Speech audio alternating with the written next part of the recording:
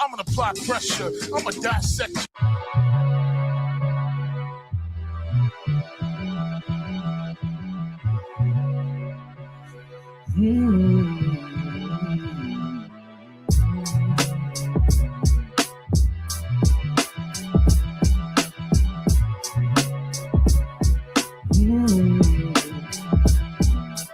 Indian trails to the freeways. We make the hustle look easy. Trapping furs all season. The way we push our line.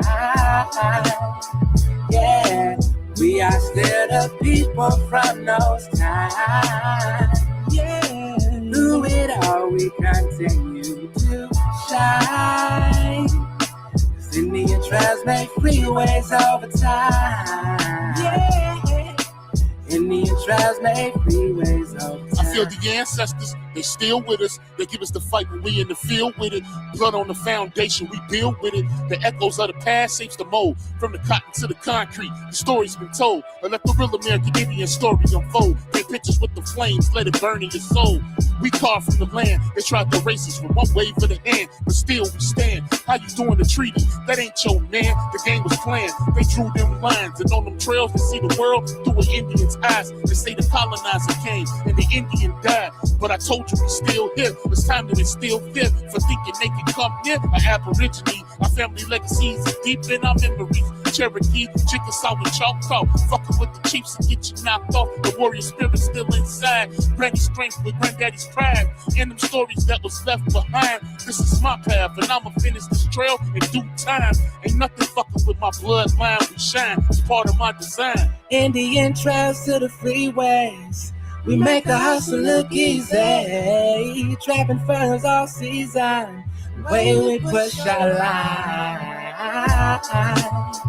Yeah, we are still the people from those times. Yeah, through it all we continue to shine.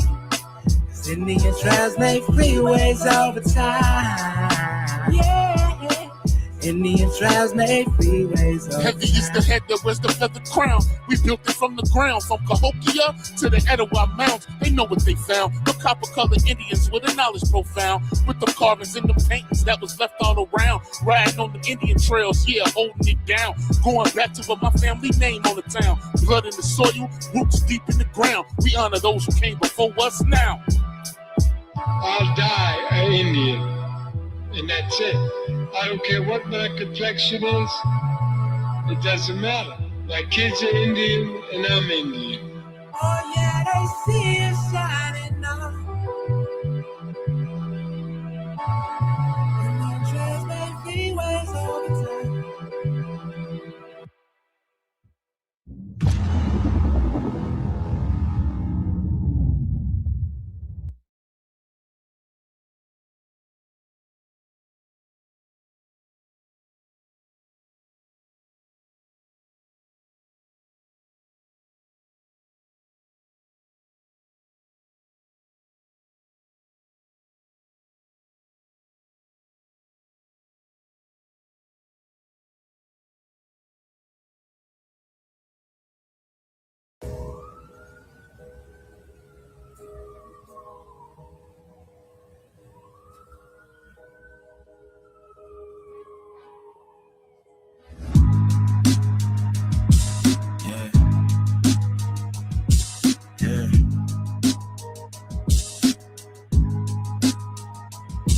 Yeah, rhyme so dope, my eyes low.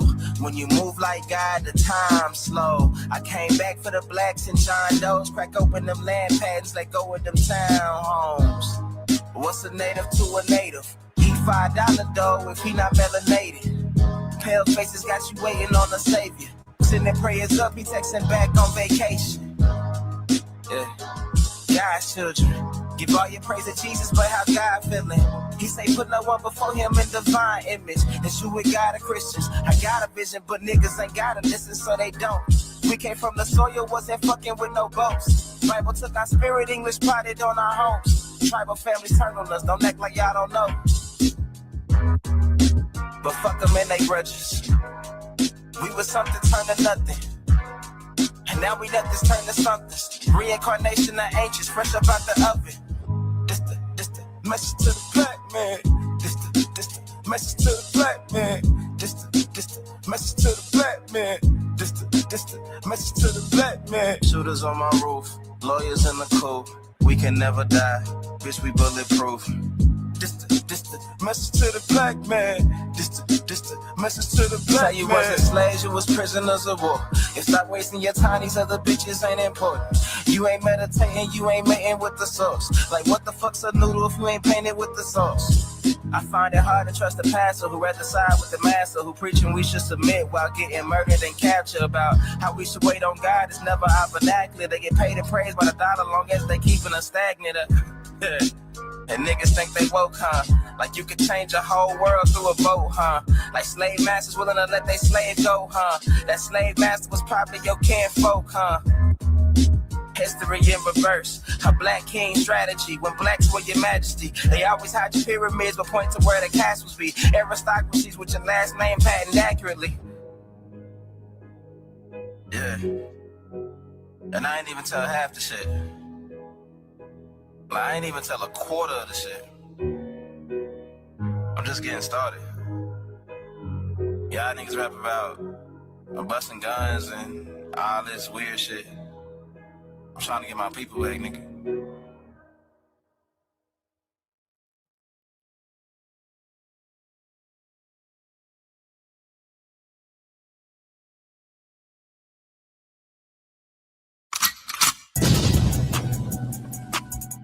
Yep. Wild Indian, yeah. Hey, V, line them up. I'm a wild Indian, you know I go crazy. Ain't really Indian, that boy fugazi. I just keep it player, you can never play me. You got an ass so fat, girl, let's make a baby. And another one. Then I'm back to the trap, I'm trying to double some. She a bad woke chick and I love her tongue. We some jurisdiction boys, we some one-on-ones. Look, don't compare me to no Martin dog, I'm like Malcolm X. Die about our freedom, we'll leave a crack and stretch. Round of applause, boy, you know we clapping text. Chucky dog, child play, yeah, nigga, that's what's next. Open up the cans just like Arizona. Pull up masked up like we got the Rona. We set up jurisdictions when we buy the corner.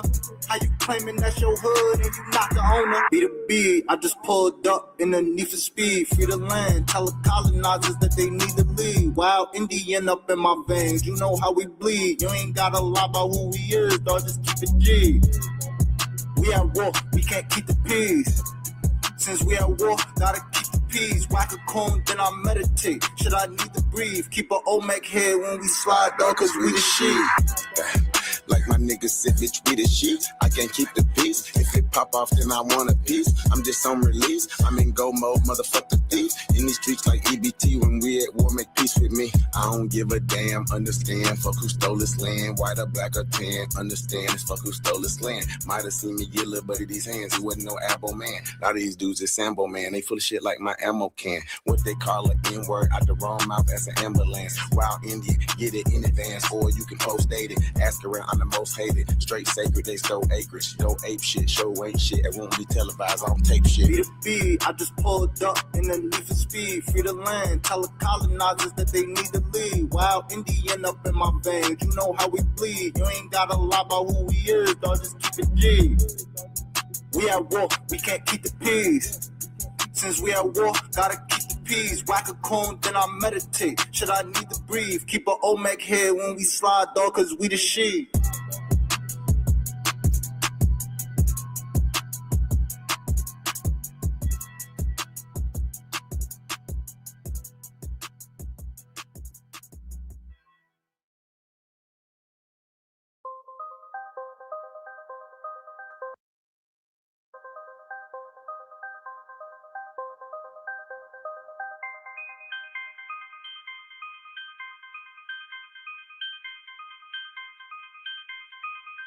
Invader, this is for the invader.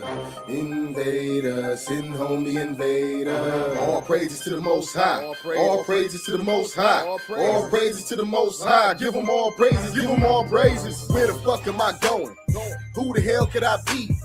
All this time I've been lost. Vessel trapped in the sea. Chains holding my legs. I just want to be free. Fist picking my throat. Hell yeah, they know it. Heritage keep going. You can see it in my phenotypes and that damn Indian showing. This knowledge keeping me steady. 45 on my hip and my armor man stay ready. I hit the streets in my Chevy. Blunt burning, smoking heavy. Man, here you go, I got plenty. Prayers up for what's in it. In the land I lost many, cause every nigga ain't feeling, and every man ain't milling. No D-bows but Stanley, no heroes for my family. Why the pigs killing us daily? Invader, this is for the invader. Invader, sitting home the invader. All praises to the Most High. All praises to the Most High. All praises to the Most High. Give them all praises, give them all praises. Invader, this is for the invader. Invader, sitting home the invader. All praises to the Most High. All praises to the Most High. All praises to the Most High. Give them all praises, give them all praises. Where the fuck do you come from? Kidnapping our babies. 11 million abortions. Whole country is scorching.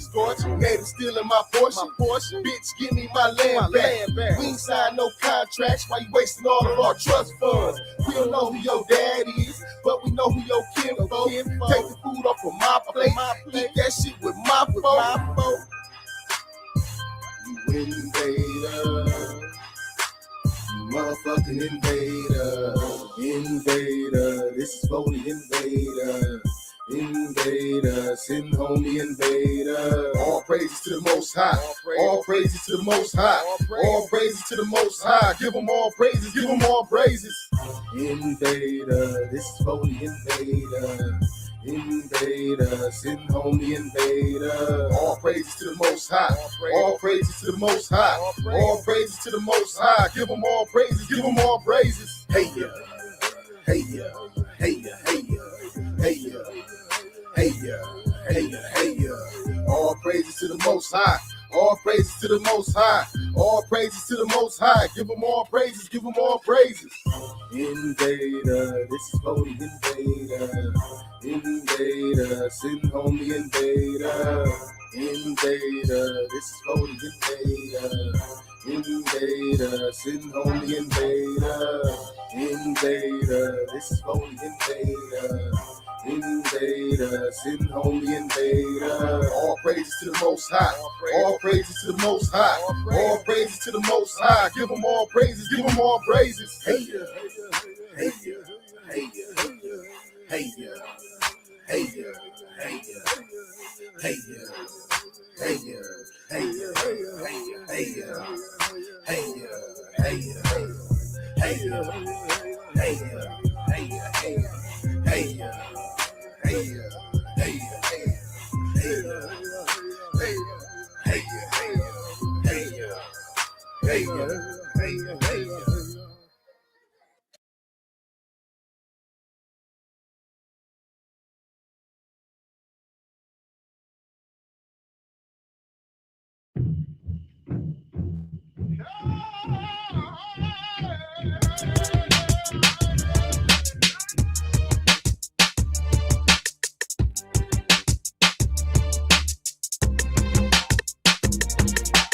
Open up the heavens, let the sunshine in. The Ducateers and Empress about to begin.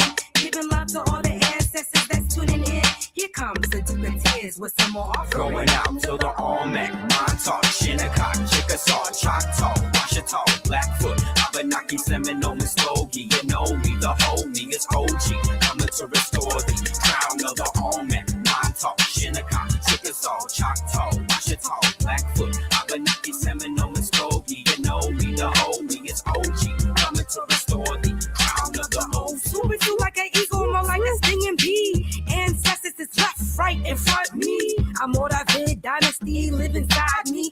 Moon goddess since birth, she worth native, made for greatness. And wild, with natural style, rain dancing under the moon, knock through the pearly gates. Escape from Spain, Lamar. We still ahead of y'all. Never racing, just slow pacing to the top of the dome. We stand tall, y'all. Never lazy to walk, clap, clap, slap back. For all the more talking, shinnecock, never stop. A little petite, but never retreat.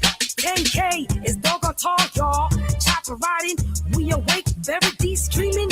ET beaming, blood chop, lightsaber walker, wolf talker, never stop. To the Olmec, Montauk, Shinnecock, Chickasaw, Choctaw, Washita, Blackfoot, Abenaki, Seminole, Muskogee. You know me, the homie is OG. Coming to restore the crown of the Olmec, Montauk, Shinnecock, Chickasaw, Choctaw, Washita, Blackfoot, Abenaki, Seminole, Muskogee. You know me, the homie is OG. Coming to restore the crown of the Tomahawk chop, an entire city block. Big Buffalo people coming back to wreck shop. Hip hop about it pop, can't stop the rebirth for raw. Indigenous rock with the native chant. Christ war dance, at a glance. Anyone who glance at the Shechem war dance, Chief Seven Feather Owl, the Moorish Colin Powell.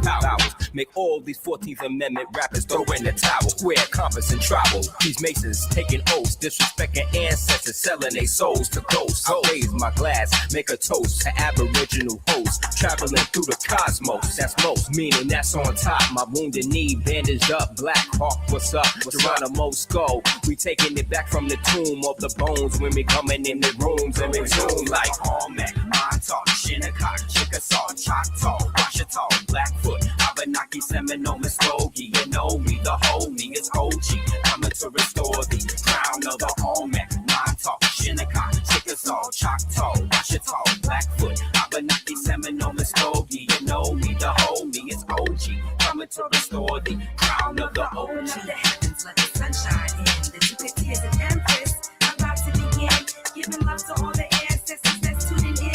Here comes the Jupiter with some more offering.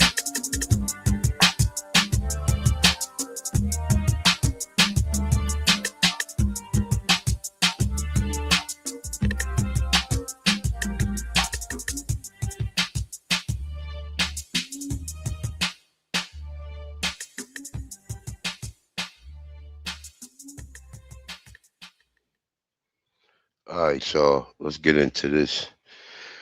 Got a lot of shit going on today. Peace to the gods, peace to the goddesses, peace to the Tonchons, Aborigines, Indians, Moors, North, South, Central, and the conjoining islands. Once again, it's your brother A1, aka a Tonchless One, aka a Hano Kiel. Peace to the gods and peace to the goddesses. All right, so I got a bill coming up tonight. But I'm definitely gonna give you guys some content. I ain't just gonna be talking about the bill. So I mean about the pay-per-view that's going on tonight. But this is actually gonna be a bill. I know the title is "Get Your Tickets." Before 1492, America was a Negro continent. But I'm also gonna be giving you guys a bill. Hopefully, it's a decent build as well. So let me get started like this, right?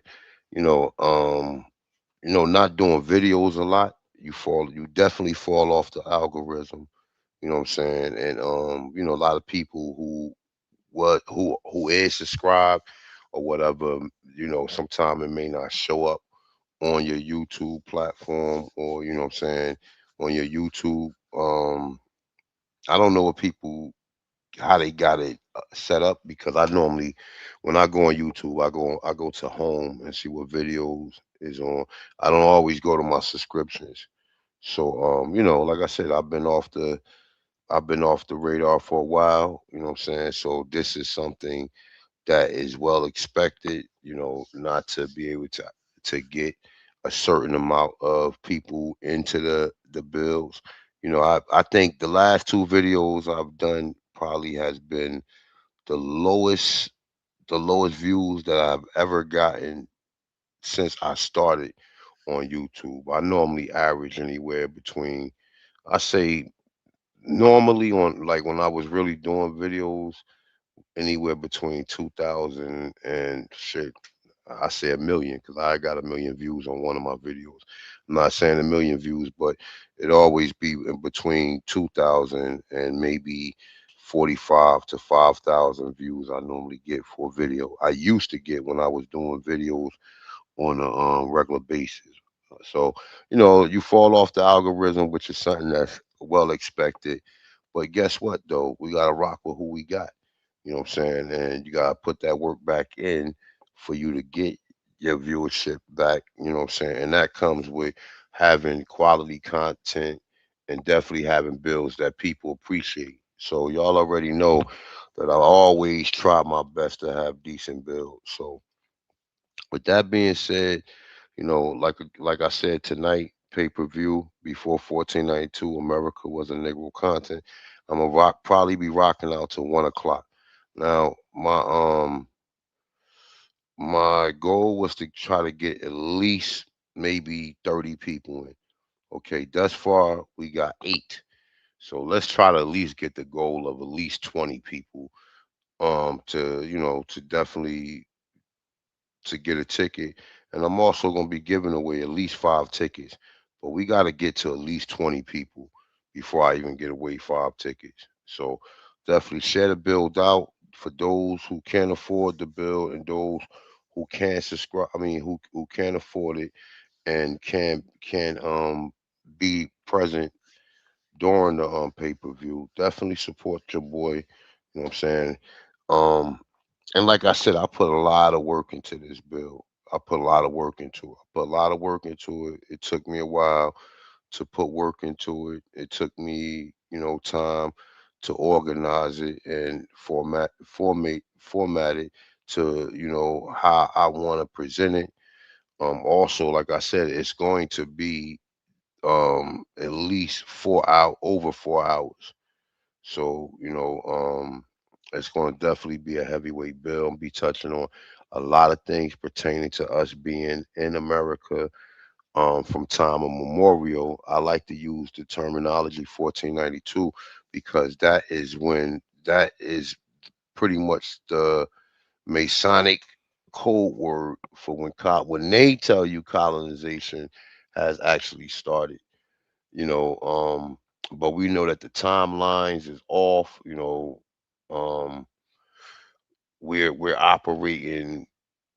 I don't know. I say like I don't know how many years, but I do remember when I did do bills during on the calendar and how they added 1,000 years to the calendar. So we don't really know what time a lot of stuff happened, but I tell you what, it happened. It didn't happen until like the 1900s, to when we started to even, you know, until we became a victim to colonization. You know what I'm saying? To like the 1900s, and I don't even believe they didn't even have a stronghold on us at that point in time. The stronghold didn't come until I say like after the 1940s when they started.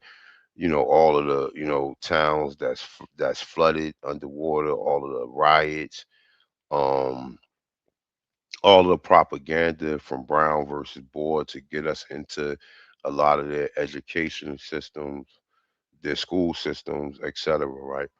So we're under the impression that this happened almost 500 years ago, if not 500. Well, shit, it's over 500 years at this point in time. But what would be 500? You figure 1492 to 1992. What would that be? That would be about, shit, my math is bad.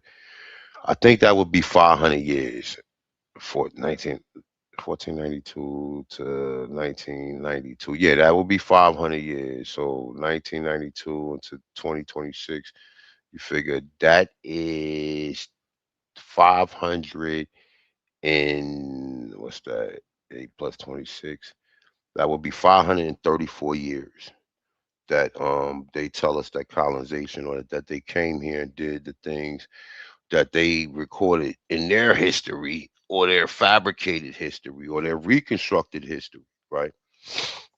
So that'll give you guys an idea on like the timeline. But like I said, the importance of knowing that Negroes was already here in America, and why that has to be something that have to be reiterated, because a lot of us had a hard time with the Indian thing, despite the fact that our ancestors told us, or your grandmothers or your family members told you that you was an Indian, some people ignored that fact, considering the propaganda of what they showed you, the proxy mongoloid Indians, and telling you that these are the only Indians that existed. And for you to be an Indian, you have to have, this bloodline in your family lineage.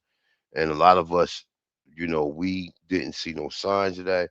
We seen signs of, in some cases, certain people have Europeans in their family. I know on my mother's side, my mother's mother was half white.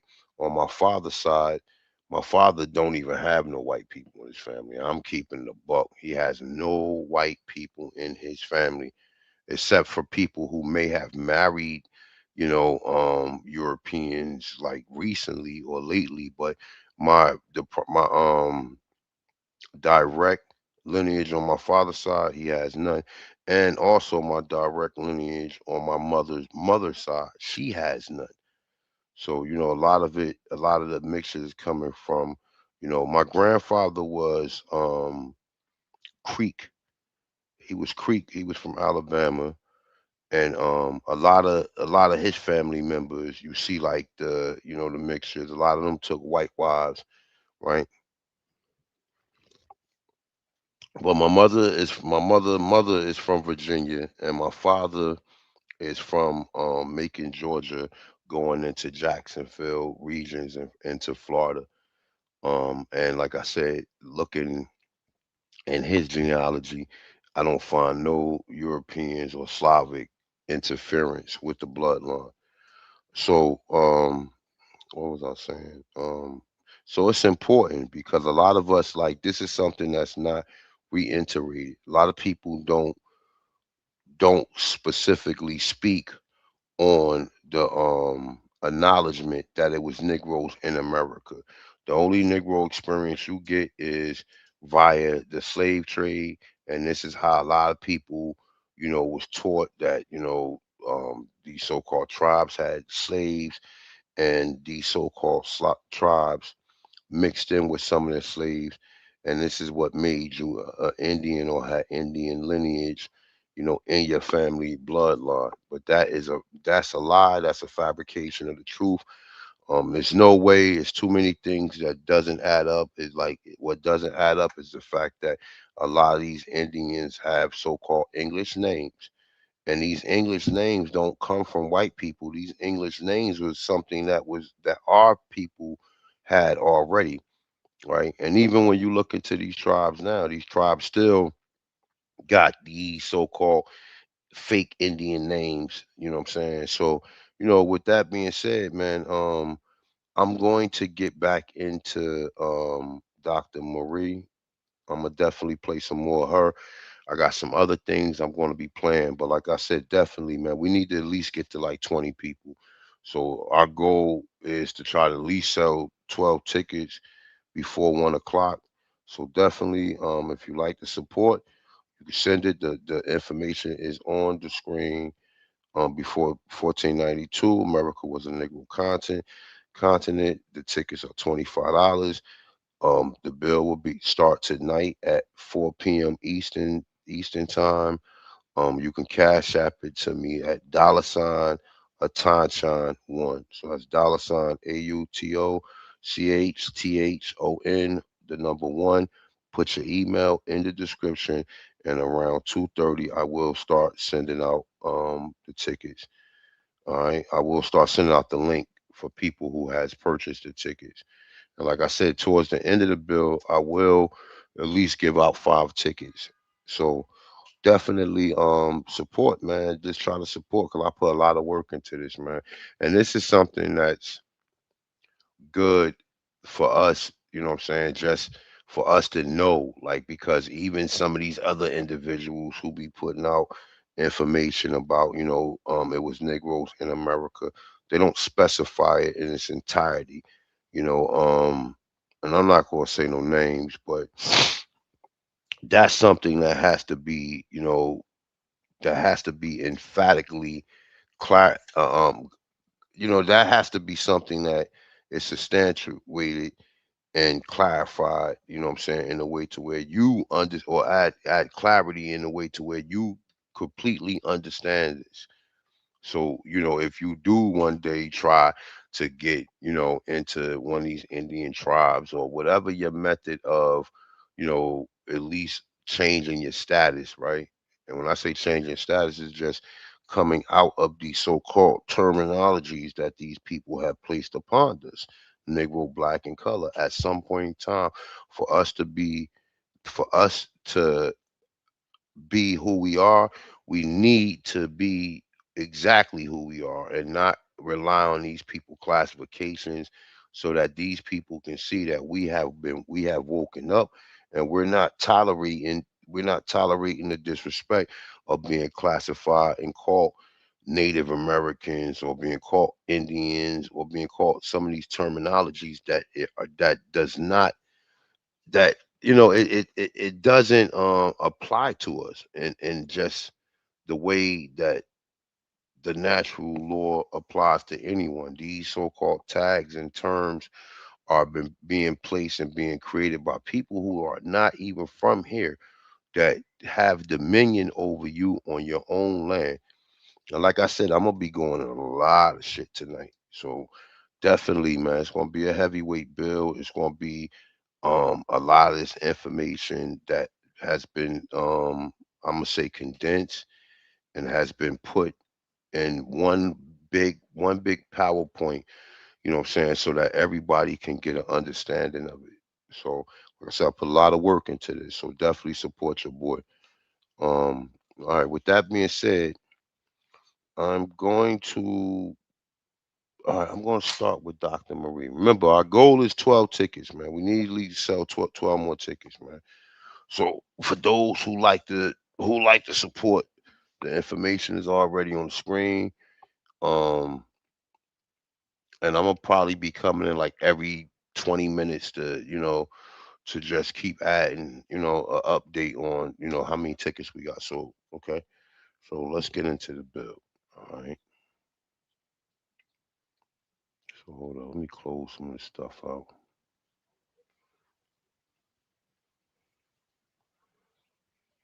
Give me a second. Let me close some of this shit out.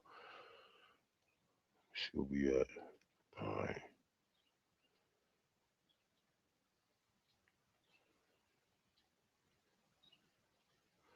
We're gonna start with Dr. Marie. Let me see. All right, with this one right here. And I think, like I said, this is something that's very interesting because, just the fact of knowing that if these people over there are saying that these certain names are not slave names, right? Then we suppose, well, I mean, a lot of us already know this, you know what I'm saying? But it's just great to see that, you know, that someone on the other side of the ocean, on the other side of the Atlantic, is actually putting the research in and actually adding clarity to this information as well. So let's get into some of this.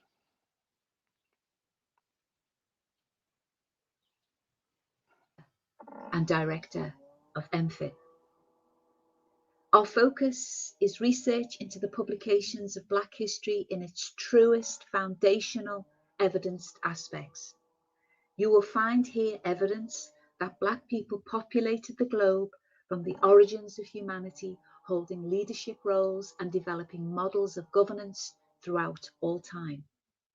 Each of these short programs will feature the key elements from selected missing faces in teaching journals and other publications. Many listeners will be very familiar with the fact that your surname is not your slave name. One of the biggest lies taught in mainstream education is that melanated people have slave names. The following primary source evidence demonstrates that FBB's foundational Black Britons are both the founders and indigenous holders of their own surnames and their lands and estates until the forced expulsions during the Cromwellian period and the Jacobite uprisings. How was it possible for such huge estates to be in the possession of a population of people who were not indigenous to Bratanak, Britain, and I'm talking about later Europeans, otherwise known as white people. If we look at this example of the de Vienne surname, this is William of Burgundy, who was the son of the Lord of Rouen in eastern France. Now, the surname Vienne migrates as those people migrate into Britain from the continent into the surname Then in Aberdeen in Scotland, which becomes the family name among the Pictish clans of ancient Scotland. And so we find the continuation of those foundational Black British surnames. Cook, for example, the ancient Cook family held land in Berwick, as you can see on the map, which is just below Dundee, after 1147. There was also a family in Fife that held that name in 1260. And then we find the ancient Banks family, who originated in Caithness and the Orkney Islands. And if you look to the map to the left, you can see Caithness that occupies the southern tip of Scotland. And so we build up a picture of those families that moved, migrated, and settled. Hey, look, and I want to say this too, right? Even these surnames, right? These are predominantly Negro surnames. Banks and Cook. Cook, that's a Negro surname, and that's also an occupational surname too. Banks is also, I think Banks would be a geographical surname because it's sitting on the bank of a river. You know what I'm saying, etc. Right? But these are all surnames that's predominantly held by Negroes. Now check it out too, right? We gotta know this too, right? Um,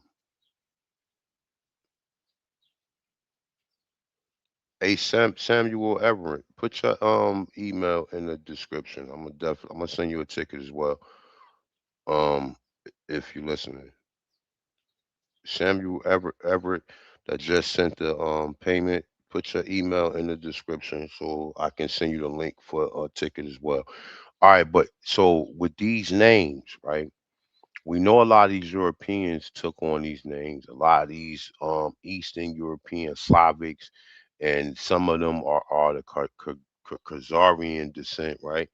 You know what the other terminology for Khazarians are, right? A lot of them took on the name. That's why you see like a motherfucker Khazarian like Woody Allen. He has the last name Allen. Some of these people got the last name Brown. You know what I'm saying? These people took on these names when they came through Ellis Island, right? They took on these names, changed their names into indigenous American names, and then we thinking that these are slave names. You know how many people I hear throughout my time of putting this information out will emphatically make this claim that these names are slave names, and they thinking their name's supposed to be like some Nigerian or Guyanese name, or some Ghana name, or a name from Africa, right? Which you don't find no evidence of that. So even being stripped of that, right? Just think of the traumatizing effect of you thinking that someone has stripped you of your whole cultural existence and your ancestry bloodline, right?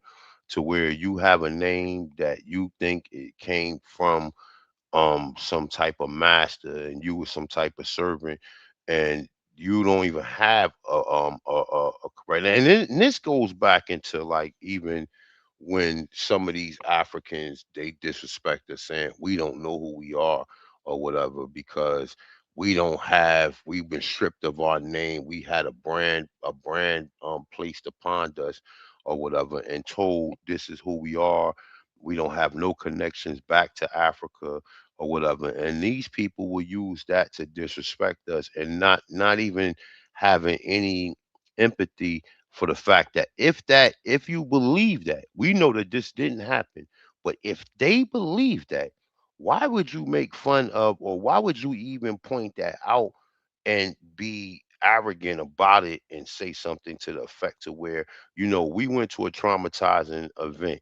If you believe that happened, I don't, we've been through a traumatizing event, but not through via them circumstances, right? We've been through a traumatizing event from the 1900s or whatever. And like I said, look, when I get into the Bureau of Indian Affairs tonight, and when I get into when I get into the Bureau of Indian Affairs, and when I get into the Dawes rules and some of the other so-called legislation that was proposed or put out there as propaganda too, you're gonna see exactly some of the things that they did to strip us at the same time that we have all of this other stuff going on simultaneously. All right. So just keep that in mind, right? But um yeah, but like I said, nah, rubber band man, if you like to, at least, I mean, if you don't wanna, you know, if you don't want to be there tonight, just still send me the link, and I will still send you a ticket just so you could check it out later on, or at whatever your whatever your schedule is, or whatever time you got to check the bills out, because the bill is gonna be heavy. And I definitely, you know, like I said, I put a lot into this bill, and this is not for me. This is actually for the people. But like, I put a lot of time into this, man, and I definitely feel as though that is worth, what I'm saying, it's definitely worth some donations, or it's worth people purchasing a ticket for, because I put a lot of hard work and a lot of time into this bill. But back to what I was saying, right? So as far as, like, immigrants coming over here telling us we have no culture and all this other stuff or whatever, we know who we are. These surnames are our surnames. These names are our names, you know what I'm saying? And some of us got two, like I got two indigenous names, like my first name and my last name. You know what I'm saying? So let's get back into the good doctor. All right.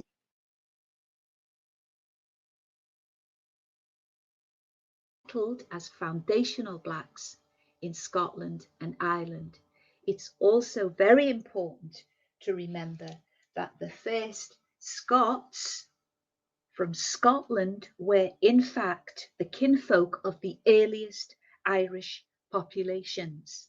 And so that movement across those geographical spaces was constant throughout time. And if you look at the map, it literally is a hop, skip, and a jump away. So the Cook and the Banks family were originally foundational Black Britons. And then we find the Andrews family, the Andrews surname, found in Fife and in Cumberland. Muren, which is the old Irish of Morgen, the sea-begotten mermaid, from the old Welsh Morgan, sea-born, daughter of Hungus, king of the pigs. According to the legend of St. Andrew, she was the first person buried at Kilrimont, St. Andrews, and a chapel was built in her honour. And there we have the female in the tradition of the Andrews lineage. And there she is, positioned on the map in Cumbria, just a hop, skip, and a jump away from the Isle of Man. Andrews is also found in Fife, as you can see just below on the map, below Dundee, are the Andrews of Fife. Now, Fife is a very, very important region, as all regions are here in Scotland and Ireland, because it is another royal region. Of course, we find the Andrews, but we also find the Ford family, or Fordell family in Fife, from the castle of Fordell. And she is depicted in a painting as a Moorish noblewoman, and she wears all of the symbols and attributes of wealth and nobility, the pearls and the headband, and yet mainstream education describes her as a slave, which we know is absolute nonsense. And if you look very carefully at that painting in my research, you will see that she is holding a dragon on her lap, which is a very, very, very powerful symbol of the Arthurian legend, which originated in France among the Black nobles. And you'll also find that in one of my publications. And so Scotland, in many of its regions, finds the origin of the Andrews family, who move up and down. This is very, very important that we remember that those migrations would have moved further down the map in Britain and across the oceans. And here we find the Conway, or the Conways of Inverness. Conway is an Irish, Scots, and Welsh surname.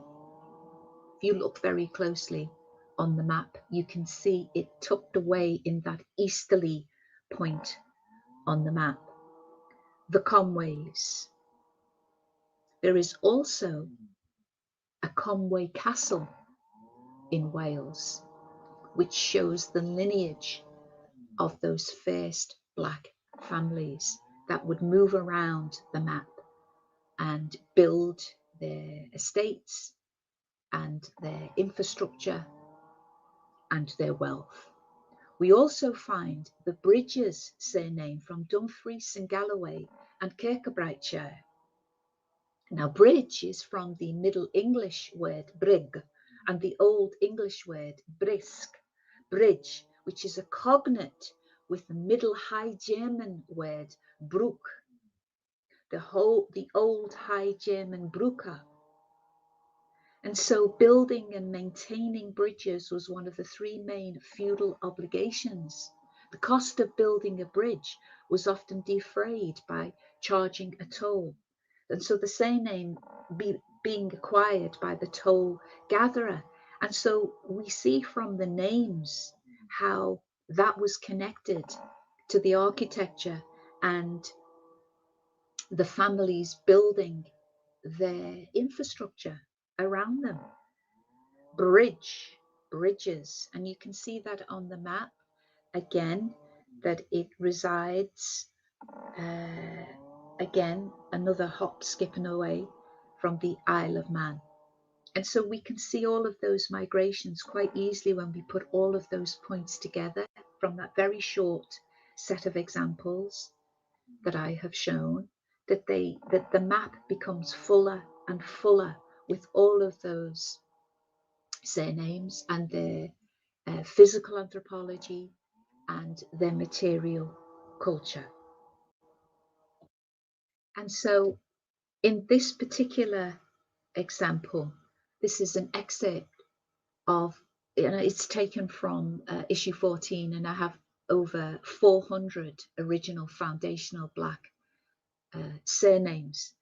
And in the county of Waterford, which is in Munster, or Mumu in its original form, Munster is also found in Germany, and you will see the continental connections there.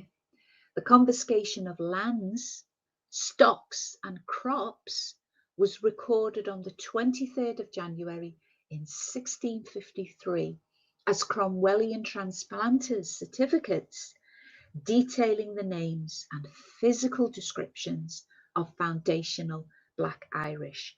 And as you can see in that green box, I have given it just a short set of examples of something that is quite extensive. We find William Deere, who is 5 foot 120, brown, Irish, and a tailor. John Anderson, 5 foot 4, 32, swarthy, Scotch, and a planter. William Jenkins, 5 foot 11, 28, swarthy complexion, Ireland, and a joiner. John Campbell, 5 foot 6, 34, brown, Scottish, speaks broad.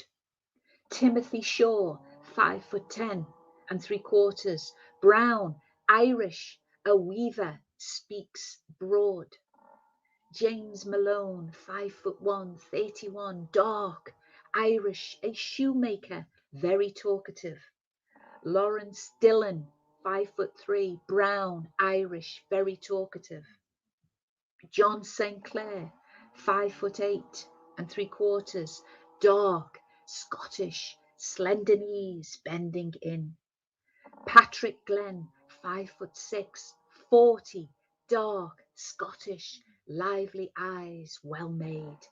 And John Thornton, 5'8", 44, dark, Irish, a hatter, fat and well made. Again taken from issue 14, pages 97 to 107. And there are hundreds of these names, these surnames, describing the original holders of those surnames as swarthy, as black, or as brown. When you read those recorded original surnames of foundational Black Britons in issue 14, your psychological factor will be restored back to its original place. And you will remove the erroneous and monstrous lie that our surnames are slave names. We know that to be a total falsehood. We know that now because of the overwhelming evidence. And so MFIT will be back with more evidence. Until next time, Ku Amsha, to awaken.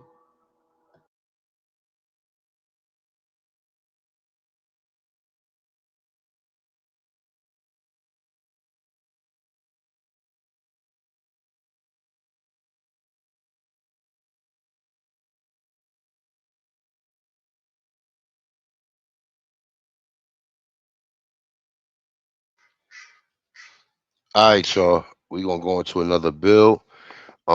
We still what I believe 12 tickets short of what the goal is. So definitely support the bill. And we're gonna switch gears to the next bill, next part of the bill, which is gonna be rebuilding Chicago.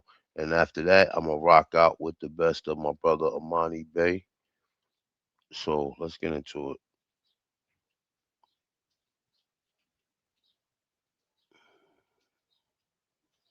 Of the Great Fire of Chicago. For the longest time, the story goes that Mrs. O'Leary's cow tipped over a lantern and ignited the blaze. Of course, history is being rewritten, and they've got multiple potential causes for this fire. Interestingly, when you look up the cause of the fire and why it spread, you get the typical explanation of fires from the 1800s, that they were spread aided by the city's use of wood as the predominant building material in a style called balloon framing, in this case. Now, does this look like wood?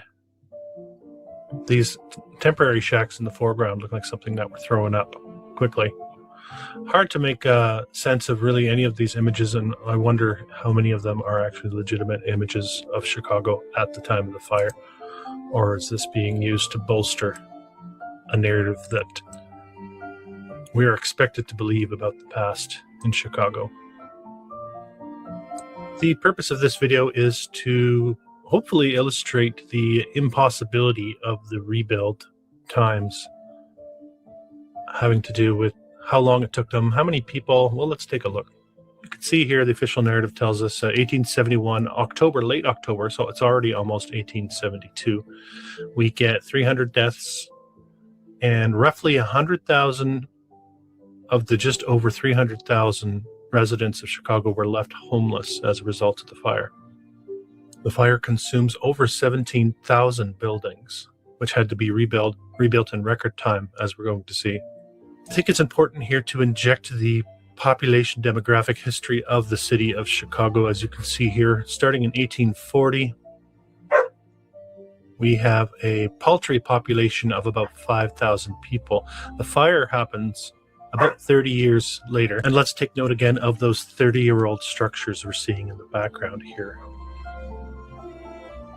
Mostly wooden, of course. So basically the entire central downtown area of Chicago has to be rebuilt in 1870, a likely reset narrative. Also interesting to note, as the decades increase from 1870 on, there really is no slowing in population growth. There's nobody is put off about moving to Chicago over those years, and the people who lose their homes, the 100,000 people, seem to have no problem rebuilding quickly. And let's say during that time, the 2 years following Chicago, how many people would have actually been involved in the building trade itself? Well, with a little grok search here, I'm told that a reasonable estimate for core building trades, skilled and unskilled in carpentry, masonry, bricklaying, etc. I'm sure glaziers would be involved in there. Anyone involved with interior finish, plastering, painting, would number around 8,000 to 15,000 people in a city of that size. Now, remember, 100,000 people are homeless, so homes have to be rebuilt. And what we're going to take a look at now should really give you pause for thought if you haven't thought of this already. Wait till you see what they put up in record time. Thanks for joining me.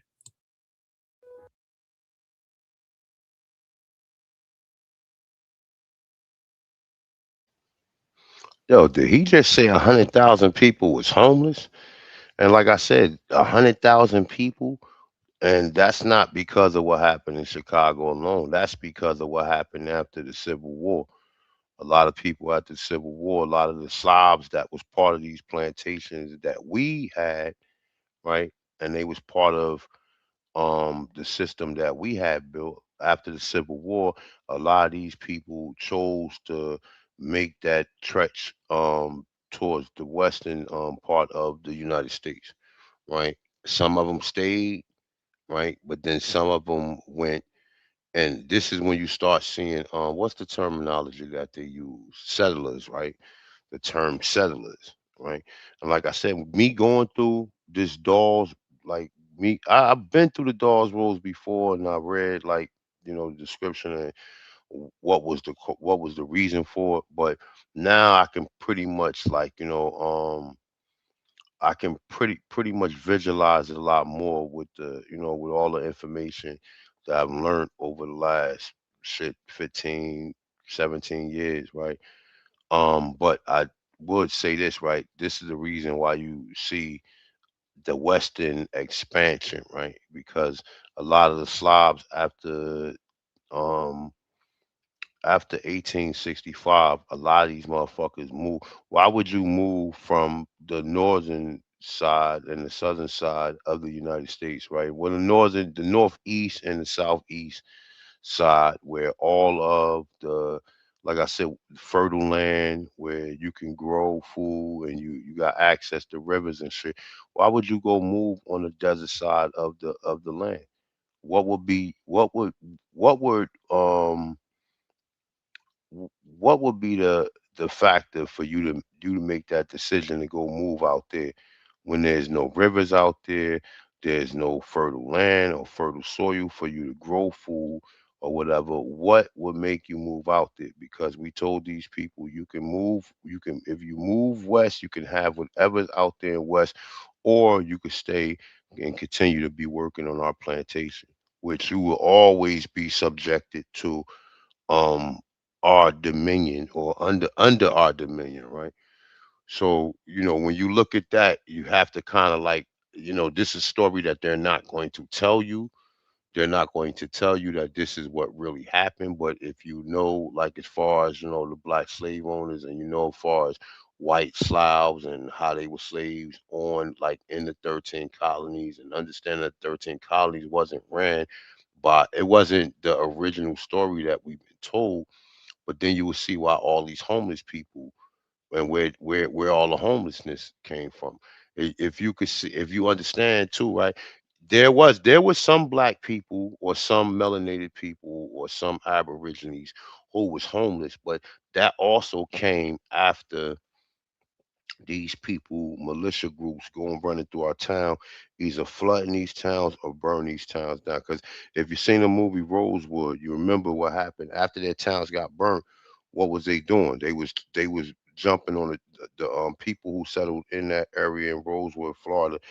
They started to migrate. They was trying to get on the train. Remember, they were trying to get on the train with Ving Rhames, and he was leading all of the kids and all of the women, trying to get them on a train so that they can migrate to another part or another area where they can live or whatever. So this is, like I said, this is some of the actions that was taking place at that point in time. And as far as white people, this is the reason why you start seeing them, with their fucking horse and buggy, and they making that trek, and they just stop in the middle of nowhere, make a fire, and and try and hunt and find a rabbit or whatever fucking food source that they had that was available for them. All right. So let's get back into it.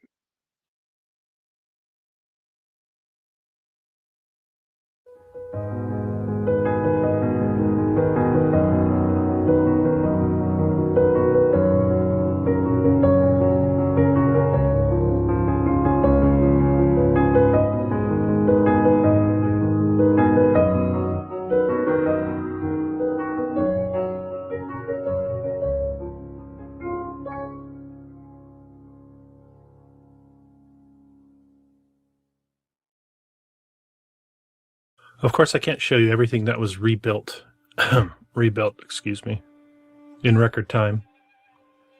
Here's a good example, the Singer Building. But I tried to get a rough estimate of how many structures were said to have been constructed after the fire. You can see here the great rebuilding of Chicago period, including over 10,000 permits being issued between 1872 and 1879 alone. As they say, much of the downtown core was rebuilt within 2 years. In fact, we're told a jubilee was held in June of 1873, less than 2 years after the fire.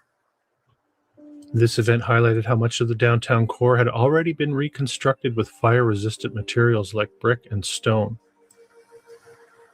In fact, they showcased the rebuilding of the city that year with an interstate industrial exposition, for which they constructed an exposition building. Let's take a look at that. Here's the exposition building that they had time to put together while they were hurriedly reconstructing Chicago.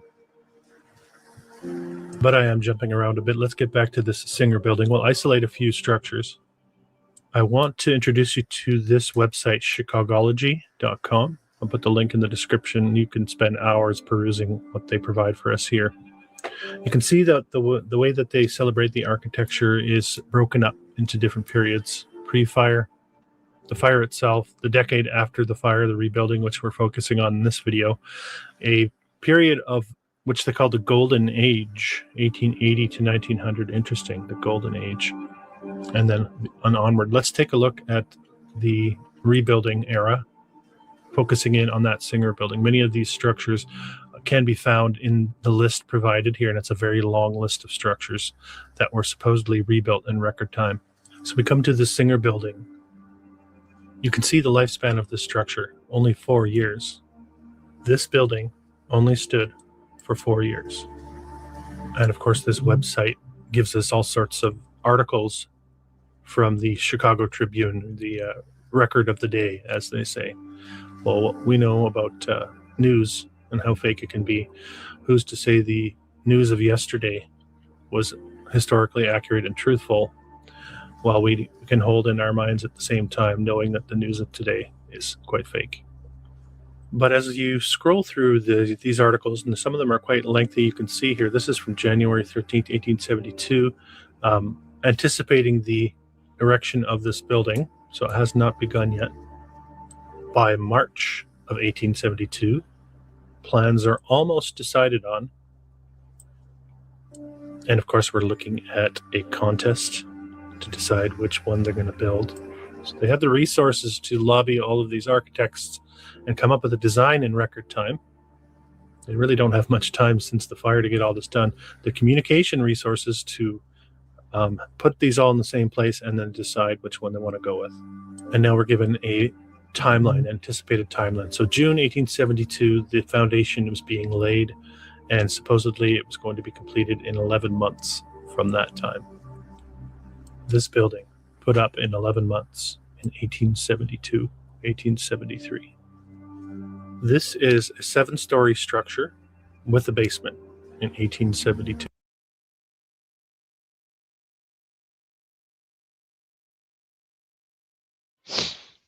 Hold up.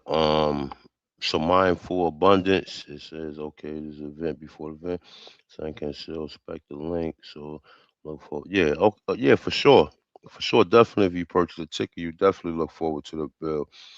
All right, we at 11. We need at least 11 more people to support the pay per view.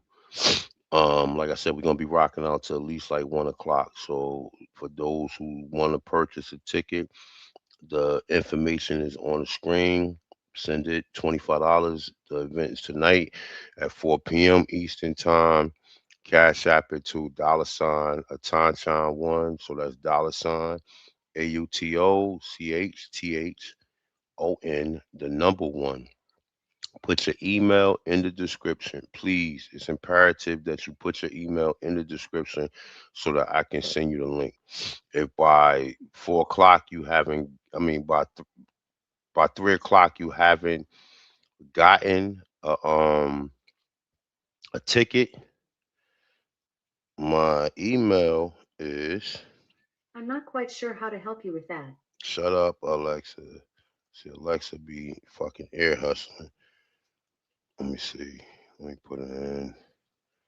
You guys, some of you guys should already have my email, but it's chiefatonton at AOL.com. So if you didn't receive a link for the ticket by any chance or by any way, definitely email me by like 3:30 because the tickets will be going out at 2:30. So I will be checking my email before I actually do the bill. What's she saying?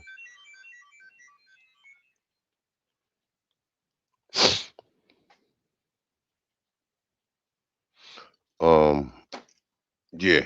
So you can definitely, if you didn't receive a ticket, just email me. But more than likely, everybody that's put their email in the description would definitely get a ticket in the time that I said I'm gonna be sending the tickets out or whatever. But all right, so back to this on the screen right here, right? This guy saying they built this building. Look at this huge building. They saying they built this building in I think a year. What he said, a year, 9 months, or some shit, some crazy number. Like how?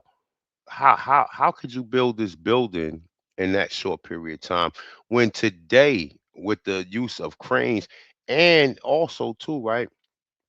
That building is made of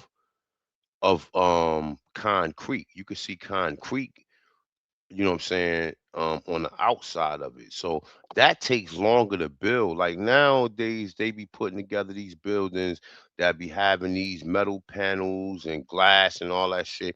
And that's something easier to install than you actually happen to um use cement for the exterior of the building. You know what I'm saying? The new buildings are easier to build, and it still take them a long time to build them buildings. So, like I said, a lot of this stuff goes with us understanding that we've been here in the Americas. We are responsible for the technology.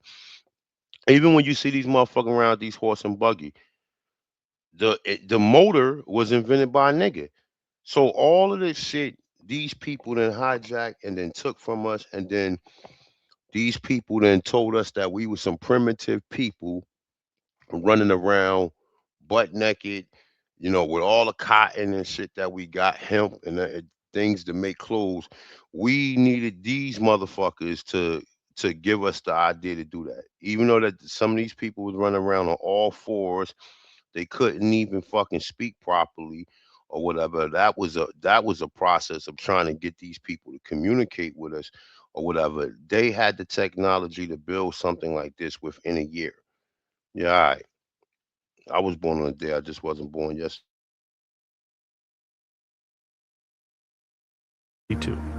including a mansard roof, and of course we can't forget the colossal dome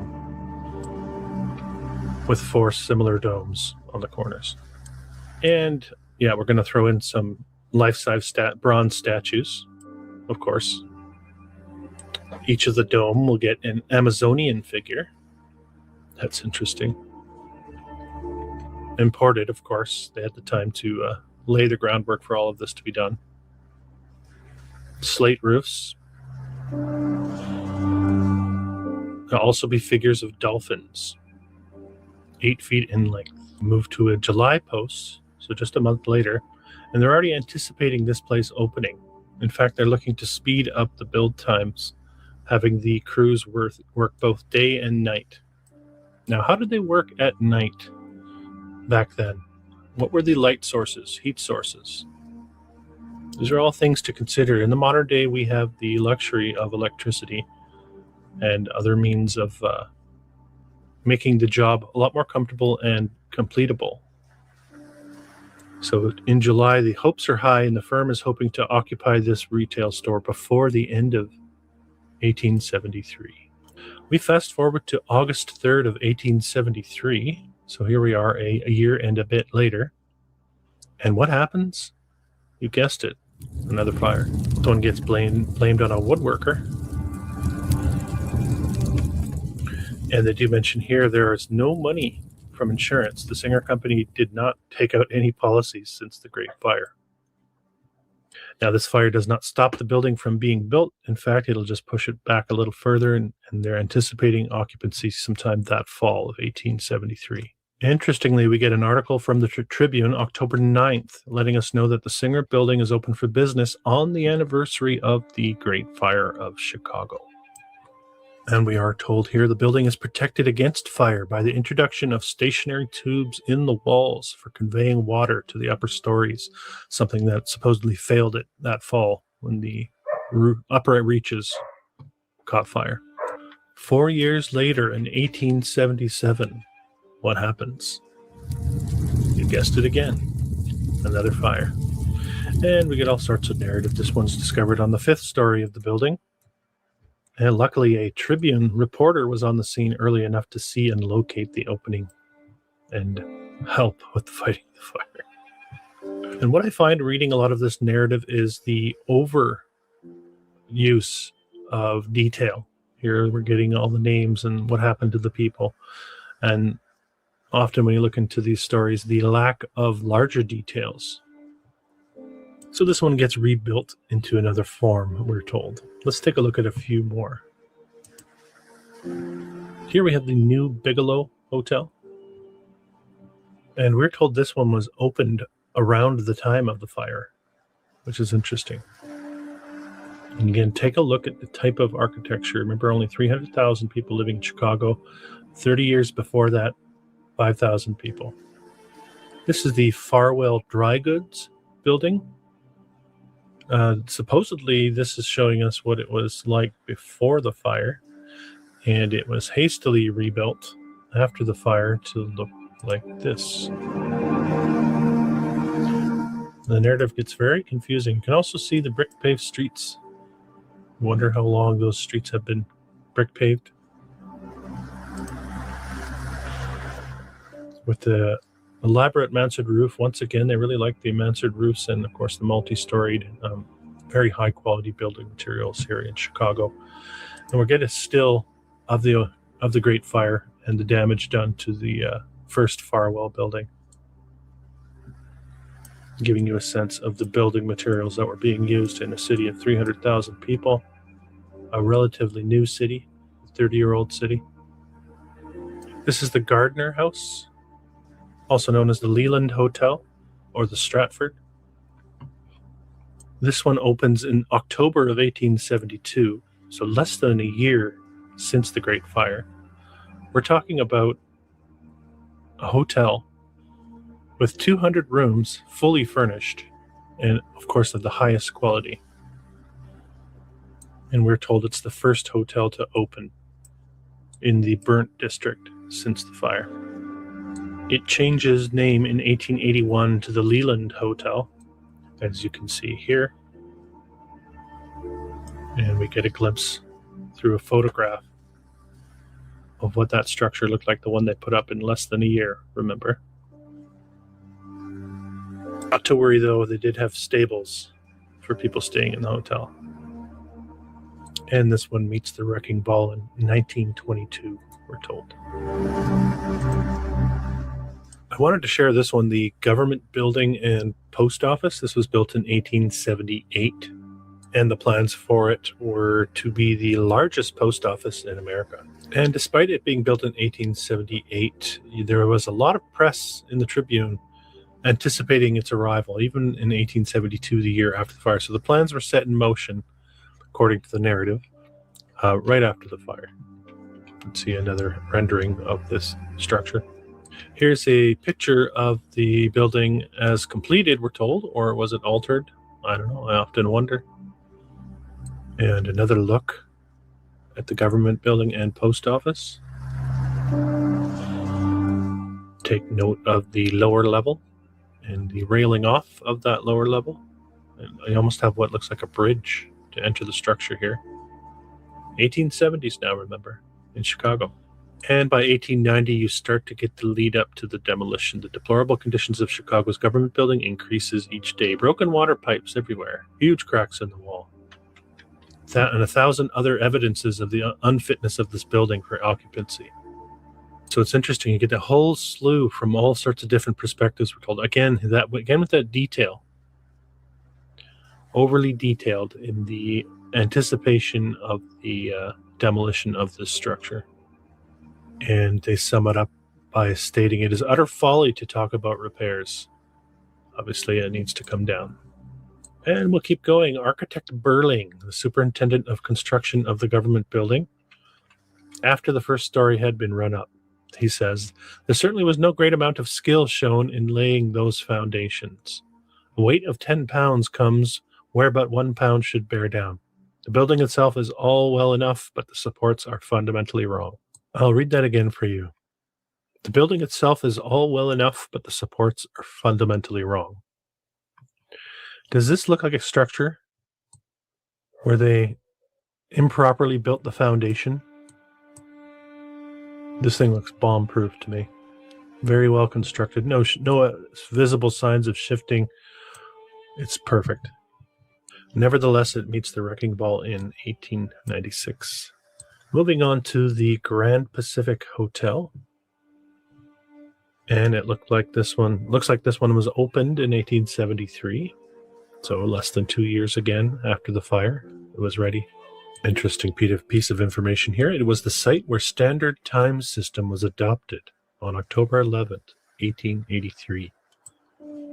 And just a quick reference here. Standard Time is a synchronization of clocks within a geographical region to a single time standard, rather than a local mean time. This hotel opened in June of 1873. Now remember, the Great Fire that supposedly leveled this entire area was October of 1871.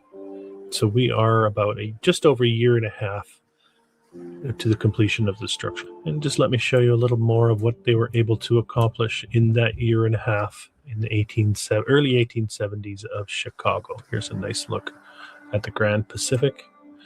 Grand indeed. And in this situation, we are afforded the luxury of a sneak peek of the interior of the structure. I hope you can actually take in how extravagant this is. The level of finish going on here. Anyone out there that does this kind of work? Have you ever been involved in something so spectacular? Does it make sense that they pulled this off in 18 months in the early 1870s? And we just catch a glimpse of the rotunda of the Grand Pacific Hotel. On the left is the ladies' stairway, and on the right is the principal stairway. As to the size of the Grand Pacific, there are in all 460 rooms, some single and some double-bedded, 150 rooms have baths, water closets, and closet room for trunks. And of course, every room has a marble mantle with grates. 125 of those are lighted from the ceiling, having chandeliers fitted with patent drop lights which can easily draw down and which cannot be easily put out of order. If you get a chance to check out this Chicagology site, it's certainly worth the read. The way that many of these are worded, they're pumping up these locations at the same time, telling us they were built in impossibly short build times at a time when the city was devastated and a third of the people were homeless.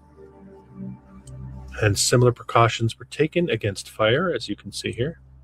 Very thorough, connecting with street hydrants running to the top of the building.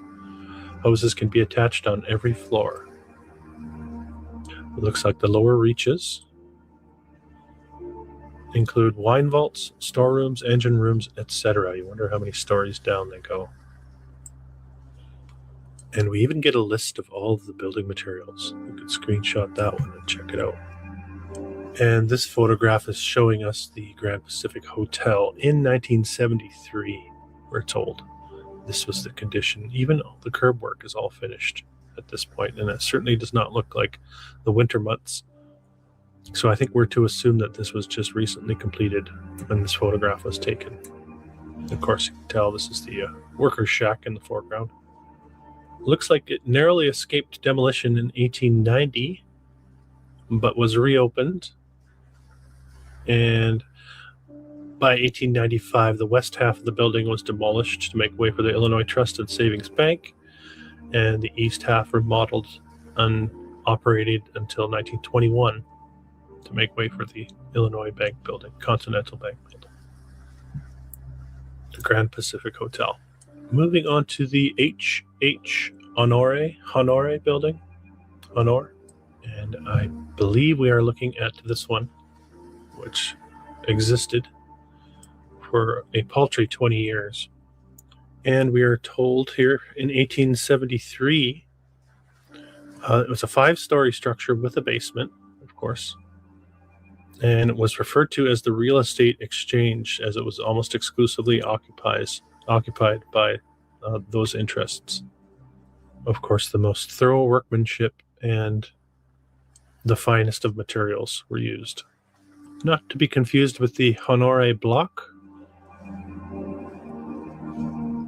It gets a little confusing, as you can see. We've got pictures.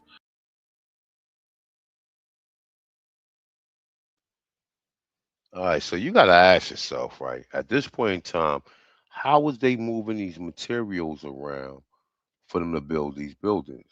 Like, how did they actually stage the material? Because even now, if a person is building a house, right, you normally see, like, if they are purchasing wood from Home Depot, you'll see the Home Depot truck come, and the wood is stacked at the site to where the location that they're constructing, whether it's a house, a building, the material is already staged at that location.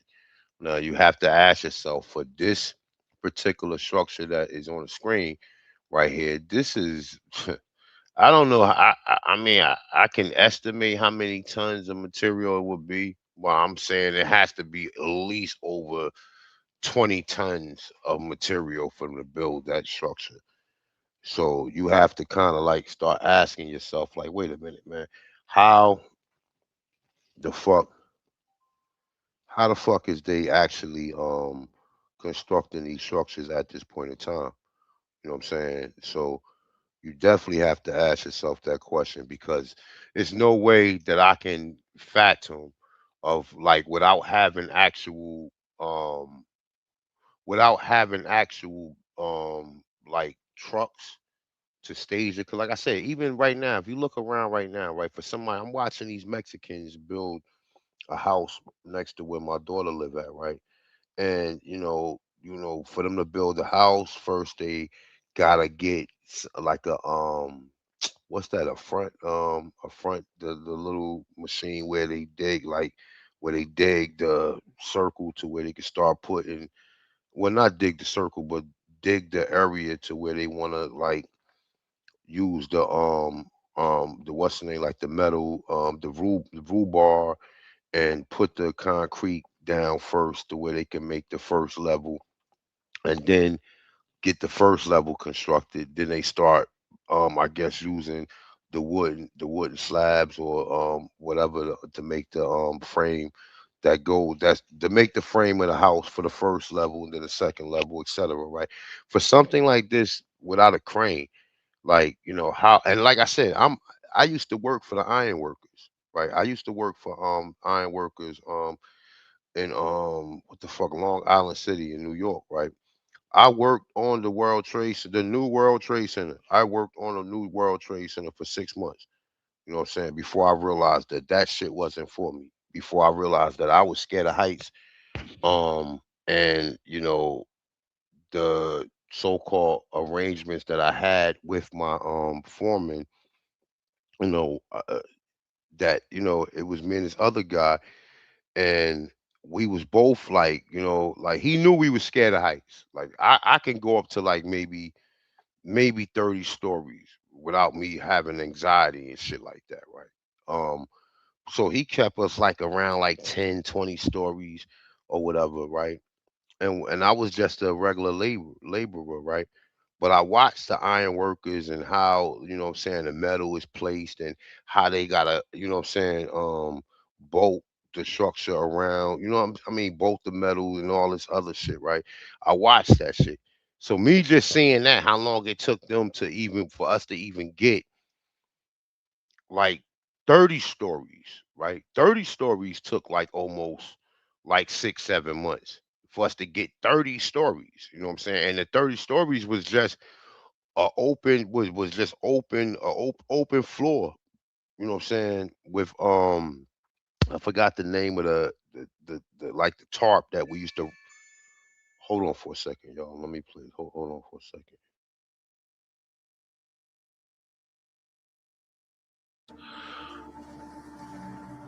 But these are all going up at that same time. Even with all of this information from the articles, it gets a little bit confusing. 1872, both these structures go up. We have another fire, 1879. Oh, and before I go on any further, we also have a large fire in Chicago in 1874. They call it the Second Chicago Fire. This one took over 800 structures. Of course, they were mostly wooden buildings, but none of this stopped the population growth or the development that was going on in this city. And as is so often the case with many of the old fire photos, we get the ice-laden structures, like it was freezing cold and everything just turned into icicles around the exterior. Now let's quickly go back to the population demographics, and I just want to show you, despite these several fires, there's really no slowing of the population growth during that decade, 1870s to 1880. Jumping from 300,000 to 500,000. So 200,000 people felt that Chicago would be a suitable place to move to, despite the fact that so much of it had been burnt to the ground. Maybe it's because they were miracle workers in the building trades. I've got two more I'd like to show you. The first is the Palmer House, technically the second Palmer House or hotel. If we sneak a little zoom in here, you can see the statuary surrounding the dome on the corner. But history records that the previous Palmer Hotel that opened in 1870 and burned in the fire sat at this location. And in fact, the foundation for the structure was used in the creation of the next Palmer House with the dome on the corner. And this one ends up being demolished in 1925. I guess I should tell you when it was completed. And we get early reports. This one from January 1872, just 3 months after the fire, of a sketch of what this hotel was to look like. You can see here the finest and most costly structure in the world was the grand plan for this fire-riddled city. And there's a sketch of Mr. Potter Palmer. Incidentally, this structure does show up in one of my 3 volumes of demolished buildings in North America, in which I catalog structures that no longer stand, that are pretty much beyond belief, and I provide you a small amount of narrative as well. They make nice coffee table books. If you weren't aware of those, the links for those will be in the description. And I do appreciate the support you give the channel. It's one of the only ways that I get any sort of financial support for what I do here on this channel. And I did mention earlier in the video questioning how they were able to work day and night. Well, we have an explanation here. This Palmer gentleman put 500 men to work day and night using what was known as calcium light. It's where we get the term limelight from. It's limelight, Drummond light, or calcium light. Non-electric type of lighting. It used to be used in theaters and music halls. It used a flame fed by oxygen and hydrogen directed at a cylinder of quick lime. You wonder why there were so many fires. And we are provided with sketches of the construction of this magnificent structure. You can see this one letting us know that the hotel opened November 8th, 1873. So again, under 2 years to construct this. And of course, it comes with all of the amenities that we're expecting to see and finishes. We've got marble wainscoting throughout. It says here just above 2 iron stairways run the entire height of the building, as does also the grand Italian marble stairway, which was cut in Carrara and is in itself a work of art, being entirely self-supported, each piece being so accurately designed and cut that it fits into and supports every other portion. Elegantly finished with massive bronze balusters and ornaments, all under 2 years. You'll have to excuse me if I sound skeptical. It really is the premise of my channel. And we have a photograph of the grand dining room. Thankfully, they had calcium light. They might not have had homes to go back to, since they may have burned in the fire, but they had calcium light to work and finish a hotel, an extravagant hotel, one of many that were being constructed at the time. And worthy of note here, we have an old postcard showing us that the construction time lasted from 1870 to 1873, but we saw that this one didn't start until the other one had been demolished in the Great Fire, or right around the same time. And one last look at the Palmer Hotel, not long before it was demolished in the 20s. And I know I said I would have 2 more, but now I have 2 more. I'm going to add one to the list here. This is the Sherman House. And as you can see here, the Sherman House opened on April 10th, 1873, less than 2 years after the Great Fire. And they all begin to read the same after a while. This one contains 300 of the finest rooms in any hotel on the continent and more expensively furnished, although completed in record time. Of course, everything's fireproofed, being made of bricks, cement. And this story goes that the Sherman House was demolished in 1909. Not to be confused with the Tremont House. This version of the Tremont was said to be the 4th. What happened to the first 3? Well, if you said fire, you would be correct. And this is one way that they like to shape the narrative, by giving us a chronology. You see this a lot with courthouses and other prominent structures as well, previous versions that burned. Here we have the first fire in 1839. Remember, the population was almost nil at that time. The second fire happens in 1849, 10 years later. And then they rebuild it, and it looks like this, we're told. And of course, the third one burns down October 9th, 1871. And I could go on for hours listing these buildings off for you, but I think I'll leave the rest up to you if you're interested in digging deeper. The link again is in the description for this Chicagology website. I hope I've made clear the potential for all the cracks in the narrative, and that something really doesn't fit. My estimation is we're looking at structures that existed well before the time we're told they were built, and we're being given a false start narrative for the city of Chicago.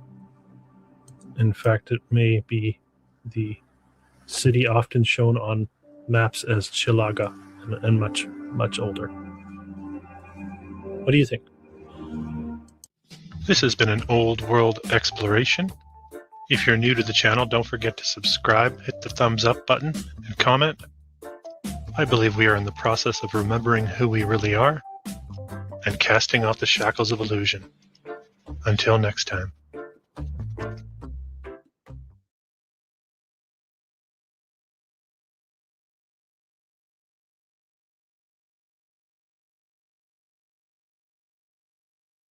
Team Rome. This project is a big one. A lot of eyes on it. But together we'll launch more than a city. We'll launch an empire. And we're gonna need it by end of day, so.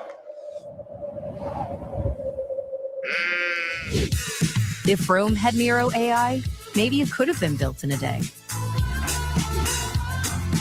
Get your team from idea to empire faster than ever before with the AI Innovation Workspace. Nero, get great done. Look at that AI-generated sunset.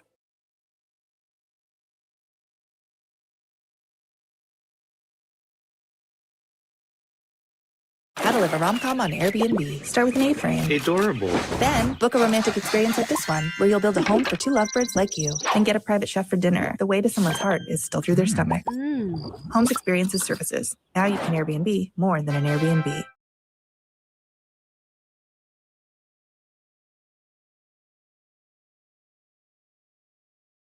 Thunder! Thunder! Thundercats! Entire history of Thundercats, dark mysteries that were never revealed. There are very few cartoons that commit to world building like the Thundercats. Each and every single fragment of the Thundercats lore is carefully thought out and adds to the glory of this alien world full of humanoid cats. I love myself some good mythology, so when I found out Wildstorm published 2 comic books with 8 tales that dive deeper into the Thundercat lore, I couldn't wait to get my hands on them. I've now read Thundercats Origins, Heroes and Villains and Heroes cover to cover, and I'm now here to share those tales. Let's get started. The evolution of Thundera. The world as we know began with nothing. At first, there was only a void. And then suddenly, that changed, and innumerable galaxies filled and innumerable planets came into existence. One of these planets was Thundera. It took millions of years for the violent predators of the cat family to evolve into a civilized society. As they evolved into bipeds, they still had their brutal instincts. It helped them develop weapons even before they had a language. Soon they learned that there was strength in numbers and began to form groups to hunt. These groups were formed within their own kind as they distrusted strangers. Over time, the groups grew into large tribes, fighting each other to dominate the planet. The wars among the tribes went on for years, and though this helped establish a civilization, Thundera had a predominant culture of war until there came a leader who brought in peace. He was called Megatherion, and he was the leader of the Machairodonts, aka the Sabertooths. During his 100-year rule, Megatherion united the Machairodonts with the Lion tribe and went on to unite all the primary tribes of Thundera. He was the first Lord of Thundera and formed the Thundercats with a nobility from each tribe. The first Lord of the Thundercats was Lion-El, the son of the leader of the Lion tribe and the adopted son of Megatherion. Before his death, Megatherion ordered the construction of a capital city for the unified tribes that would also serve as home to the Thundercats. This is what would later be known as the Cat's Lair.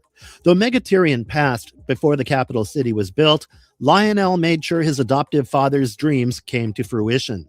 His son, Lion-El II, discovered the Eye of Thundera and began chronicling the Book of Omens. This earned him the name of the Mystic King, and he started a renaissance that shaped Thundera and moved every Thunderian to the next great age. Centuries passed peacefully before the first interplanetary war started. Lord Kugartha led his subjects to victory using his new weapon, the Sword of Omens. This ensured peace for another millennia or so, till the next major threat showed up, the destruction of their planet. Unfortunately, the king during that time, Claudius, was completely helpless against this natural disaster. And I don't need to tell you what happened to his son, Lion-O. the creation of the Sword of Omens. After this quick history lesson, let me tell you how the Sword of Omens was created. It was a busy day in the market when a young cub bumps into Tygon, one of the Thundercats. The cub snarls at him to watch where he's going, but quickly bites his tongue when he realizes who it is. He apologizes for bumping into Tygon and explains that he wasn't looking where he was going, as he was in a hurry to get to his father's shop. Tygon asks the kid about his father, Tigris. The cub replies that he's doing well and is almost done with making Tygon's sword. He asks Tygon if he would mind delivering a special sword his father was making for Lord Kugartha. The kid, while speaking, bumps into another woman and rushes off after muttering an apology. As Tygon laughs at the antics of the cub, one of his fellow Thundercats asks what his conversation was about. Tygon tells her about Tigris, the best craftsman in Thundera, whose work is worth its weight in gold. Tigris only had his cub to help him since his wife's death, and it slowed down his work a lot. But Tygon didn't mind. Tigris had been making Tygon's sword for a long time now, and hearing that he's almost done, he wants to check it out immediately. Kugartha decides to accompany him after hearing that the blacksmith has a gift for him. Tigris' son rushes into the workshop with the silver he had asked for, and Tigris shows him the blade he has just finished. His son is blown away by the sword and tells him that it would look even better with silver in its handle. Tigris agrees and admires his work. He lets his son try out the sword, which has the biggest and strongest blade he has ever made, with optimal weight and perfect balance.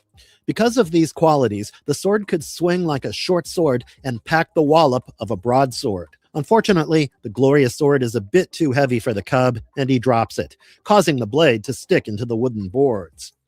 As Tigris pulls the sword out of the floor, he tells his son that it's his paramount creation. Tygon, who has been observing everything silently by the door, makes himself known and tells him that he agrees. Tigris apologizes for not noticing him and adds that the sword is not for him. Tygon quirks an eyebrow and, with an offended expression, asks him who the magnificent sword is for. He can't fake his annoyance for long enough, and with a laugh admits that he's only messing with Tigris, as he knows that it's a gift for Kugartha. Kugartha had a pretty nasty scar from the attack of the mongrels, and Tigris believed that if he had a sword like the one he made, Kugartha would not have had to suffer that way. He tells Tygon that the sword, which he calls the Sword of Omens, is fit for delivering the proclamations of a king, and it would help in the new war that has been brewing. He asks Tygon to deliver the sword to the Lord, as he doesn't visit the blacksmith's shop. Tigris says no, but adds that he should give it to the Lord himself. Lord Kugartha enters with his 2 bodyguards, making me wonder whether he was just waiting outside the door, hearing for the best time to make an entrance. Kugartha admires the sword, but requests a small modification. He asks him if he could mount the mystic eye of Thundera between the hilt and the blade. All right, y'all, I'm sorry about that. I had to go outside real quick. The police was trying to tow my trailer. Sorry about that. Shit. All right, let me get into this real. Let's go and get into the next part of the bill. Sorry about that, y'all. Somebody just rung my doorbell. I got a trailer, I haul cars, and my trailer is parked across the street from where I live at. And one of my neighbors came outside and told me that they was about to tow my tow truck. They actually cut the lock off of my that where I keep it locked up. So all right, so let's get into this.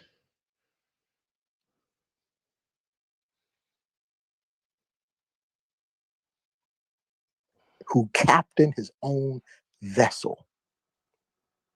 That's what I wanted to share with the family. I'm sorry, this is a bill that Brother Amani Bey did called The Legendary Indians of Compton, and I'm just gonna play through a little bit of this, and I'm also gonna play through a little bit of Sir Solomon Jones film or bill that he did probably about like 4 or 5 years ago. All right, so let's get into this one. So no one's confused. Absalom Boston was a Wampanoag Indian. Okay? And now, just get back to that other article. I was just up there, the notes on Cape Verdeans and that on Nantucket.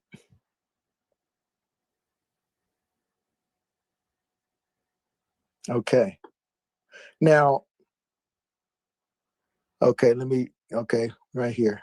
Let me read this here, family, because this is going to highlight the influence of the Wampanoag Nation, those Compton Indians, their influence, their global influence.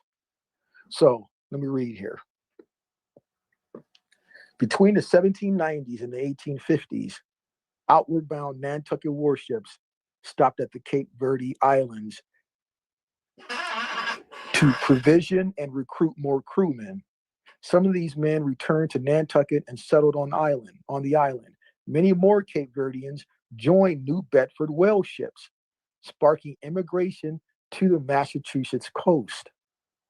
The Cape Verde Islands are subject to prolonged periods of drought, leading to famine.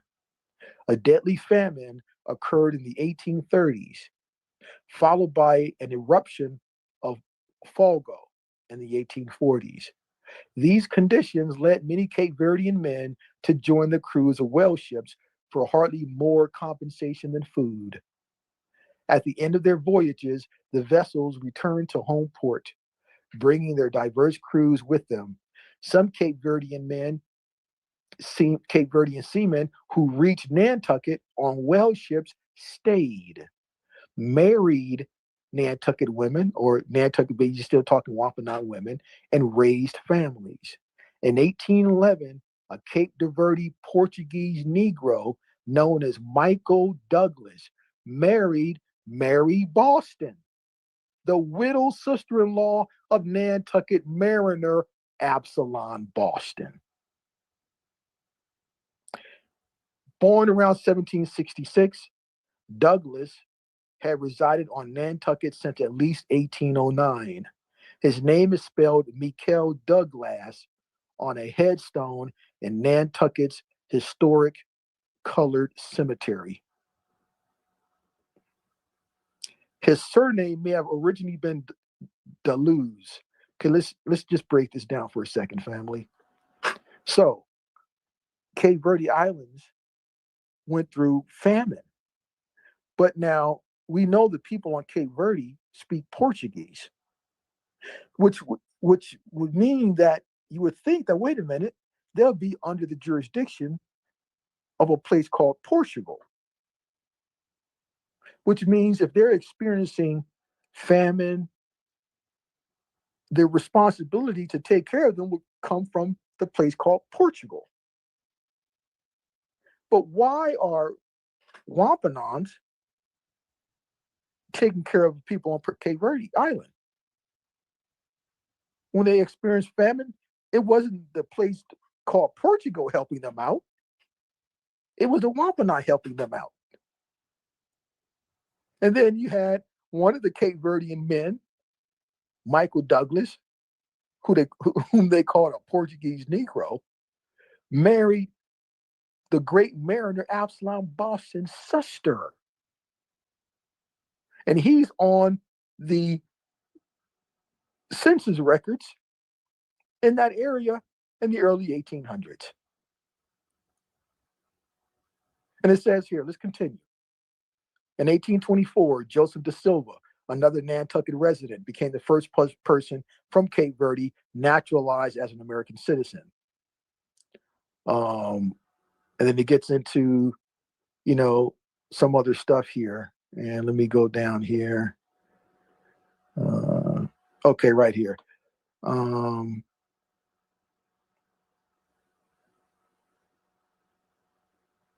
Okay, right. So it says here, 1850 census for Nantucket included a list more than 630 transient seamen on Nantucket vessels.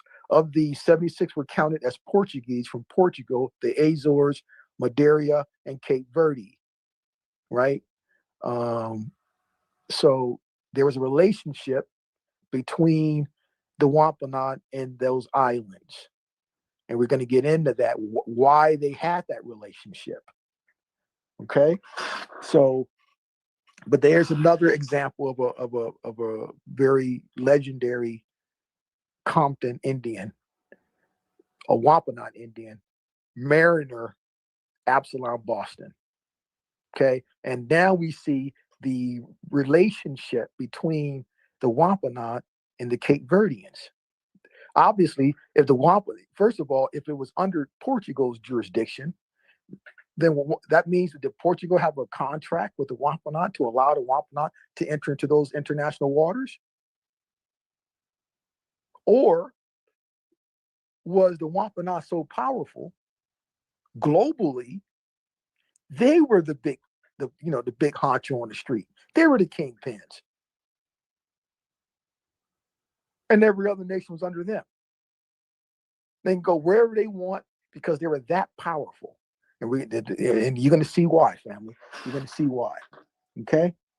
So, pull up the database of the Little Compton Indians. That's 6B, A1, 6B. There it is right there on the screen, family. So, I was blessed with this, family, from the ancestors. Now, see, on my maternal line, from my grandmother, was born 1923. Her mother, Carrie Presley, born 1896. Carrie's mother, Lottie Presley, born 1847. Lottie's mother was Amarilla Gully. Okay, she's born 1832 in South Carolina. Now, her mother, Amarilla Gully's mother, Chloa, aka Martha Gully, who's actually from Little Compton, Rhode Island. Okay, so that's why I got blessed with this information. Now I'm not really focused on that line yet. Go ahead. Real quick, so you telling me that there's people in South Carolina with the surname Gully? Gully, yeah, the Gullies, yeah, Gully, yes. Like Gullo? Yeah. Okay. All right. Okay. Yeah. So and so then the Gullies, Martha Gully, then her father, Thomas Gully, who actually died in 1817 February. He froze to death coming home in the winter, and then his wife was pregnant with Martha, and so Martha never saw her daddy, but Martha, and then but they're from that area, and this is why I got blessed with this information. So this is a database of court records and documents of Compton Indians, aka Wampanoag, Pequot, Narragansett, whatever, all organized with vital information, family. So, for example, let me blow this up here.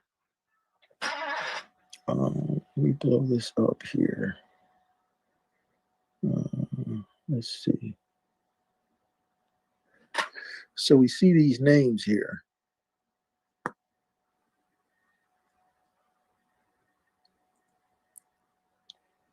So,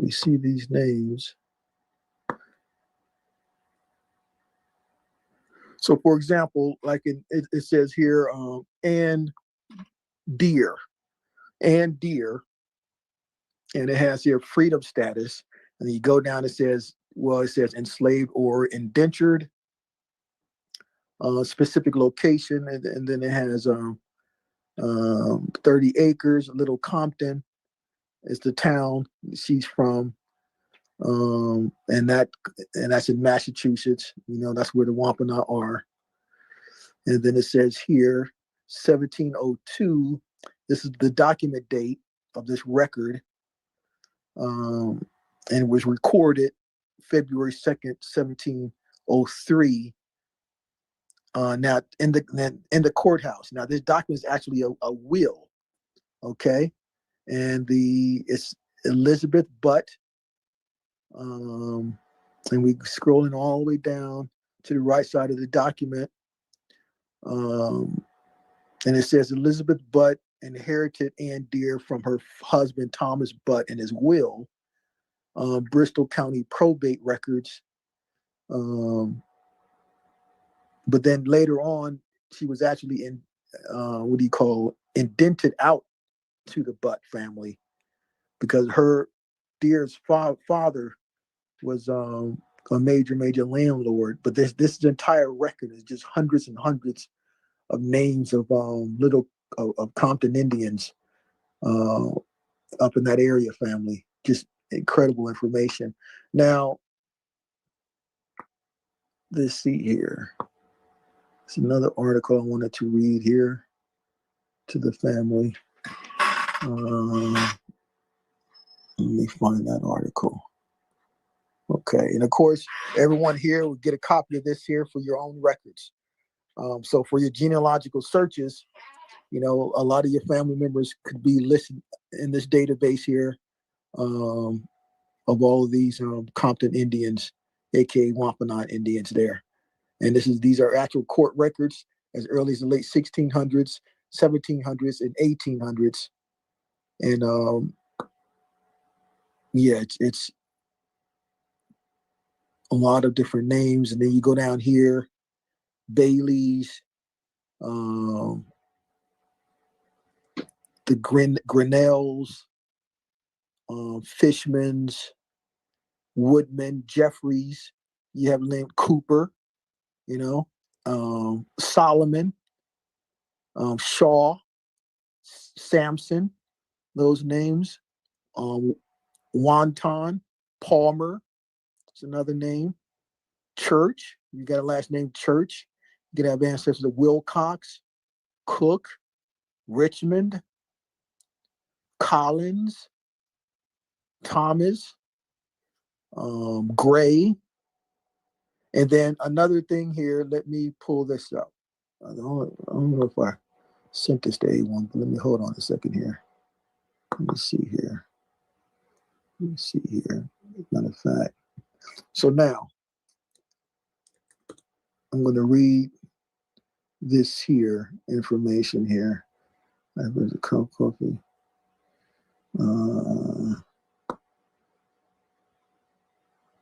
Pull up the Paul Cuffey travel map, A1. Put up that map.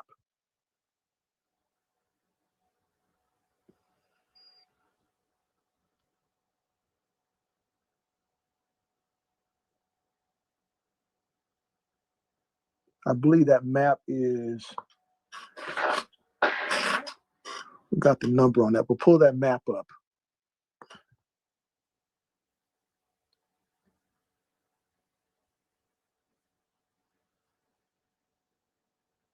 That's the title. It's not a number, it's a title. Paul Cuffey Travels Map.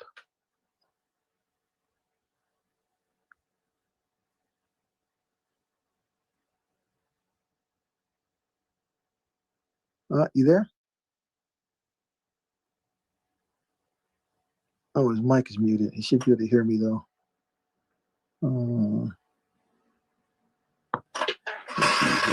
Yeah, so this database here, Apprentice. Now, you know, everyone knows about the island off of Cape Cod there in Wampanoag territory called Martha's Vineyard, right?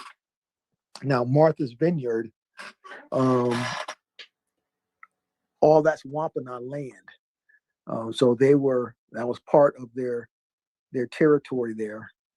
And they were on that island for thousands of years.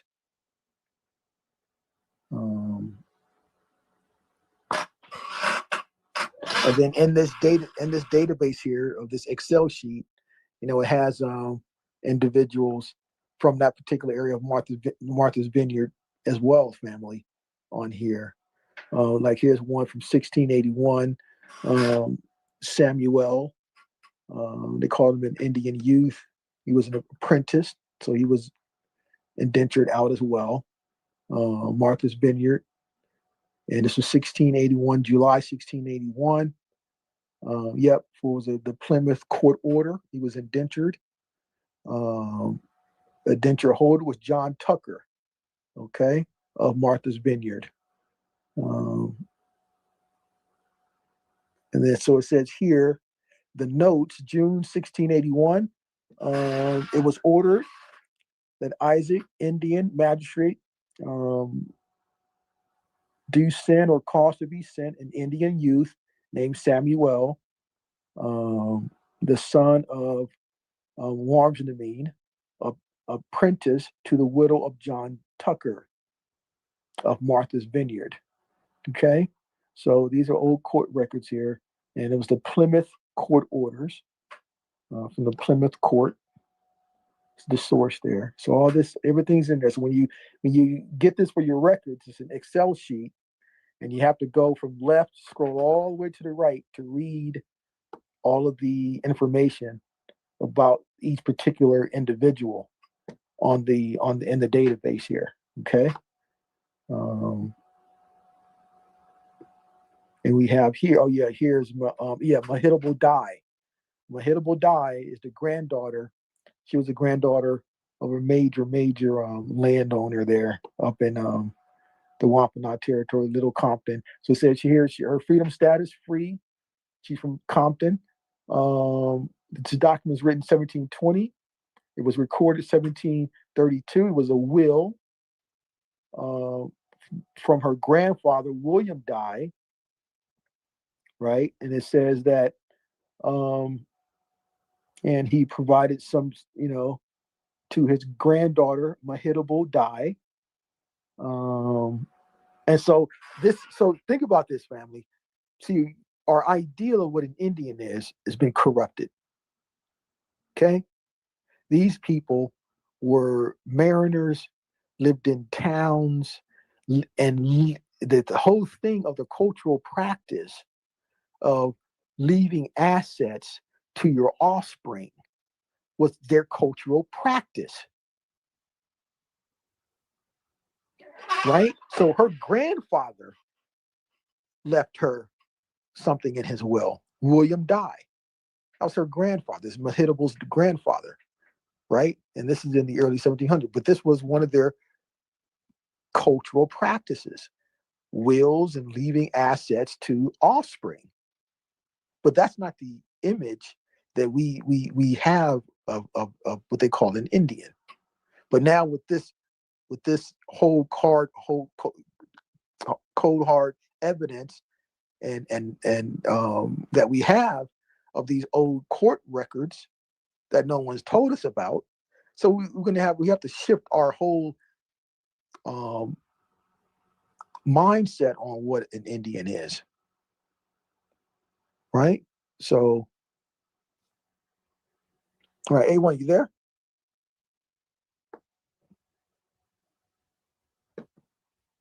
I hope he didn't fall asleep there now. That cannot happen. And let's see here.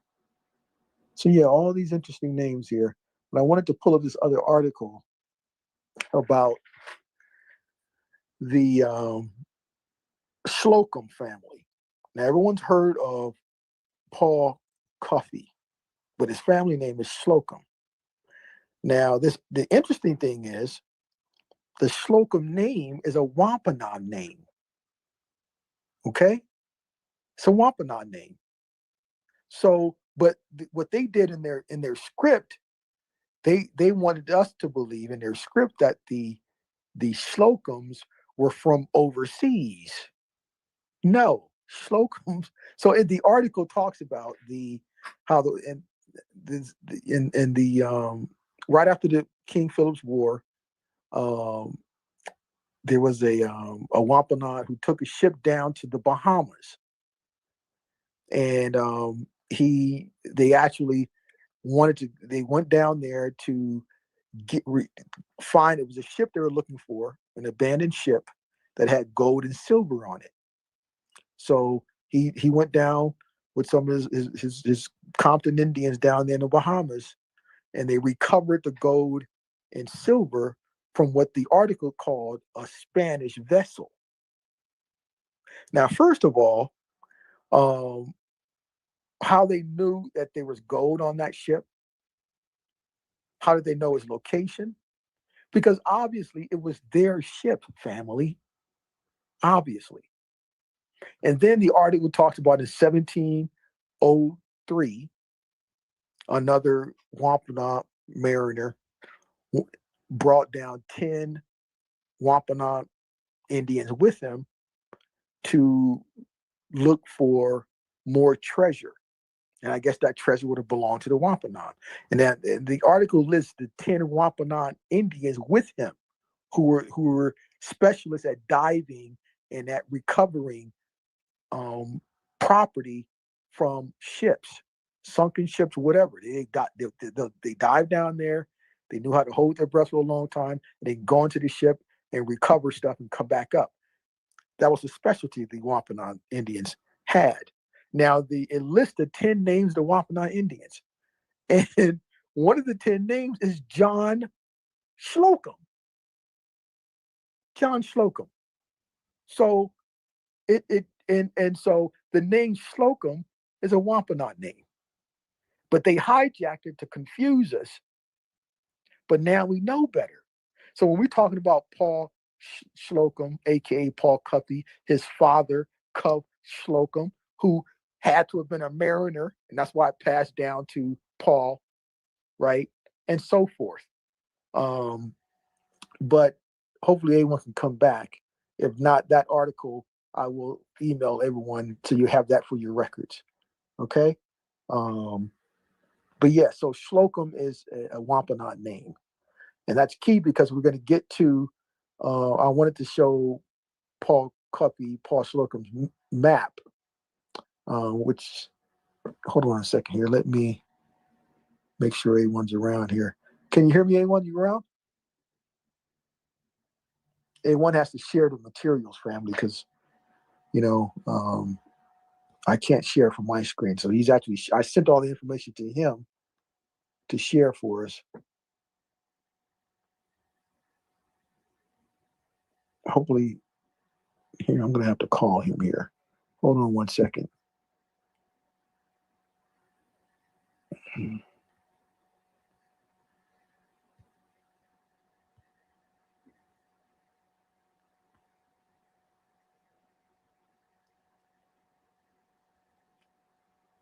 A1, you there?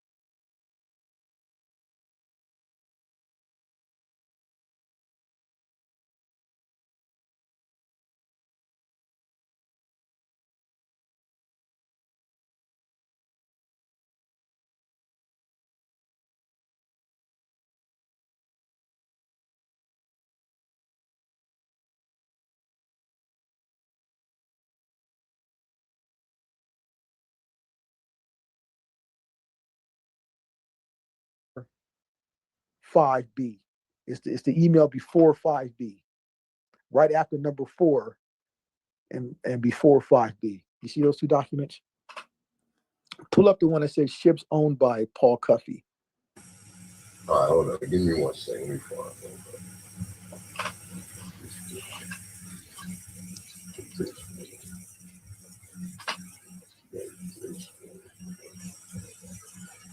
And so we're going to go the main course. Now you're still getting, this part of the main course. The main course is just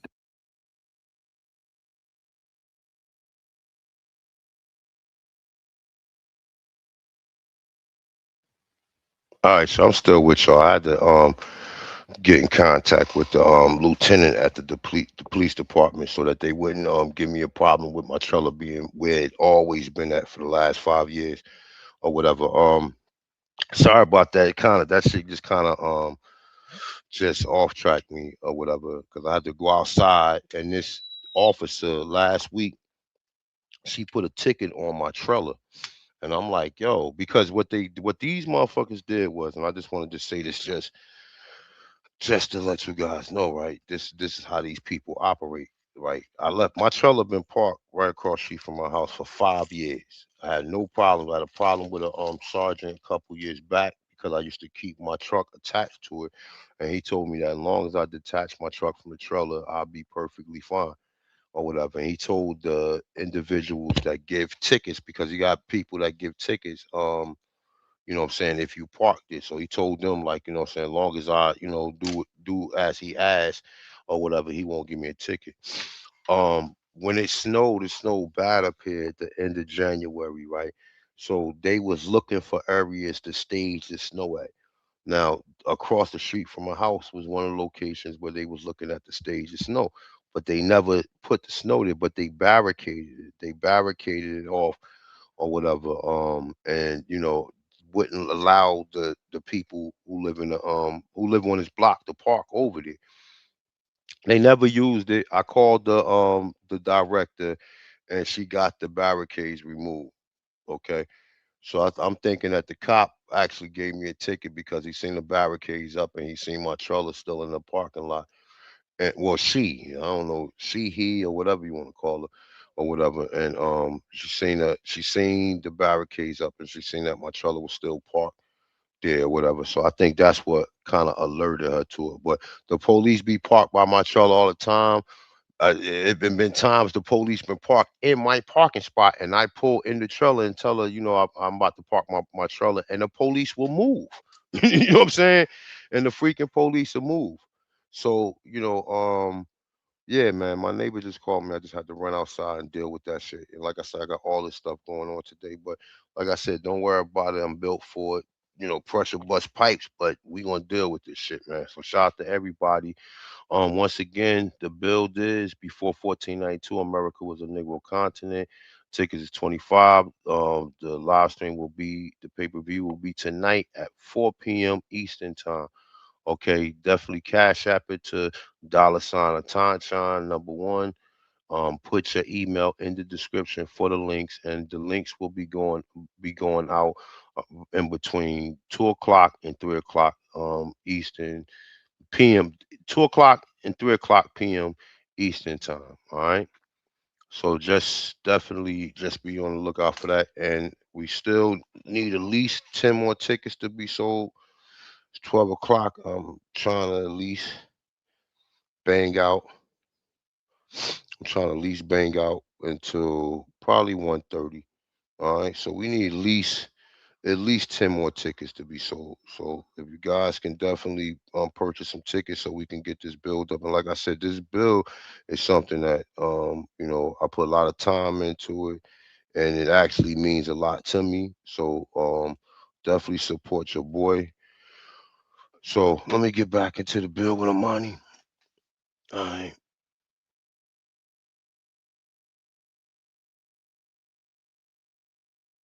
just divided up into small portions, family. We're not to the main one yet, but that main one is a dandy. Hold on. Give me 1 second. Let me zoom out here. You said, hold on. Which one was it? Let me see.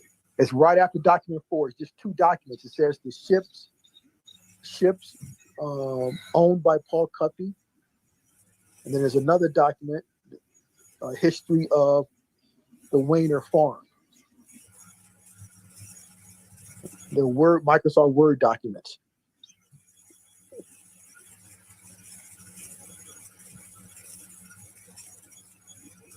Now, the Wayner family, that's another popular Wampanoag name out of Compton there. And Paul Covey's brother-in-law was Michael Wayner, and they went into business together. Now, I showed this previously in one of my presentations, but I got to show it again just to lead us into the main dish.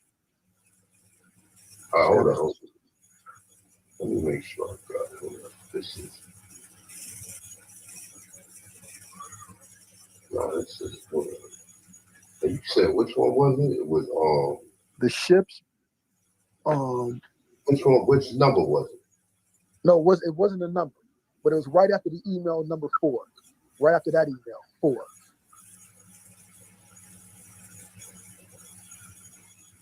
Oh, okay. All right. Hold on. Give me 1 second. Yeah, those 2 documents. Okay, hold on.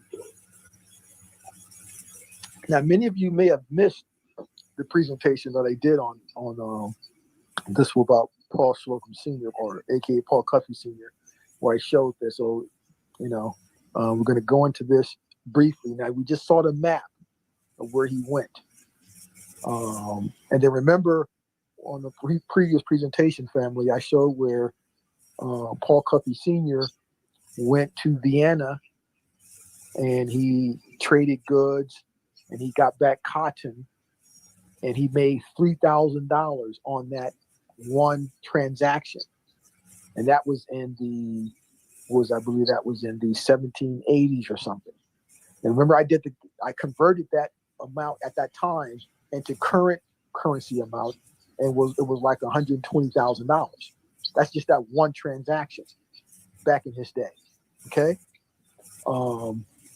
Now Vienna, of course, at that particular time, Vienna was in Maryland. So he went from his area up in the Northeast down to Vienna, present day Maryland, to do that particular transaction. Hold on, give me 1 second because I guess it's still lower.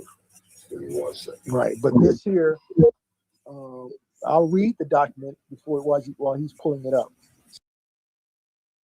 The women of Nantucket rose to prominent positions within the community. Along with being responsible for the well-being of their children and homes, they were business owners, merchants, artisans, and social leaders. Lucretia Mott, a civil rights activist, abolitionist, and religious reformer who was born in Nantucket in 1793, wrote about this. In a letter to Elizabeth Cady Stanton, another women's rights activist and abolitionist, Mott writes that women have long been regarded as the stronger part. This owing in some measure to so many of the men being away at sea. During the absence of their husbands, Nantucket women have been compelled to transact business. They have kept their own accounts and indeed acted the part of men. Women's suffrage activists used Nantucket as a role model because it was a prime example of a blended, equal society.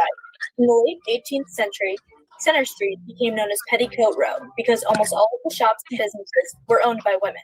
Wives, sisters, and daughters left behind formed a strong bond while working together to raise their children, keep a home, and run a business. On the mainland of the United States in the 18th century, women's roles were quite different. Women were expected to restrict their interests to within the home and family, and were not encouraged to receive an education or pursue a career. Okay, Nantucket, on the other hand, was dominated by strong, independent women who carried the local economy. Okay, so now, of course, they're going to pale wash everything, but the key point was the well oil. Now we're going to move to the next short video real quick. Number 8, A1, play number 8. But yeah, it was they controlled it. They monopolized. They have monopoly on it, and they went all around the world trading it. Okay, and before we get into the main dish, give me 1 second. Let me pull number 8. Hold up. He's gonna pull up this one other little video to give a little bit more information about now. Remember, dodge the hijack. It's like, dodge the hijack, like Aboriginal said there. Dodge the huge hijack. So we know better. Now we just showed, Father Cuppy's global map, the places he went, and we're going to get into the main course after this particular video here. And when they pale wash all the women, we know what the women look like, because those women, now we know, were Wampanoag women. So we can't fall. You no longer fall for the sorcery. Now you can break through the sorcery. And you got the database of all the Compton Indians here with the leaving wills, assets to their children. These are the people that were up there. But see, now when you have the actual records, you will never fall victim to the sorcery.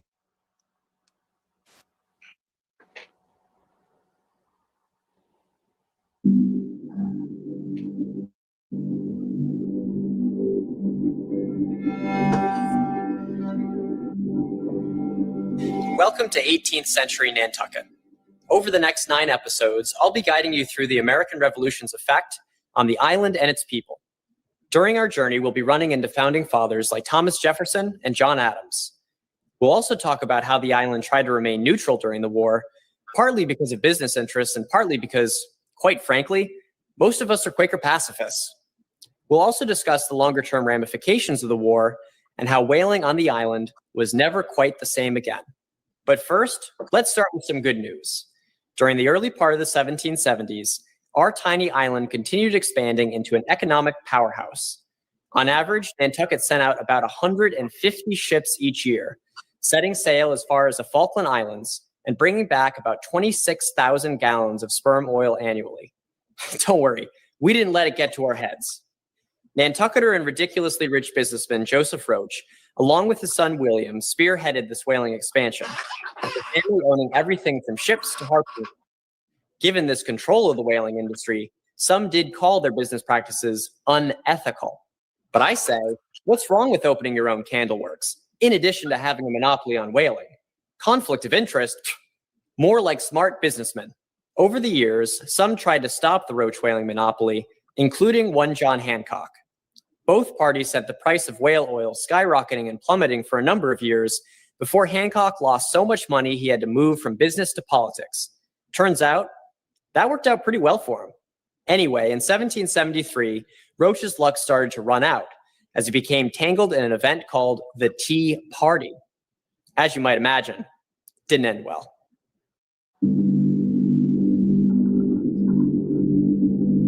The Tea Party may have had an innocent-sounding name. Unfortunately for Nantucketers, this event wasn't so much a party as much as it was a total economic disaster with lasting political implications. On the night of December 16, 1773, a group called the Sons of Liberty promised to make Boston Harbor a teapot in response to England's taxation without representation. Who was in the Sons of Liberty, you may ask? Well, some of the members included Paul Revere, Samuel Adams, and even John Hancock. You know, the guy who the Roaches just ran out of business. And while Nantucketers weren't taking sides in the conflict, there was one major problem. It turns out that the Roaches, coincidentally, owned 2 of the 3 ships that lost more than 90,000 pounds of tea on that night. The Sons of Liberty did feel bad that Roach was stuck in the middle, and they decided to sweep the decks of his ships to show it was nothing personal. Oh yeah, thanks guys, you're the real heroes. With that said, it's clear that the anger between Massachusetts and England was only just beginning, and Hancock wasn't the only founding father Roach would eventually be tangling with.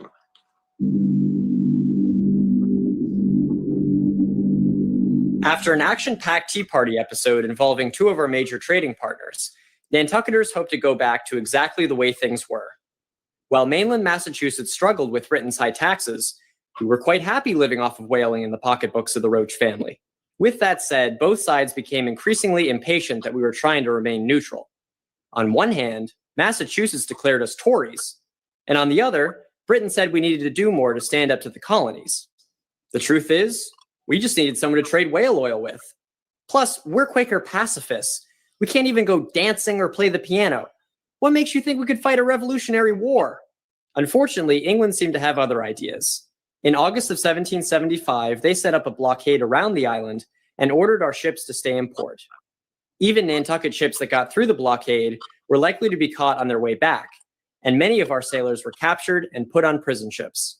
In short, Nantucketers faced an impossible decision. With no end in sight, we needed to choose between our pacifism and our business.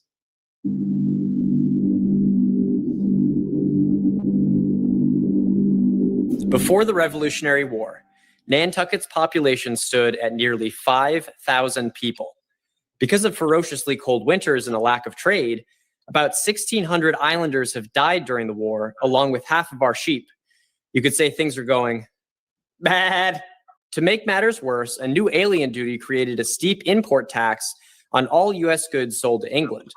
That meant whale oil was too expensive to sell to Britain, and it was already too expensive for a war-ravaged Massachusetts. So we were on to Plan B, growing crops in Nantucket's inhospitable soil.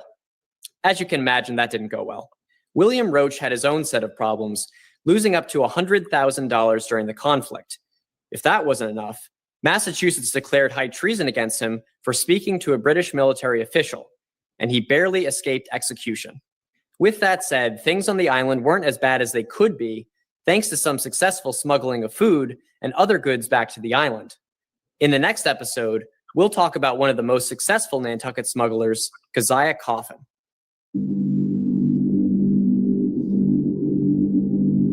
Despite our best efforts, trying to farm on sandy soil wasn't going as planned. This meant that Nantucketers were ready to pay for any additional food we could get our hands on, regardless of price. Enter Keziah Coffin, who utilized the American Revolution to make significant profits by smuggling goods back to the island. Keziah wasn't the only Nantucketer who got into smuggling, which was an extremely dangerous line of work. As we mentioned before, the price for Nantucketers caught during the war was a trip aboard. Okay, family. So he mentioned some interesting names. He mentioned Paul Revere, and he mentioned John Hancock. Said John Hancock decided to get into politics after losing money. So now I never really took a deep dive on John Hancock. Was he from Wampanoag territory? Was he a Wampanoag? Now we already know that brothers did bills on John Hancock and said that he was. We already know what he looked like physically. We already know what Paul Revere looks like physically, right? So Paul Revere is from that area, so he could have been Wampanoag as well, right? But the point is that it was all about the oil, and they had a monopoly on it. And now, family, we get into your main course. Paul Slocum Sr., aka Paul Cuffey Sr. We know about him. They lied about him.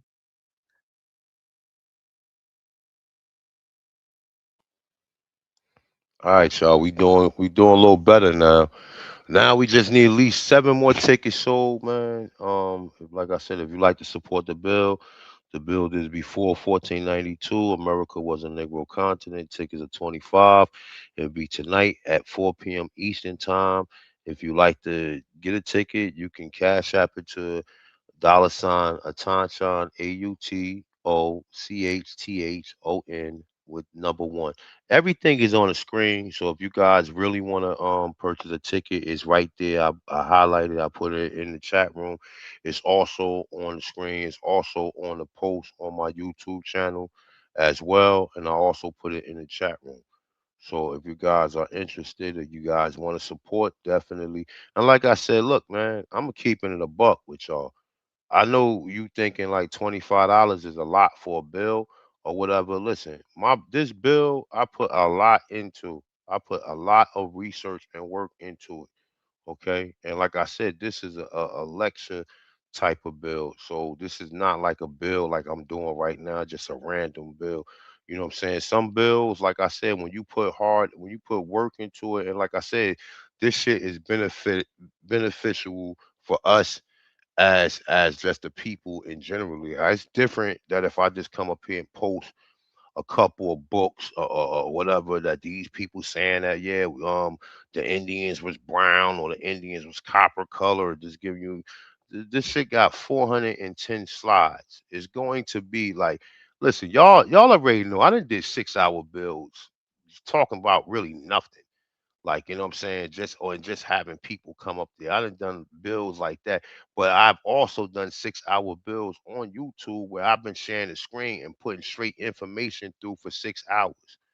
Now that is not I don't want to say is well out thought that this build is going to be. This is something that took me a while for me really, and I took my time and I didn't just just try to put it out there. It ain't even about the money. It's about that I want you guys to, you know what I'm saying, definitely I want to put it out there. I will put it out there for free, but this shit means so much to me. I really don't care about the money. The money ain't even a problem. You know what I'm saying? I mean, everybody need the money, but I don't really need the money like that. But I put a lot of work into this shit. I put a lot of work into it. And I could just open up my PowerPoint right now and put it out there. But I'm not doing that. Because it's like, yo, over the years of you putting out bills or putting out people, people appreciate the bills because the bills is about, the information, but you gotta look at people time. Like for a person to have a YouTube channel, like you got some people that just talk about content, right? Some people that just share videos. You got some people that have to think before they actually put together a bill. They have to come up with documents, they have to come up with you know what I'm saying, literature, come up with sources before they put together a bill. Them type of bills take so much time to put together. You know what I'm saying? And like I said, a lot of people, some people support it, some people will support it. But a build of this magnitude that I just put together, like this is something that is like for me, it's um no money amount can add up to the amount of information that I put into this and how beneficial it is for us as American Aborigines. You know what I'm saying? So that's how I look at it. I look at it like that. I value this bill that I put together. So like I said, man, you like to support all the information is on the screen. This is a bill. Also, the bill that's on right now was probably one of the last pay-per-views we did with my brother Armani or whatever. The other one that I'm gonna be getting into is the Sir Solomon Jones film, which he actually did on my channel. This last one he did was a pay-per-view, but the other one, this one is full of information as well as the Sir Solomon Jones, um, a gift from Sir Solomon Jones. That was also a heavyweight bill. All right. So like I said, if you like to support, at least try to sell like 7 more tickets, man. You know what I'm saying? We sold a couple this morning. We just sold some last night and yesterday. So we need to try to at least get like 7 more tickets sold. All right. Share the build out as well too. Um Shit, I got 40 people in the chat room. This is like amazing. Like, I mean, it's amazing. Normally, I have like 200 people in the chat room, but I guess on this bill, I guess people looking at the title thinking I'm just going to be talking about support the bill throughout the whole conversation. No, I'm sharing information and I put together some information to kind of make it interesting as well. So, like I said, if you like to support, all the information is on the screen. Let's get back into the bill.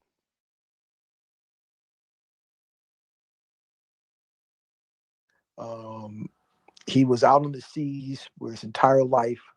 Yes, he participated in that project of what they set up there in Sierra Leone. And I already did a presentation about all of that, right?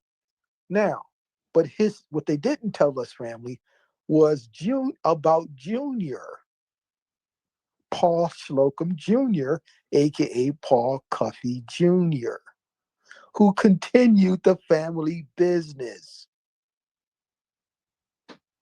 Pull up number 7, A1, the main meal course here. They didn't tell us about Junior, family. He continued the family business.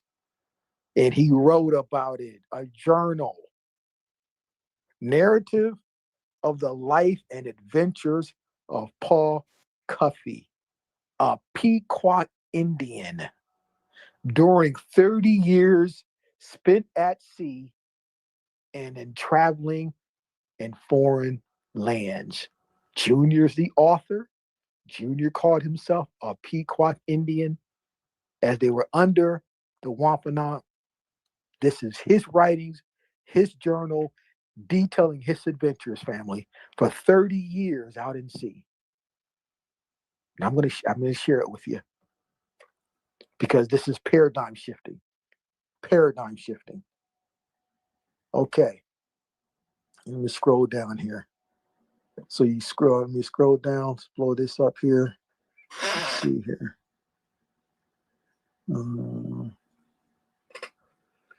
Okay, yeah, so there's the title, the narrative is sitting right here. You see that there. Life and Adventures of Paul Cuffey, a Pequot Indian. That's his title, what he calls himself. Okay, published 1839, family. Okay. All right, so we're going to go through this. Yep, printed by Horace, 1839, family. Let's see what Junior says.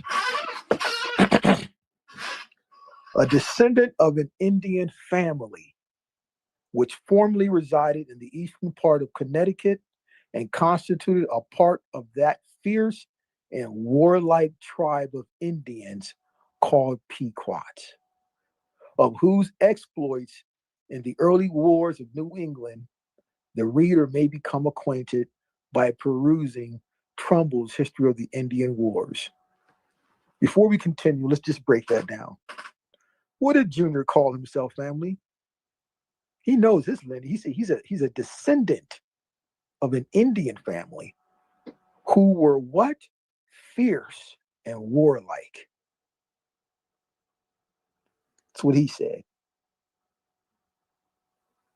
Let's continue. The subject of this narrative was born in the town of Westport, a state of Massachusetts. His father, Paul Cuffey, that's what we talked about, senior, was a seafaring man and had the command of a number of merchant vessels.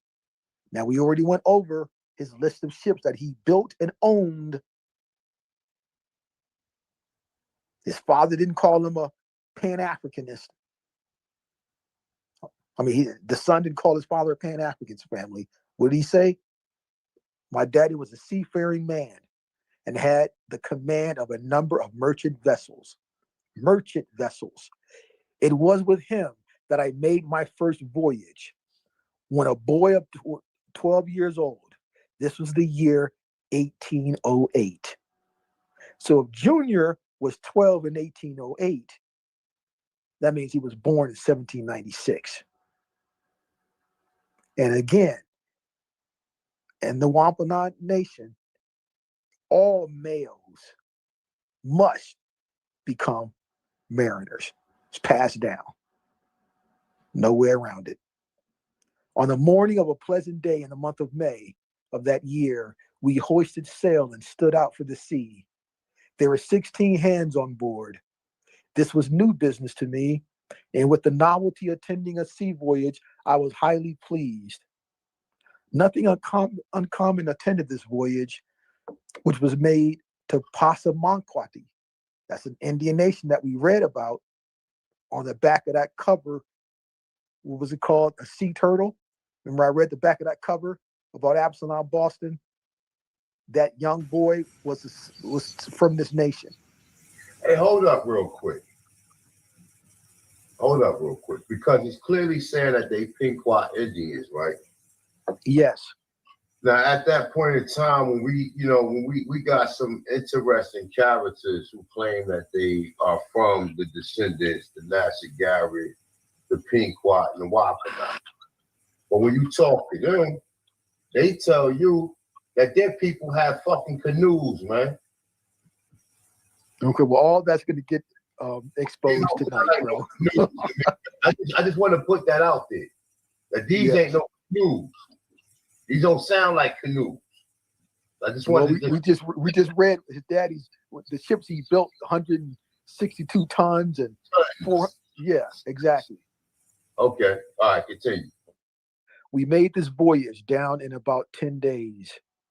After loading our vessel, which took 2 weeks, we again set sail for Wilmington in Delaware, at which port we safely arrived in 16 days, discharged our freight, took in ballast and 300 bushels of apples, and sailed for Savannah in Georgia, where we arrived without any incident to mar the pleasure of the voyage. In about 20 days, where we again discharged our freight and reloaded our vessel with cotton, rice, and logwood.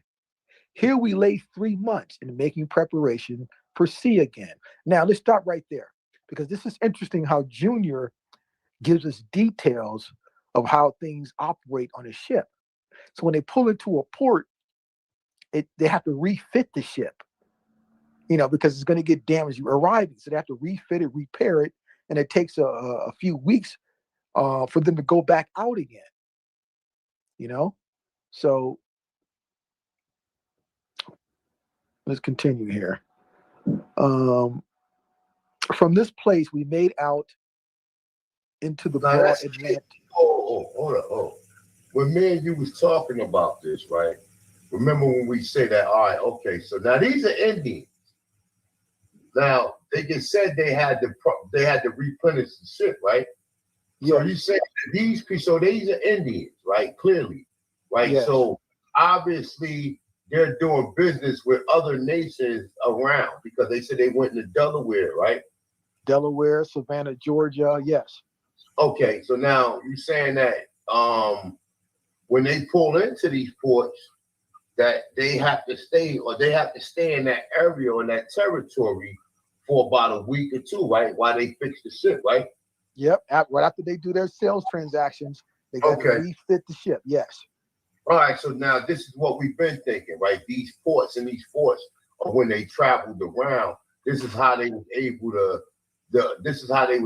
transverse throughout the nations, or transverse throughout the area, because they had other nations that was trading with them, that was all part of the same, like, how do you want to say,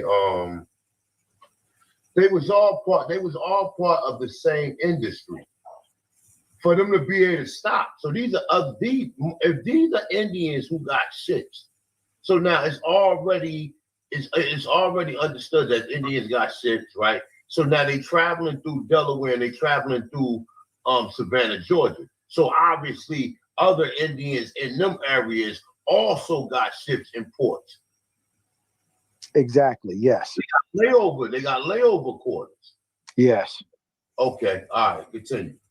Okay. From this place, we made out into the broad Atlantic, with all sails fluttering in the balmy breeze, and all hands full of hope and buoyant with expectation. This was a long, tedious voyage, as the reader will readily imagine when I inform him that we sailed a great number of days in a northward direction until we made the Grand Banks. Then we steered away for the northern coast of Scotland, which we reached in about 50 days. Thence we continued our course around the Orkneys into the Northern Sea, and made that entrance into the Baltic through what is called the Sleeve. Thence along the coast of Copenhagen, northward to Gothenburg, a flourishing town in West Gothland in Sweden. Here we lay 6 weeks, sold our lading, and took in a load of iron, steel, and hemp. From thence we sailed for Ellesnor, a seaport of Denmark, where we took in a number of passengers for Philadelphia. Let's stop right there. Now, we saw his daddy's map. Now he's over in Europe. Sweden, Germany, Gothenburg's Germany, Copenhagen, the Baltics.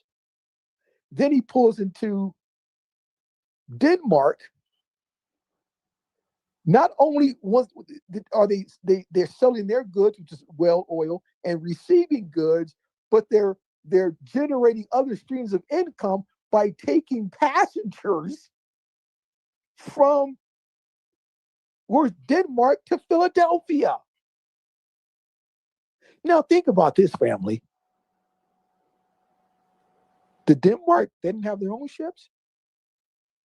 They're waiting on Wampanoag ships to get back to America. Let's continue.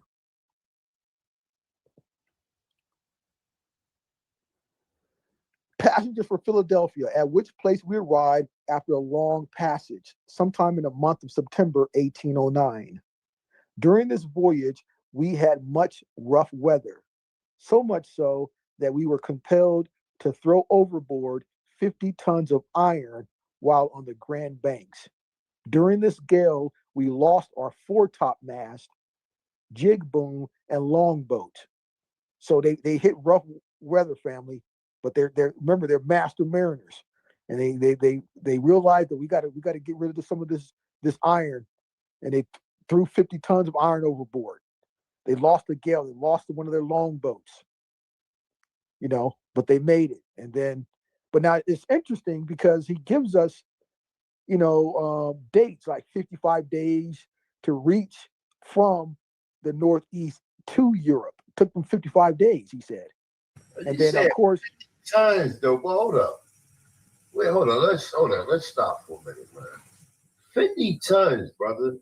You understand? Look, my pickup truck weighed 3 tons. Okay? My pickup truck is 3 tons, brother. And it's maybe about 12 feet long, right? 12 feet long, maybe about another 7 or 8 foot wide, right? If so, maybe 6 to 7 feet wide, right? So a pickup truck is 3 tons, right? So we saying 50 tons. They threw 50 tons of iron overboard. Think about that. That ship had to have been about at least 300 plus tons, right? The ship itself. Like, okay, the 3 tons aside, we talking about like, okay, if a pickup truck is 3 tons, and you know how big a pickup truck is, 50 tons of iron? That's a lot of iron, man. Like, just think about that. Now, we talking about Indians. We talking about people who supposed to be some goddamn hunter-gatherers. I just want to interject that, but continue. Okay. At this port, we sold our load, after which my father put me in high school in Williams Alley. Now, let me stop right there, because what the sorcerers do, when you read the story on Absalom Boston family, they tell you, oh, yeah, his daughter, he had to fight to get his daughter in school because they didn't let, quote unquote, African Americans in school. Total sorcery crap. So wait a minute. They're going to let Absalom Boston be a mariner, a billionaire in his day, but yet his daughter couldn't go to school? Come on, people. The pale skins were not in power. It's clear through this evidence. If it wasn't clear before, it's going to be clear now. We're going to pull you out of that movie script into reality. Let me continue. Where he went to high school in Williams Alley, where I remained 2 years. This was an excellent school, taught by a friend Quaker, a very worthy man whom I shall ever have cause to respect for his many acts of kindness towards me. After the close of my term at school, I returned home to Westport after an absence of 3 years and 5 months.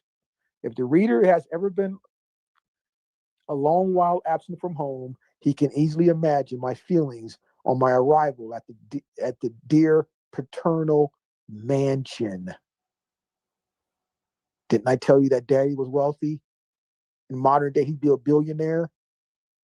Not a wampum tent, not a little shack. What did he call it?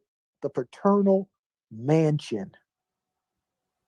His daddy had a mansion, family. Here, Hold up. again, Hold up, man. Hold up. I'm just trying to I'm just trying to grasp this shit, right? So they show you the wampum.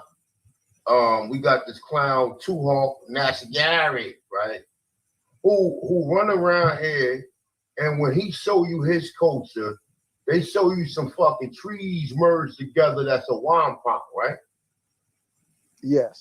And they go about their way of making these historical museums showing you that these people primitive, and you telling me these niggas is throwing 50 tons of iron over, and they not crying about it, right? It's no sweat. Fuck it, we threw 50 tons over, cool. We still had enough supplies or enough goods to still make a profit from, right? And then you telling me that they living in mansions? Yep. Okay. All right. Continue. Here I again saw my father and mother, brothers and sisters, where I remained but 3 weeks before I again left the fireside of my dear parents to launch out upon the broad Atlantic's briny bosom. At the expiration of the above term, I shipped aboard of the big Traveler, Captain Thomas Wayner. Let's stop right there. Now remember, we read all the ships built by Paul, his daddy, and his business partner, Thomas Wayner. One of the ships was the Traveler. It's the ship that.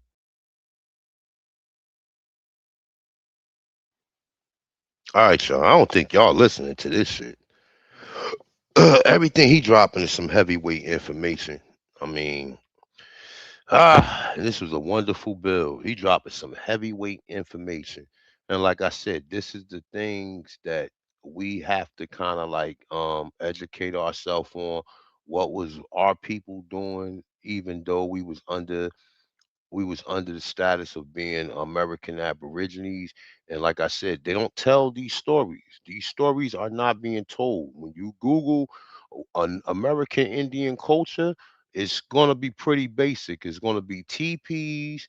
It's gonna be hunter gathering. Even in the fucking 1800s, my nigga. In the 1800s, you still see people living in TPs in the 1900s. Meanwhile, we got whole towns and civilizations set up at the same time. You understand what I'm saying? And like I said, I'm gonna be going in on this shit tonight, man, because it's like even with the fact that they're telling our people that we was enslaved by them, and the reason why we can't like get into a lot of them tribes, because a lot of them tribes are proxy tribes. Them are not the original tribes that are nations that our people was part of. And like how the government allowed them to hijack it, right? Just case in point, right? I'm gonna be touching in on the Bureau of Indian Affairs too. Like, you know what I'm saying, and showing like because everything has to kind of like lead up, or we have to kind of like investigate or give the assumption to how are we aborigine to this place, or how we've been in Americas from the time of memorial. You understand what I'm saying? So just the fact that the Bureau of Indian Affairs and how they hijacked us and took a lot of our land from us. I'm gonna be going in on a lot of stuff tonight. You know what I'm saying? And like I said, everything, anthropology, archaeology, historical records, you name it. Everything is going to definitely be in this bill. So definitely support the bill. The bill is very informative. It has a lot of information in it. So it's before 1492, America was a Negro continent. Tickets are $25. It's tonight at 4 p.m. Eastern time. You can cash app if you want to get a ticket to my cash app, which is at the bottom of the ticket on the StreamYard, and that's a dollar sign and a tanchan number one. Put your email in the description. The links will be going out at least about 2:30, because I'm gonna try to rock out at least to like 2 o'clock, man, to see if we can just at least get like 5 more tickets. So let's continue, man. And like I said, this is some heavyweight information. Like, this is definitely some heavyweight information. Shout out to my brother Amani. um for coming through, blessing the people with this information.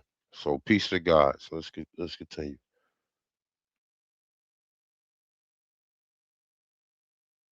Ship that he's talking about. He's boarding right now, the Traveler, captained by his uncle, Thomas Wayner. Now, the Traveler was 109 tons, family. Now, let's continue here. I shipped aboard the brig Traveler, Captain Thomas Wayner, for Kennebec, the state of Maine. On our passage to this place, our vessel capsized about 10 o'clock at night, which caused us much trouble to get her righted again. But after 4 hours struggle, and by the aid of our great father, we got the ship to right and went on our passage, which we finished in about 7 days from this event. Here we sold our loading and took in a load of pine lumber. At this place, we were detained but about 10 days, when we again hoisted sail for Westport, where we arrived in 10 days thereafter. Here I tarried with my family but 4 weeks before I again shipped aboard of the last named vessel for Lisbon in Portugal, where we arrived after a rough passage of 45 days. Now that's interesting. So from Compton or New Westport, which is the northeast, to Lisbon, Portugal, it took them 45 days. It's a month and a half. Our lading was 525 barrels of whale oil, which we sold at Lisbon. While at this place, we heard the roar of the cannon and an engagement between a division of the army of the great Napoleon and the English and Portuguese troops. And the night after this battle, the writer saw 500 wounded soldiers brought into Lisbon to have their wounds dressed. In this engagement, the English and Portuguese repelled the army of Napoleon and caused them to fall back a number of miles. Here we tarried about 4 months and took in 180 sheep, being the second load ever taken to the United States. So they took back, they were 5 months in Portugal, and they actually came back with 180 sheep, which was a pretty big load to take back home. And besides these, we took in salt and wine. Our passage back to Westport was made in 35 days. Here we tarried but 1 week, and again, after taking in ballast, proceeded to sea and steered away for Edenton, North Carolina, at which port we arrived in 16 days. So that's interesting. So from the Northeast to North Carolina, it's 16 days. And he says here we were detained about 6 weeks. After loading our brig and shingles and herring, we again stood out for sea and made for St. Domingo, an island in the West Indies, peopled by free blacks, having a republican form of government. It's the West Indies, family, St. Domingo. Melanated people with a republican form of government. Stop. All right, hold up. So here it is. We already know what Paul Cuffey looked like, right? We already know what he looked like. We already know at this point in time that the Pequots are Negroes, the Lassie Garrett, the Wapanaki, the Massachusetts. We know that these are black people, or what we consider to be black people today.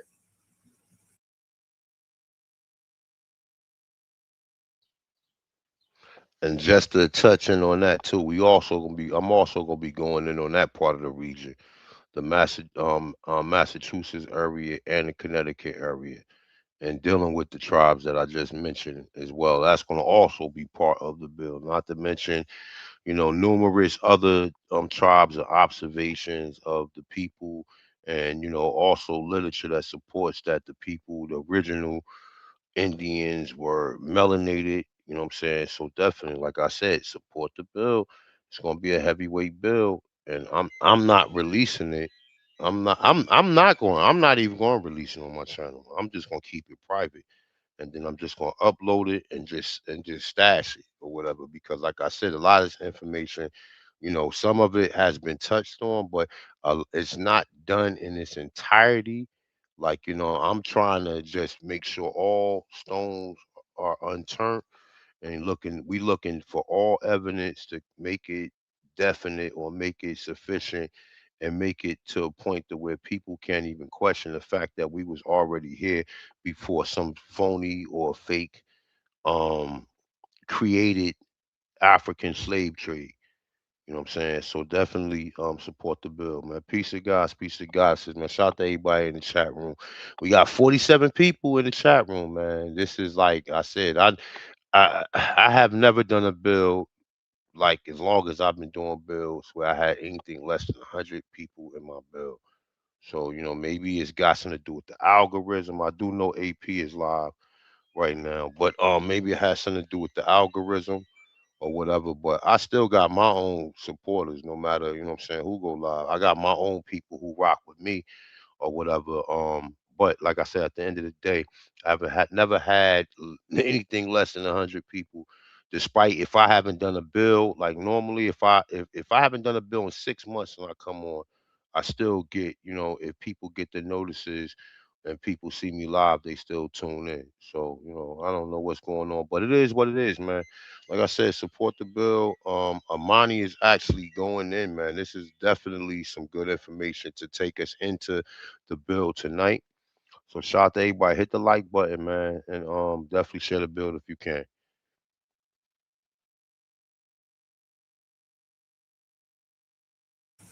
Right. And then he said they go down to the Caribbean. So they traveling everywhere. And it don't seem like nobody's stopping them. Nobody's checking them. Nobody's like, you know what I'm saying? There's no Europeans that's trying to enslave them or do nothing because they traveling from the Americas to Portugal. They traveling from the Americas to Portugal. That's something that's, huh? Yep, Portugal, Denmark, Germany, Sweden, France. Yeah, all those places. We just read it. Okay. And so now they're saying that when they go to the Caribbean, that the people in the Caribbean has a republic.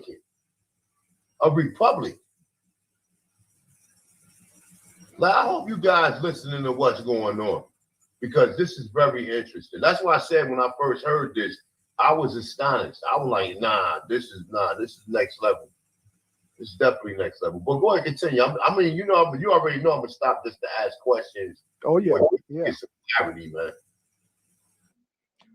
During this passage, we encountered heavy gales of wind and came very near being shipwrecked, but we were all preserved.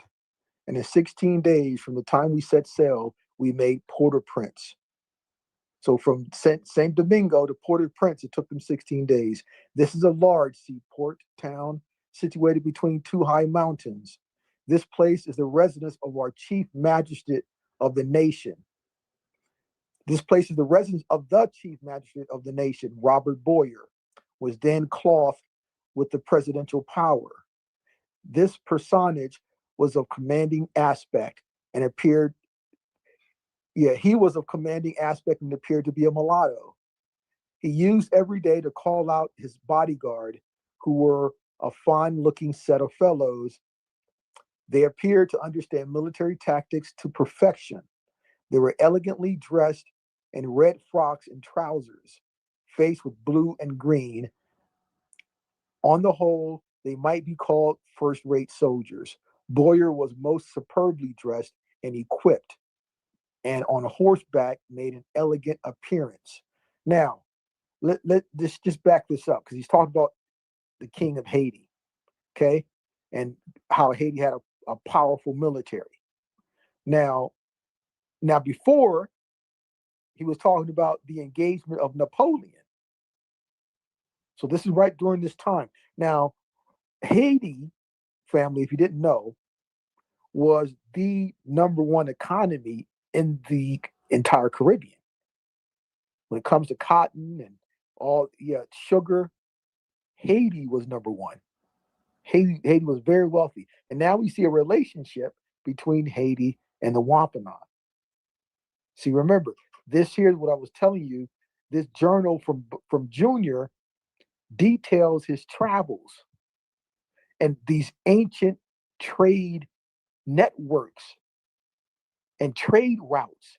This is ancient. It didn't start with him and his daddy. These are ancient relationships.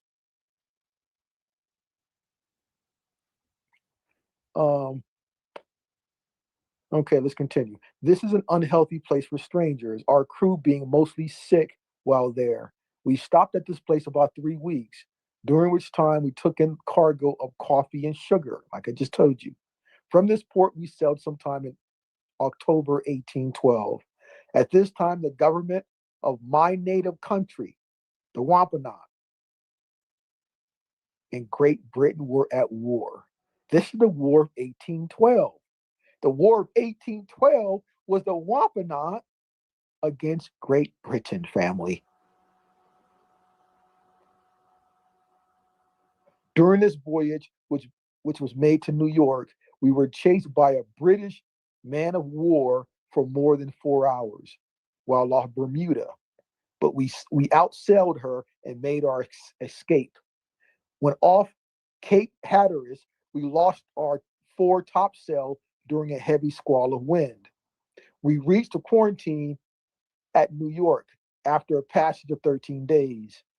Here we had to lay for 3 days for the purpose of being examined by the health officer, after which we went up to the city where we discharged our freight, which took about 1 week, when we again sailed for Westport, the place of my nativity. Here I saw my father and mother, with whom I stayed but 5 weeks before I again left my peaceful home and all the many little endearments which always surround the paternal mansion for New Bedford, a seaport town in the southeastern part of Massachusetts, where I shipped aboard the Atlas, a whaleman bound to the Brazil Banks. Now he's off to Brazil. We hosted sail just a night and steered away in an east-northeastern direction until we crossed the Grand Banks, and then stood away for the Azores, where after 20 days sail, we made the island of Carvo, one of that group of islands. Here we stopped a few days and took in 500 bushels of potatoes and 100 bushels of onions. There was no harbor in this place, so we were obliged to go ashore in our boats. The people brought down the above articles on their backs. Men, women, and children were all engaged in supplying us with the above articles. We paid them in oil, of which they were very fond. What they do with it, I know not. They were a very kind people to strangers, but poor. From this place we sailed for Cape de Verdes, the Cape Verde Islands, on the coast of Africa. We were 42 days in sailing from the former to the latter island. We touched at the island of Buena Vista, one of the group of islands, where we took in 32 hogs, for which we paid corn, meal, and bread. These people are of a very dark hue and speak the Portuguese language. Here we stopped but 4 days, when we set all sails and steered away a southeast-west course for the Brazil Banks, where we arrived after a sail of 42 days. So it looks like from those Cape Verde Islands, family, to Brazil, it's a 42-day time travel there to get there. And he says here, these people on these islands of the Cape Verde are very, very melanin rich, very dark complected, and they all speak Portuguese. Here we commenced fishing for whale, but for a time we had bad luck, owing to the drunken habits of our captain. We sunk 12 whales before we caught one. Then we caught 6 in the course of 2 weeks. I harpooned all these and assisted in taking and towing them alongside the ship. Now let's stop right here, because I want to explain how they catch whales. So what they have, so now they're on the main mothership, the big ship, and that ship will have boats on it. And so they go out, 6 boats each will approach the well, and then they'll stick these harpoon like spears, but not to kill it, but just to latch on to it. Because then what happens, the whale will panic and take off and will pull the boat miles. But then the whale will become tired. And at that point, when the whale, is winded and tired, then the main guy with the main weapon to kill the whale kills the whale with the spear. And then at that point, that one boat will tow the whale back to the mothership, which could take hours. So that's how they did it. And once they reached the mothership, on the side of the ship, they had a little little thing that they created to cut up the whale, right? But that's how they did it there. I harpoon all these and assisted in taking and towing them alongside the ship. After we get a whale alongside, we hitch our blubber hooks into the head after severing it from the body. Then with our windlass, draw it aboard and dip the oil out, which sometimes amounts to more than 50 barrels. After this, we commence cutting the whale in a circular manner with our spades. Then we hitch the blubber hooks into the commencement next to where the head was taken off. And by pulling at the windlass, take a large piece, which will usually tried and strained, produce 10 barrels of oil. Before heaving on board this piece, another hook is fastened below the one we took off. When this is done with a cross blow from the spade, the first piece is separated from the rest of the whale. Then the cutting is continued in the same manner as before, and another piece torn off and swung aboard. This operation keeps the whale constantly rolling over until the mass of flesh is stripped from the carcass, which is then permitted to float off or sink. And it becomes the sport of sharks, who feed upon the little flesh which remains after it has gone through the hands of the whalemen. Here we stayed but 6 weeks before we took in 1,600 barrels of oil. This was about 300 miles off the coast of Brazil. From this place, we set sail with our cargo about the middle of June 1813 for New Bedford, where we arrived in 57 days. So from the coast of Brazil to his home up in New Bedford, Compton, it took 57 days, family. Nearly, 2 months? And notice, they're not talking about they working for no white man. They're not talking about no white people put them up to it. So that will obviously show you how the Aborigines were seafarers and we was transversing this whole entire globe. Like, just think about it, right? A whale is a big ass goddamn fucking sea creature, right? Like, who would come up with the idea if they see it? Most of us, if we see a goddamn whale, we gonna go the other way, and we probably won't go back out in the water. That would be something that will probably traumatize the most people, to see a big ass fucking whale, right? Not less to do what they just did. Stick multiple harpoons in it and then rip the flesh apart. And then I would assume that they had some type of device that pulls the goddamn oil out of the vessel while it's in the ocean.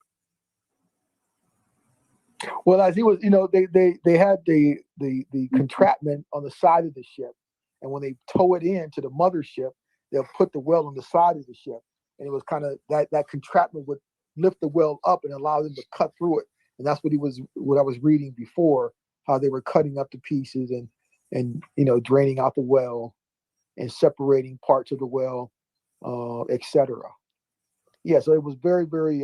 Remember, this is a practice that's thousands of years passed down from their ancestors to them. So now, but we talking about we not saying we know we gotta sit here and think about it. If they was doing this for thousands of years, There's no way they could have did this in those goddamn canoes. That well would have, them canoes would have been flipped over, brother. There's no way possible they could have did in no canoes. These are hundreds of tons vessels that's being manufactured by men. You understand? So it's like, to even think about this, man. They're not saying the white people showed them. When he first started, it started off by saying he was a Pequot Indian. You understand? And then he's going to multiple different ports. Nobody is kidnapping them. Nobody is fucking putting them on no plantations, right? They going to multiple places, and then they ain't even talking about no slaves. He telling you he's seeing free Negroes that are Republicans, right? Yep, they have their own Republican form of government. Oh man, all right. Let me mute up, man. I just wanted to add that just to get some clarity and just to visualize this stuff, because reading it, you have to kind of visualize it as you're reading it, because most people will glance over it. Well, I ain't gonna say most people, because part of reading is imagination, right? When you read something, you imagine in the words that they're using, and then in your mind you trying to picture it, right?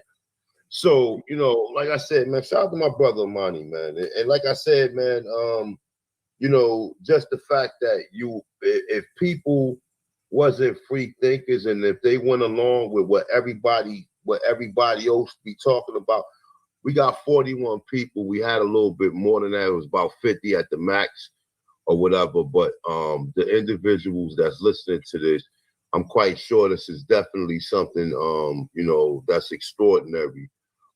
Just as far as the information and the history is concerned, and we have people within our community that was pretty much trying to hate on this information and stopping this information from coming out. So shout out to my brother Monty, man. Shout out to everybody that purchased a ticket.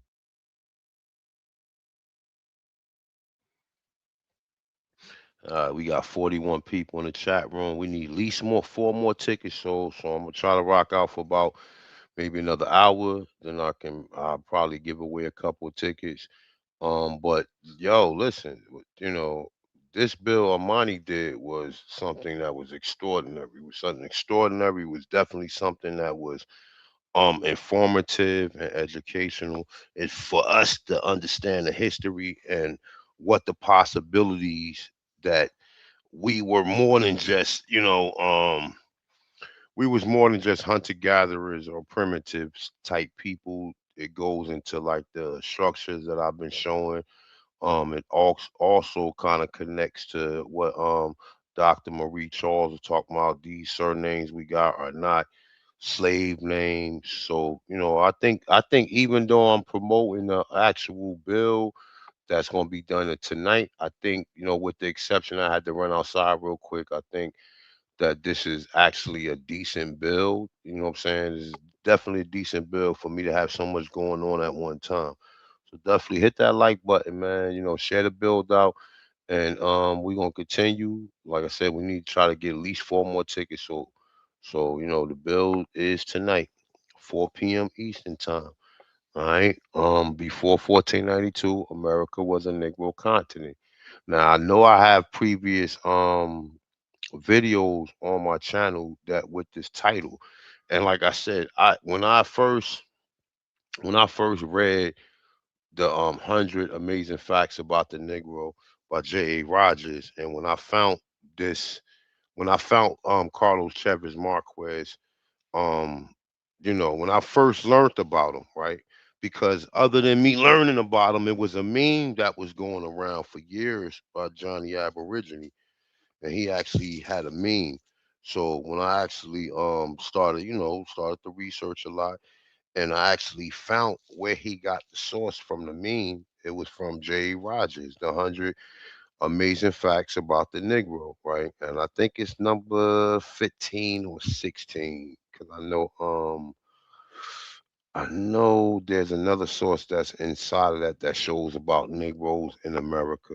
Trying to think of the actual author name, but Carlos Chavez Marquez, and even in his book, the study of no, is it anthropology, ethnologic,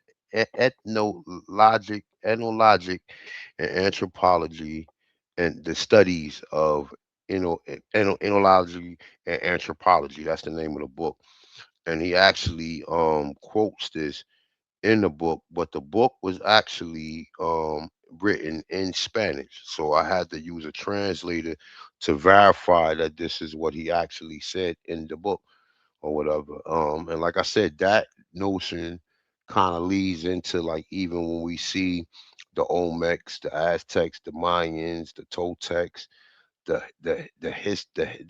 Hills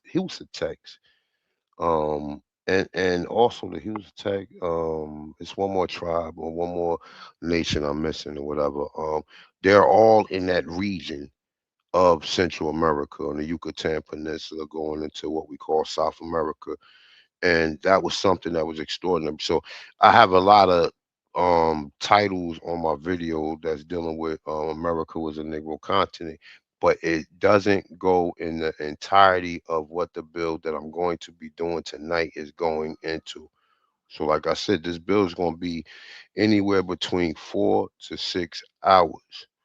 And I was practicing when I was kind of rehearsing it. I rehearsed it like 3 times. Last night I rehearsed it again, and it took me. And I was running through it. I was going through it fast. I was going through it fast. It took me like almost. It took me like almost 5 hours to go through it. So, like I said, the build is definitely something. It has a lot of volume to it, and it has a lot of substance to it as well. So definitely, if you like to support it, the information is on the screen. And like I said, brother Amani is definitely going in on his bill. Shout out to my brother Amani Bay. Shout out to everybody in the chat room, man. Peace to the guys, man. Definitely. Like I said, this information is definitely just for you to keep records of. Um, definitely for you to kind of like learn it so that you can kind of like understand that we was already in America. We didn't come here from no transatlantic slave trade. That was reserved for the Slavics or whatever. We have always been here, and we wasn't under the rule of no European or Slavs, and we shit until now, man. Until like I said, from 1965 with the whole integration campaign that was led by Martin Luther King, that was funded by the Rothschilds and the Rockefellers. That's what led to the situation that we are in now, right? But prior to that, we had our own government. We was doing our own business, and like I said, the brother Amani is actually going in on some of the trades that we was involved in. So shout out to the brother, man. Shout out to everybody that stayed, still in the chat room.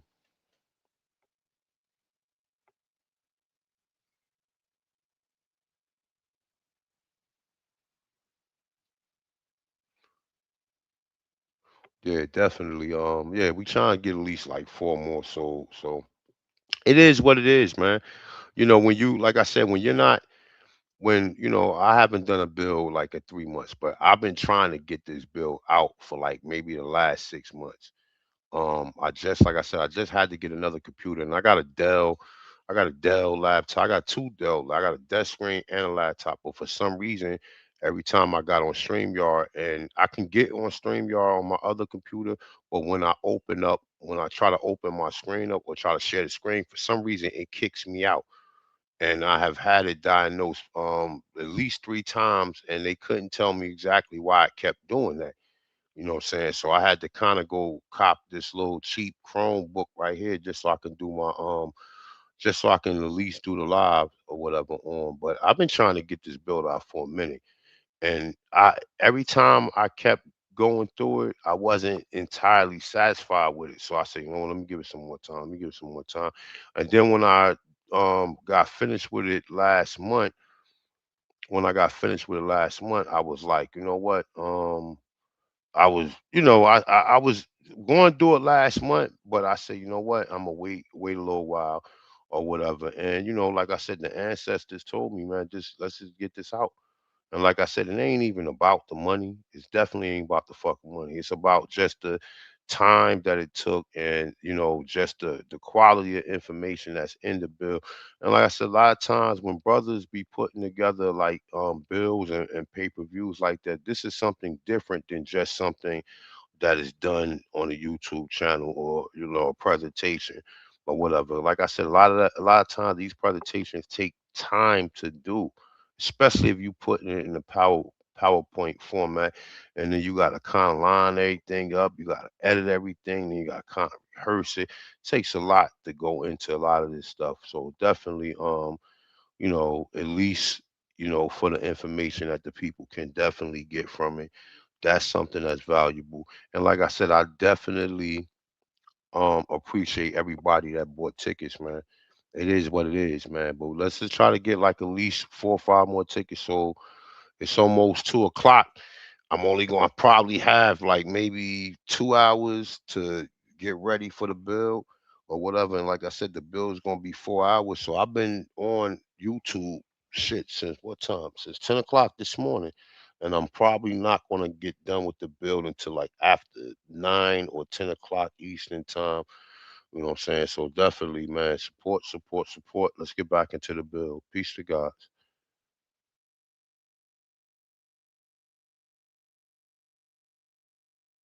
Ticket, man.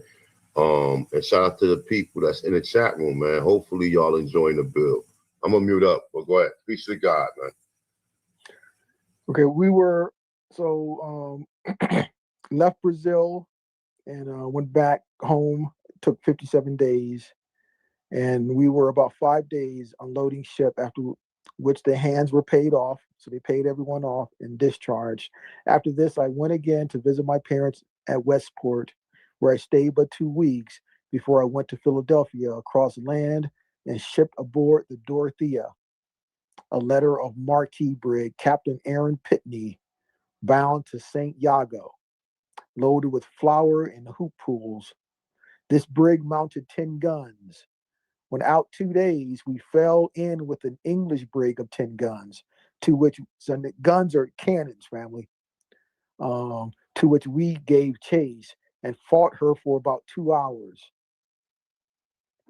When she got away from us, we being unable to gain upon her in consequence of having our rigging badly cut to pieces. In this action, we lost 2 men killed and the captain badly wounded.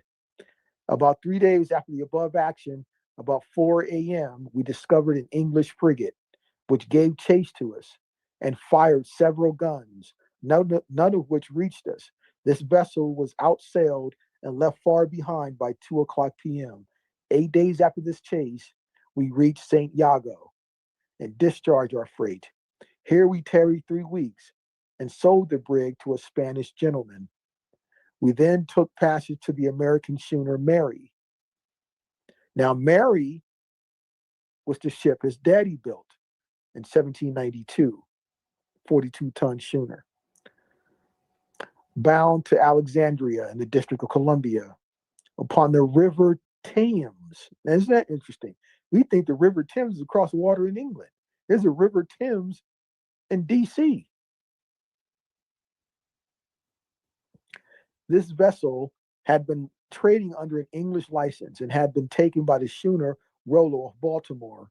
Her captors were sending her home as a prize. Of this, we were not acquainted until we had got out to sea. Okay, now let's get kind of scroll down here. So actually, Junior gets into a little problem family where he was actually captive for a while by pirates and down in Jamaica. Okay, but I want to kind of now remember everyone here is going to get a copy of this for your records, so you have this.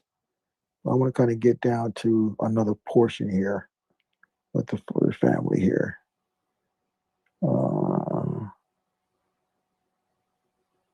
Okay, when he gets back home. Here. Okay, here. Okay. Okay. The next trip which I made to sea was in the brig America of 200 tons. William Daggett, master or captain. We sailed from Boston with a crew of 10 men and 25 passengers on a cruise to New Orleans, which we made in 20 days. While opposite Cape Florida, we fell in with a pirate schooner, which gave chase to us by coming down upon our larboard quarter and giving us a gun which passed through our bulwark. Our captain at this juncture had advised a surrender of our vessel, but the mate declared he would not give up if the men would stand by him. The passengers told him that they would fight as long as there was a man left. They then stripped off their coats and we cleared for action. We then fired a broadside which cut away the pirate's main mast and killed several of her crew. We fired several broadsides, and the passengers fired the small arms to good effect. For the enemy soon wore away to windward and got off as soon as possible by means of their oars. We saw several dead bodies floating in the water belonging to the pirate crew. We had but one man wounded and none killed. We stayed at New Orleans 3 weeks, took in a load of cotton, and again sailed for Providence. That's Rhode Island, that's Compton area, where we arrived after a passage of 30 days. Here we discharged our cargo and took in a set of ballast, and after staying about 20 days, we again set sail for Richmond in Virginia. After flour, we took in 1,700 barrels of flour at Richmond, Virginia, and after staying about 3 weeks again, set sail for Boston, where we arrived after a sail of 15 days. Here we were paid off and discharged, after which I went home to New Bedford, my parents at this time being dead. Here I stayed until the next June 1817, when I shipped aboard the Alexander Barclay, Captain Joseph Dunbar, bound to Baltimore for cotton, fustick, and tobacco stocks. Okay, so his parents died, and he goes back out there selling there. After loading our vessel with the above articles, we set sail for Bremen, a town in Germany, on the river Weser. We had 3 passengers, Dr. Jameson, wife, and daughter. We were 4 weeks in loading our vessel and 30 days on our passage to Bremen. We had an excellent captain. At Bremen, which is Germany, we stayed but 3 weeks, discharged our freight, took in ballast and 2 passengers, a Swedish lady and her daughter. From here, we sailed to Gothenburg, which took 15 days. Here we took in a load of iron, stayed 4 weeks, and again set sail for New Bedford, which place we reached in 47 days thereafter.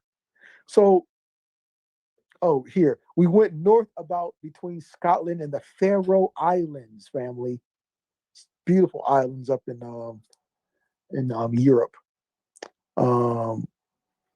When on the banks, we saw large islands of ice, which contain a number of hundred of acres, and some of them 150 feet high. We arrived at New Bedford about the 1st of January, 1818. Now remember, he took in passengers, a Swedish lady and her daughter. And they, and took them to Gothenburg, which took 16 days. So they're constantly creating other streams of income, taking in passengers when they arrive at a particular port, taking them to destinations as well. Hey, show me where you at, man, because I got caught up in the story and shit. I ain't even moving no more. I got caught up in the story. The story is definitely a nice read. Where are you at? I'm trying to keep up. I'm on the part where it says, you see where it said we stayed at New Orleans 3 weeks. The next voyage I made, that next paragraph, It's in this part right You here. stayed at New Orleans 3 weeks. Beginning, you see that? Oh, okay, all right, okay, all right. Now that go down to the next paragraph. The next voyage that I made was with Captain Joseph Gardner. See that?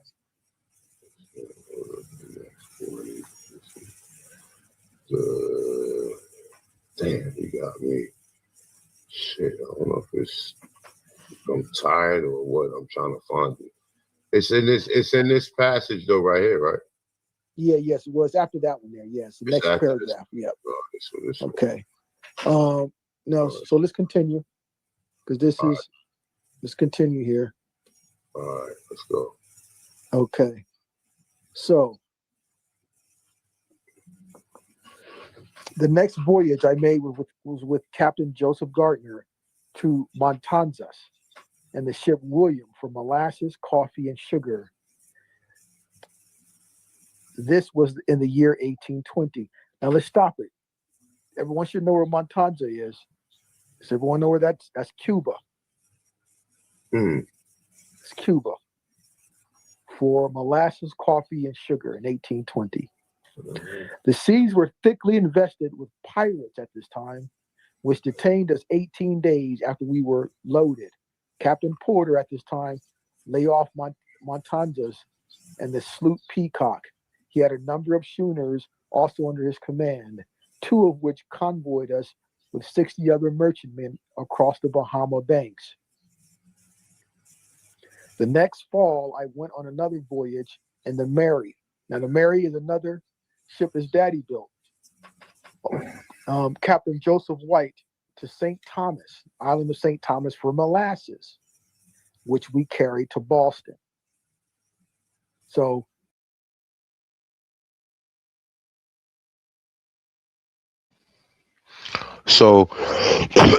excuse me. All right, so check it out.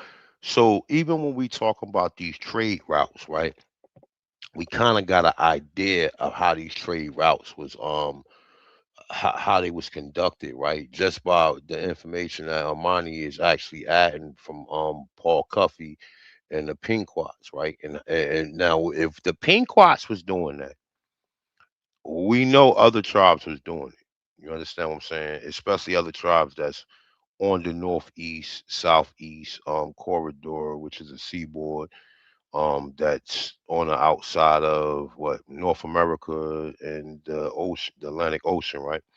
So just from what we hearing from the brother Amani Bay, right, and Paul Cuffey and his travels, we know that this wasn't just something that was just exclusive to them. This had to be exclusive to multiple different nations, and like they're going to other places and they're getting other resources and bringing them back to the mainland and selling them. I know ain't nobody going to no goddamn Caribbean just to get molasses just to bring back to their so-called tribe or just for the people that's in their cities or whatever. This is probably a large economical stronghold that these people that they are actually involved in. And that's like, even with the fur trade, they want you to think, oh, Europeans was the ones killing involved in the fur trade. The fur trade, multiple other resources that we know that was part and parcel of these trade routes.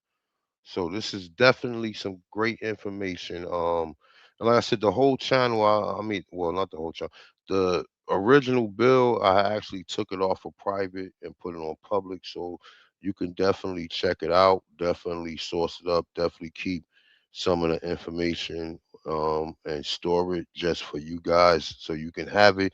Because like I said, a lot of times, man, when it comes to these bills, I'm more in it. I'm not in it just for the historical. I'm in it to because we've been lied to, when it comes to history. I'm more of a historian, and I like to definitely keep note of a lot of stuff. So, I'm constantly in different conversations with this and people constantly doubting, the possibilities that our people had when it came to getting resources or moving or just doing different economical just being involved in economics, period. You know what I'm saying? This is something that's not highly promoted or highly, you know what I'm saying?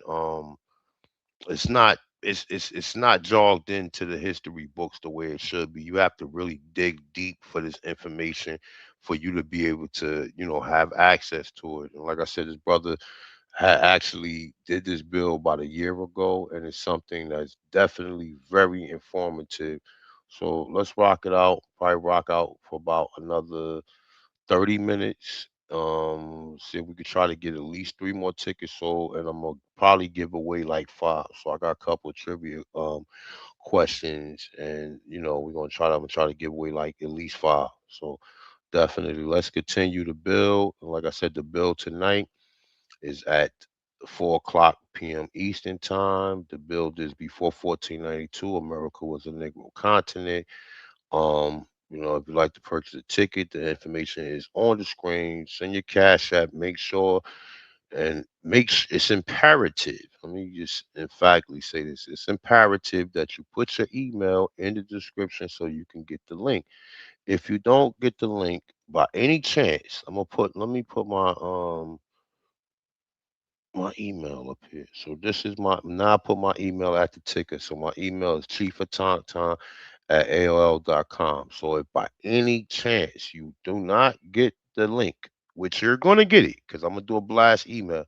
So, but if any chance you didn't put your email in the description and you don't get the link because of for that reason and that reason only, then definitely email me, and I could definitely email me. Put your email.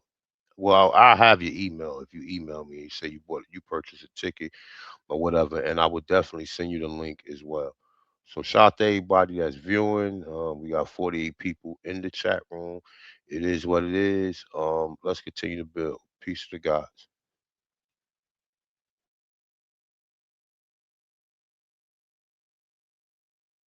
They were out doing business, family. You know.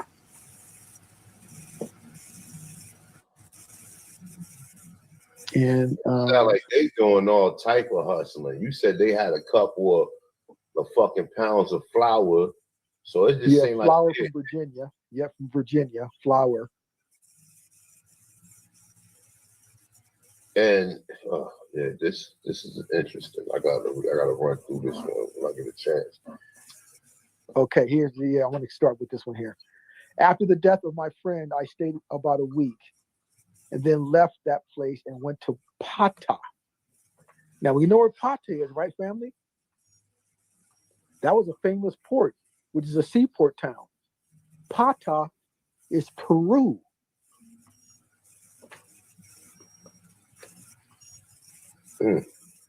Pata was a very popular seaport in Peru.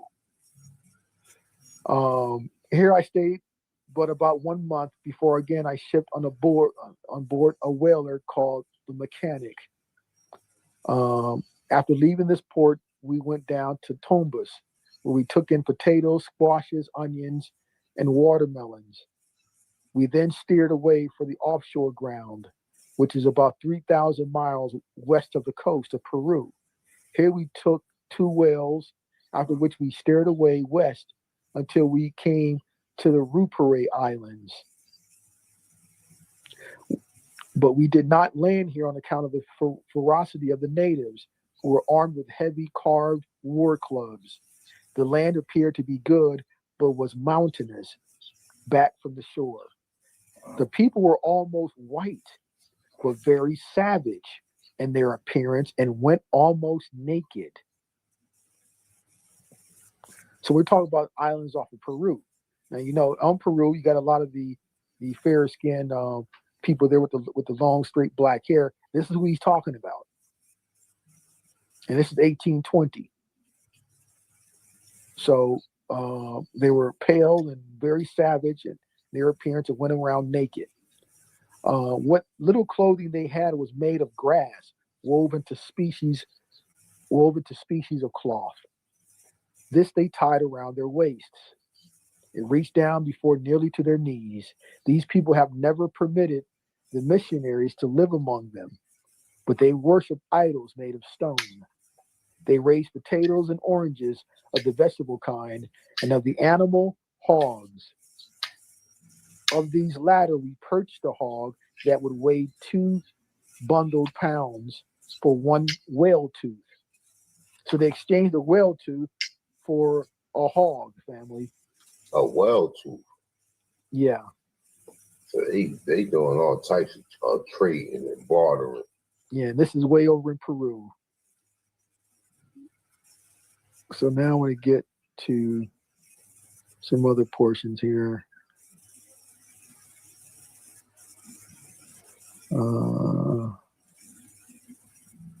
Steve in Chicago. Okay, right here. This is interesting. Okay. After discharging our freight at Old Town on the Vineyard, I went home to New Bedford, where I stayed 3 months. When I again shipped aboard of a whaler called the Delight, Captain Philip Sanford. Our voyage was made to St. Domingo in 28 days. Here we commenced fishing, but catch nothing but black fish, which we sold for potatoes, oranges, squashes, etc. We then went down upon the Jamaican coast, where we caught 7 sperm whales. After this, we went into Mexico Bay, where we took 4 more whales. Then we went to the Western Islands, where we caught 3 more large whales. We then stopped at Flores. Now, let me stop right there, family. You know where Flores is, family? The island of Flores. It's in Indonesia.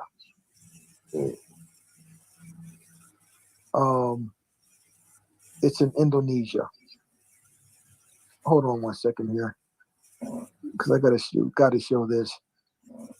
Got to show this here. So Indonesia. He's way over there in Indonesia,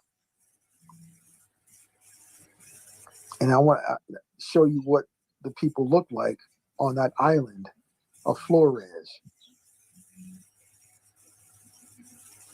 Let's see here, right here. Okay. I'm going to quickly email you this photo of a warrior from Flores, A1. I want you to quickly show this image. So on Flores, they took in potatoes, onions, chickens, pumpkins, and squashes. We stopped at several other of these group of islands on our way home. So there's a whole group of islands now.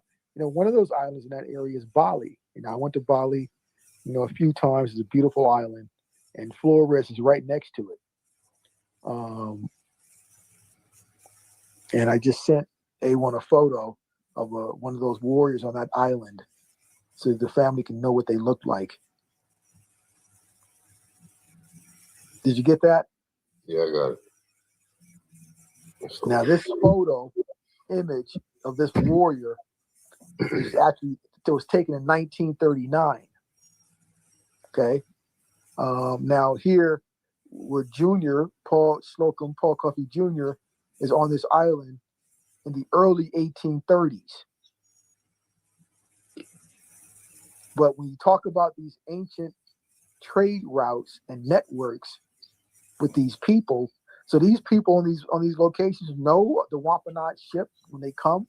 They know they're getting oil, right? And then they do trade. These are ancient trade relationships, and for them to freely go all over the world to dominate and monopolize that trade, which means they had to protect it.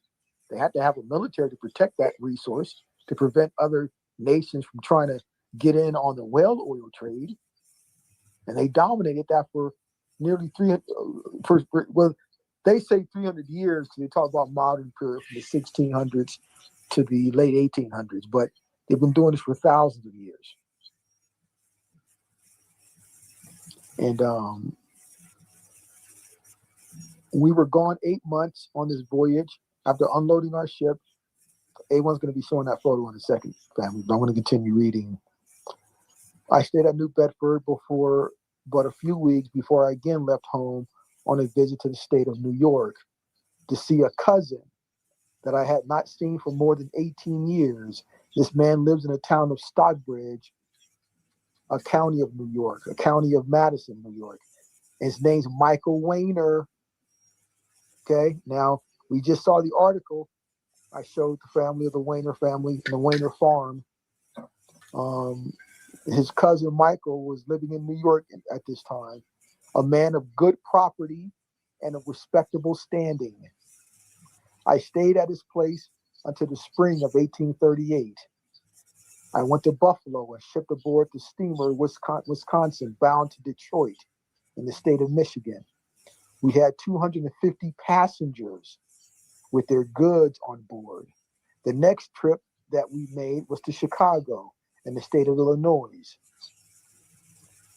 On our return passage, I hurt my foot while taking in wood in Cleveland, Ohio. After this, I boarded a few days in Buffalo, but my foot continued hurting. I returned to Stockbridge, New York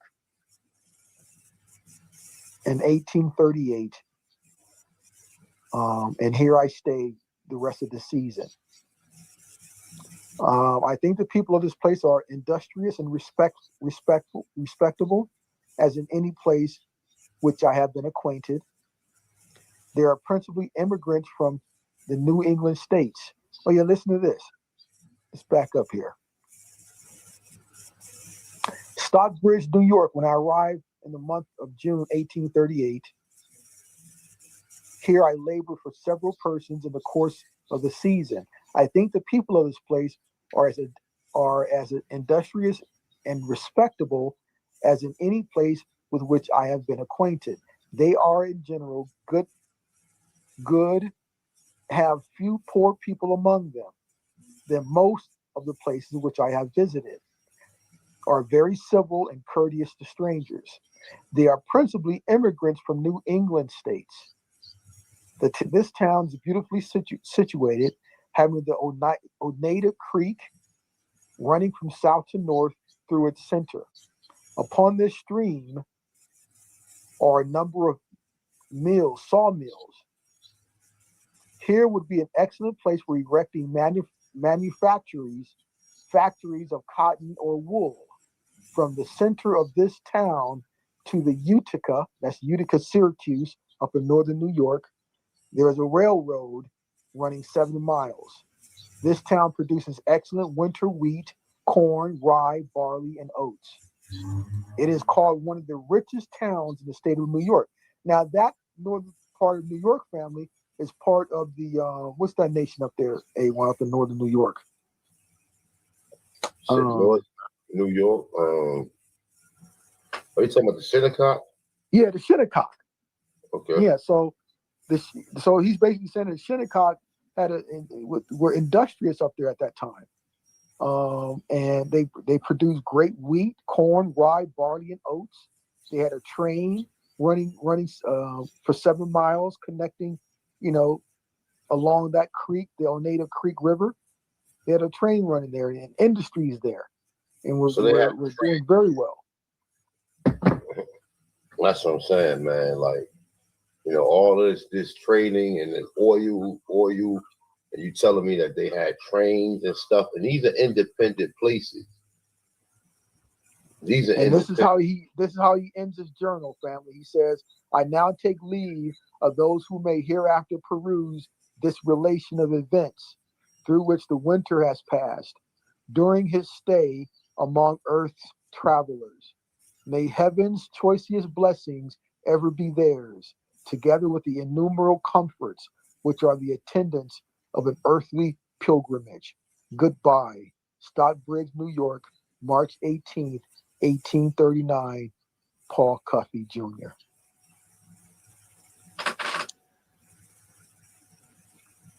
There you have it, family. We have Junior's journal of his adventures, detailing the global trade network that they dominated, because they had, at that time, the main resource that everyone needed was the whale oil. And they grew very wealthy So this industry, they dominated for thousands of years, family. Up until somehow it got hijacked, and and things happened, and now these people are called African Americans. What's cursed to cut them off from their heritage of being those Compton Indians, those Wampanoag Indians, because they can cut them off from that. They can cut them off from their inheritance. But some of this still connected. We saw the article of the Wayner farm. They're still around, those heirs. They're still on their land. But unfortunately, the majority of us were cut away. But now we have these pieces of evidence and these facts that our ancestors blessed us with to get back to make and reclaim your inheritance, family. So we see a whole network traveling to all places in North America, all these ancient relationships, getting the products, cotton in Georgia, flour in Virginia. So these are these old relationships. Okay. So everyone will get a copy of this here journal from Junior. I'll send everyone who participated the database with the Compton Indian family names from the court records of the 16, 17, 1800s. Yeah, so basically anything here, we all have your emails. Now you have my email as well. So everyone can, email me, and then I can start sending out these, all of these sources and these the information that I share with the family. Everyone can have that there. Okay, so it's late. I'd like to thank everyone for participating. And again, I hope you're full. I know it was a lot there. And it was definitely a well worth investment, because this is the kind of real information, valuable information that we need to change our lives. And this is our purpose, our true purpose, family, is to share information, valuable information, to change lives and to help each other accomplish that. Right? So that's my purpose. And I know we're distracted, but let's not fall for any other distractions. We need to share out information with each other to help us, claim our inheritance and our legacies and industries.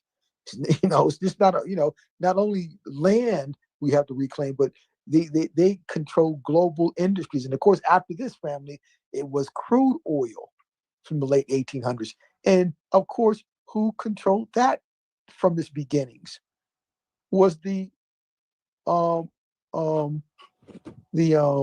Muskogee Nation. I showed in Solomon Jones' video, all the first America's oil barons were Muskogee Creek. From the late 1800s up until 1940, 1950, before they shipped it out to Saudi Arabia. So we start the global industries. We start the industries, family. All right. So all this information, just reach out to me. All those that participated, and then you'll get everything here. You get, Charles Page's patent for the airplane, all this stuff, the documents for Professor Smith suing Jesse Jackson, and everything else there, family. So again, thanks everyone for participating. And this is how we have to do it, because if this was public on YouTube, this presentation would have been cut off right in the middle. Everyone knows that. So this is, whenever I'm blessed again with this kind of information that I have to share, then this is how we have to do it. It has to be private. We may use Zoom next time, because then it will allow me to screen share myself there. But thanks to A1 for giving us use of this platform there. You still there? Yeah, I'm right here. Yeah. So and I appreciate everyone participating there. I know it's getting late, but I know you may not be able to sleep after this information, family. But now you get it in your hands for your library and to help you continue your own research, because this is the valuable sources that we need along this journey here. I gave everybody the passage that she was reading from the Okay, cool, awesome, awesome. The Life and Adventures of Paul Cuffey. Yeah, I know you are. Divine's wired. She's not going to be able to go to sleep. But see, again, we've been programmed of what a so-called Indian is, family. But after today, you have to ship your whole idea of what an Indian is. You know, that's it says clear. The Life and Time of Paul Cuffey, Pequot Indian. Come on, man. During the 30 years spent at sea, traveling in foreign lands. And it don't seem like, these lands is the same way it is now, where they got ports and you know what I'm saying, and they got trades and everything. It don't sound like nobody being detained. Like they, oh shit, they go a nigga capture him and put him on a plane. Like it ain't nothing like nigga just, yeah, like you got niggas obviously moving around and ain't nobody looking at them like, oh, they go a nigga, get him. Put him on a plantation, or he been Shanghai or Blackbird or whatever they be calling that when they capture somebody. This man moving around freely, and they pretty much hustling different resources. You know, the root. Did you ever get that picture of that Flores warrior? Oh yeah. I got that up. I want show that real quick. Let me see. Hold up. Thank you, Aboriginal. Thank you, and have a good night there. Monaga, appreciate you, Mr. Tom Jones. Everyone in the chat there.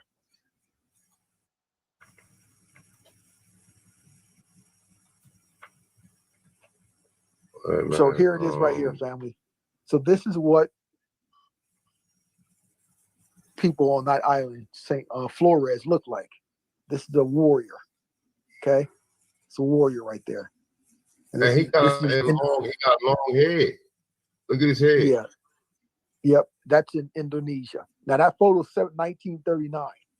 So there's 100 years before Junior is doing business with people on this island. Think about that. So these ancient routes and trade networks for thousands of years been trading back and forth. See, people been going around the earth forever, traveling. Wasn't by, during Junior's time, it wasn't by plane, it was by ships that his daddy built. And those before his father, because all those skills were passed down generationally. Yeah, this is definitely interesting. There was some things in here I was reading as you was going through it, and when it got to, it was a certain part here. You forgot to go into the Pacific because we did see. Well, yeah. He went to the Pacific. He went as far as Hawaii, but I don't want to read the entire deal there. Everyone's going to have it for their own records, so you better go through the entire journal. It says the South American Pacific Welling Grounds. So they was all the way in South America, the Pacific Welling Ground. They was over here on the Pacific area. Like, look, you know what I'm saying? Like, look at the areas. And then we talking about, and he's saying life of a Pequot Indian. They specified that shit. Like, you know what I'm saying? They specified South America Pacific Welling Ground. So they was all the way over here catching and hunting whales. So it's definitely interesting. Definitely some interesting information. You saying what? So with the oil, what this, because you didn't really touch exactly what they was doing with the oil. What was they doing with the oil? So the oil lit the streets because they had the lamps, the street lamps, to light all the streets up around the world at the time, and all of these, major cities around the world. North America at the time, it was the whale oil that lit the street lamps, and they also used it for candles. They used it to make soap. It was many different uses, but the main use when it was going to Europe, they were selling it because that's how they lit the streets. So at night, when they had these streets lit, and these lamps needed the whale oil to to fire up and stay lit. So that's why it was so valuable. And then they had other uses for it.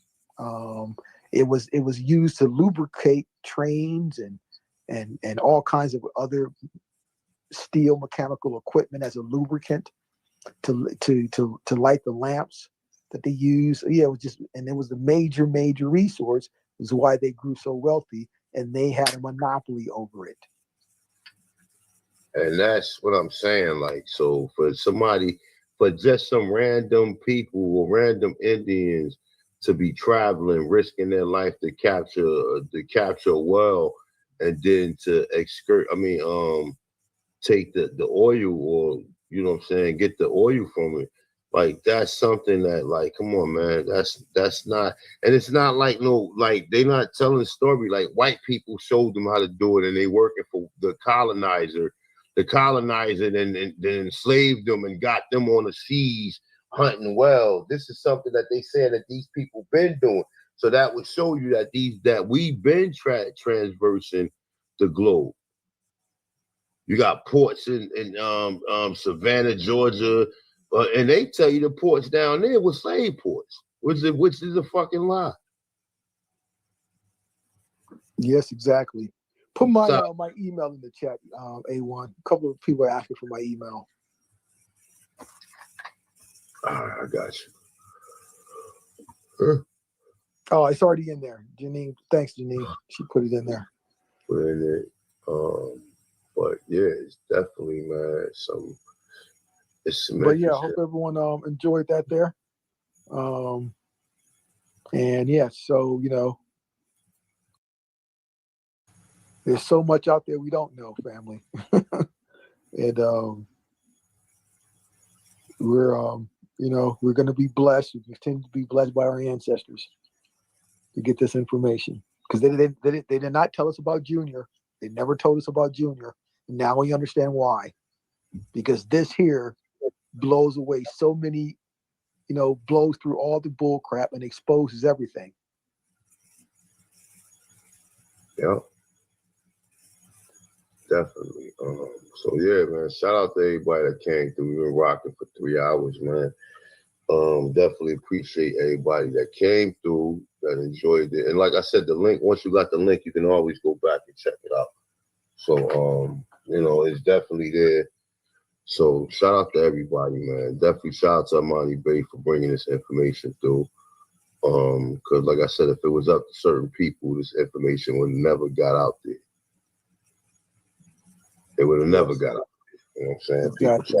People try to sabotage the bill, and this bill ain't it's about our people, and it's more information dealing with what's going on in America, just to keep us on note on what we like, the information that's being hidden from us on what really was going on. So man, shout out to everybody, man. Appreciate everybody for coming through, man. We about to get up out of here. It's 12 o'clock. I'm about to take it down.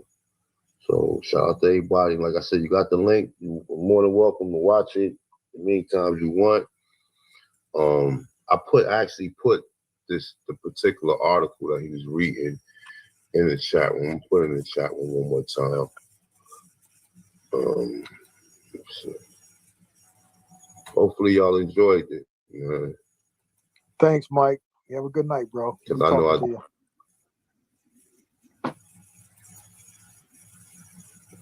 All right, so with that being said, look, I dropped the link back in there. So y'all got the link. So definitely, I think if you click on the link, it'll take you bookmark it and just definitely keep a copy for yourself.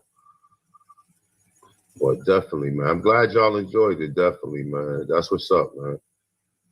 So I'm about to get up out of here because I've been rocking up. I was going on since 6, so that's damn near 6 hours, man. So, man, shout out to everybody, man. Thank y'all for coming through, man. Thank y'all for purchasing the bill. And like I said, it was definitely worth it. That's exactly why, it was something that I definitely wanted to do on a private note. So shout out to everybody, man. Everybody enjoy the rest of the night and have a good weekend. With that being said, man, peace to guys, peace to goddesses. Shout out to my brother Amani. Shout out to everybody that participated and everybody that purchased a ticket. With that being said, man, we out of here, man. Peace. Peace. Good night.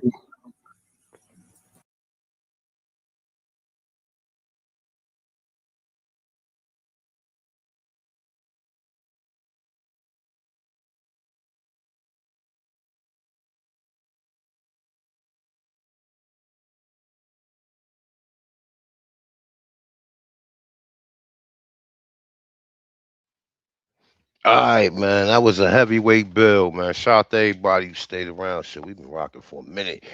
I'm gonna have to try to at least get like an hour little nap or whatever. But I did promise I was gonna give a couple of tickets out, man. Shout out to everybody, man, who purchased a ticket. I guess we probably can try to get like two more. So hopefully before the live stream, even if you purchase one after I send the links out, I'll see the notification in my Cash App.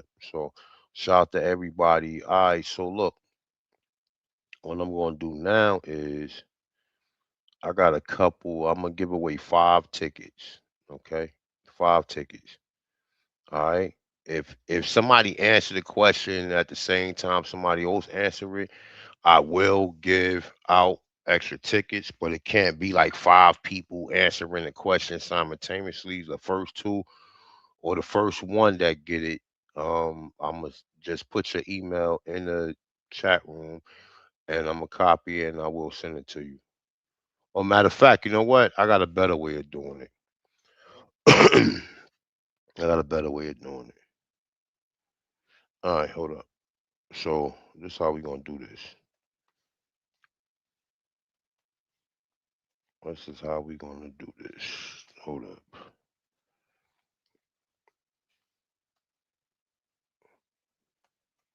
All right, so this is my email. So whenever you answer the question, whatever the trivia question is, just email me and I'm gonna acknowledge that you actually are the one that won the ticket. And then please make sure you email me because this is I mean, this is not difficult to send a blast email out. But I definitely I need you to send your email in a timely manner because once I get going, I don't want to have to I don't want to have to stop to send emails out. So you guys got my email. Before I actually go live, I'm going to check it probably about maybe 15 minutes before I go live to make sure that everybody got their email. So try to send me an email by the next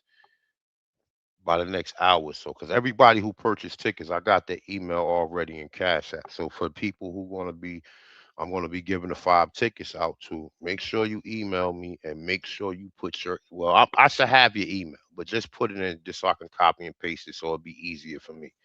All right. So it's my email, chiefatonchon@aol.com. All right. So remember, just send it to the email. All right. So look, this is what I'm going to do for the people. So we're going to get 5 trivia questions. All right. So, let me see something. All right, so the first trivia question is what is the definition of aboriginal? You can paraphrase it or summarize it. It don't have to be a long goddamn you ain't gotta type out a long what's the name in the chat room. But the first trivia question is gonna be what is the definition of the term aboriginal? All right.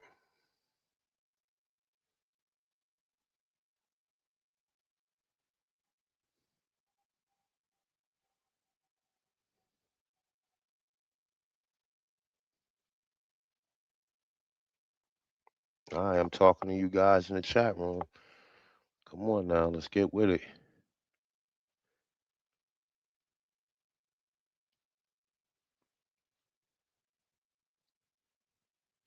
We got 39 people in here, so People falling off. Let's come on now. Let's get with it. Let's get 5 people so I can at least give out 5 tickets. What is the definition of the term Aboriginal?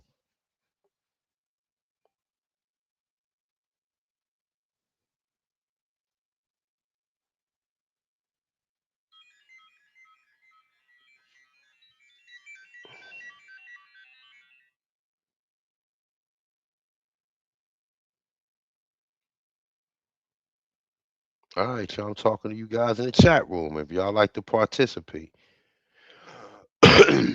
somebody answer the question. What is the definition of the term Aboriginal?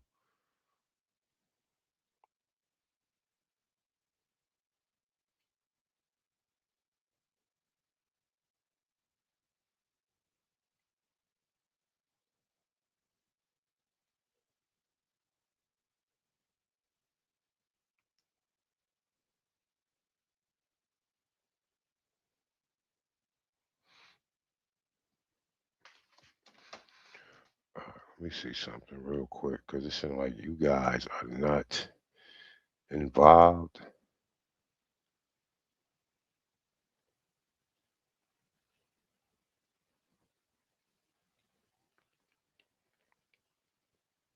All right, what's that too hard for you guys to answer the question? All right, so if you can't answer that question, if somebody answer it, they will definitely get credit for. All right, what is the definition of the word American? All right, so hold up. Nah, you ain't gotta send it. You could type it in the chat room. You ain't gotta send it to the email. Just type it in the chat room. Well, we already got one. Jackie Bucking. Hold up, let me see something. Email you the answer. And saying, shake my head. Sorry about the confusion. All right, hold up, real quick. All right, I'm gonna give you credit for that. Let me see something. Hold up. Yeah, you ain't gotta send it. You can just type it in. All right, so we got the Arrow Hawk is saying from the beginning. I'm gonna give you a free ticket. I'm gonna get Jam. I'm gonna give you a free ticket, and I'm gonna get Jackie a ticket.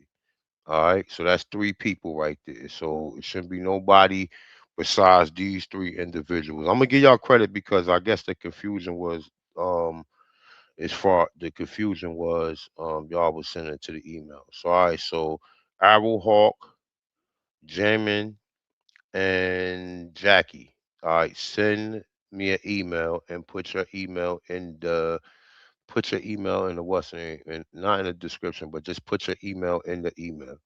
I have the email, but I don't feel like copying it. It's easier for me to open the email and copy it like that. It's a lot easier for me to do it like that. So you three Aborigines, Jackie, Jammin, and the Arrowhawk, send me an email, okay? All right, so y'all got a ticket, all right? So let me see something. Who else we got? All right, so what we got? V Cop, what you say? Let me see something. Inhabitants of the land. Is this is from an earlier time? All right. So Chubb Jack got it. He actually got it emphatically. So I see you was looking for a ticket. So Chubb Jack, send me an email. Okay. All right. So we got VCOP. What you put? You sent it. All right. So it's a American native born to anyone on the continent. Nah, come on, sis. Nah, that's not the definition. Say American native born to anyone on the continent. Nah, and I'm not trying to be funny neither, V Copper.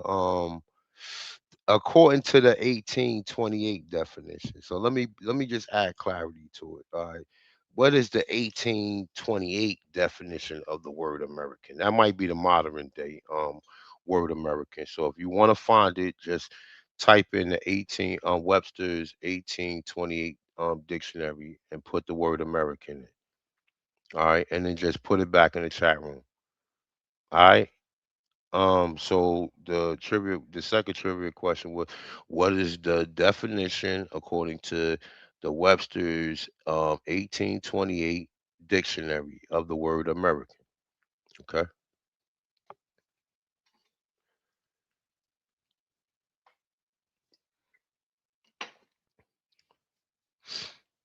All right. The third question is,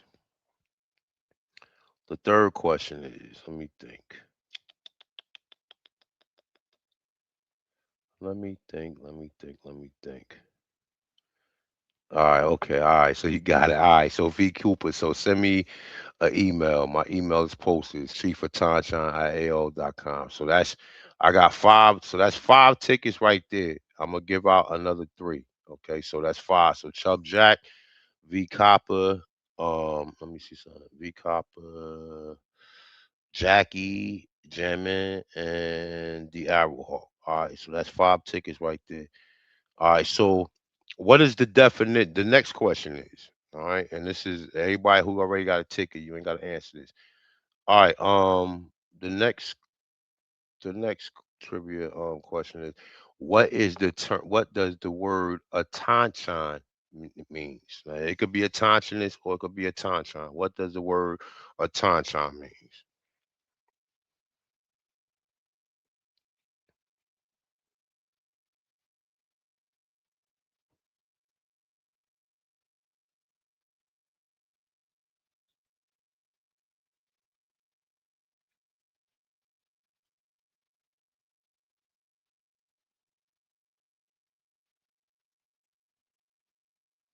Come on, Crystal Cake. You are old head. You already know.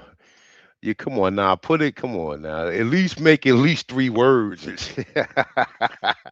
Come on, Crystal Cake. You're an old head around here. You supposed to know what the word attention means. Just straight off the head. All right, okay. All right. So Brandon Rogers got it. All right. So let me see if somebody else will get it. All right. So Brandon, send me a if you didn't buy a ticket already, send me. All right, young Chris got it too. From the soil. Okay. Hold up, hold up, hold up, hold up, hold up, hold up, hold up, hold up, hold up, hold up, hold up. Hold up. All right. So we got young Chris, Brandon Rogers, and Miss Wymack. All right, so that's three. So Brandon Rogers, Young Chris, and Miss Wymack. Y'all got the answers to what is. I mean, y'all got the question right to what is the word attentionist? What does the What is the definition of the word attentionist? All right. All right, so send it to my email, chiefattention@al.com. It should be in the chat room. If not, it's on the ticker right there going below the screen. All right. Yeah, yeah. I'm still selling. I got some new shit I'm coming out with though, and it's still on my stream, not stream, y'all. It's still on my Teespring website. So my Teespring website is linked to my YouTube account. Um, but I got some new fire shit. Some fire shit. I don't even want to put. I don't even want to show nobody this shit. I got some fire shit, some fire, some heavy shit, some heavy apparel. And I ain't even putting it out there yet because I'm gonna actually put it on my Culture Freedom website. So I'm gonna just like people can just go there and order it or whatever though. But this shit is fire. Like it's some fire heavyweight shit. All right, so let me see something. Let me see. What's another good question? Um,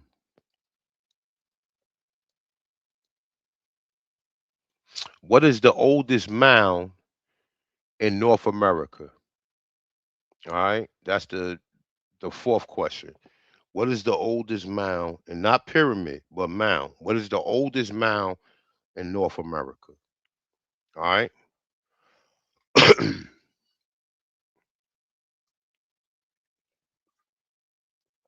see if somebody get this one.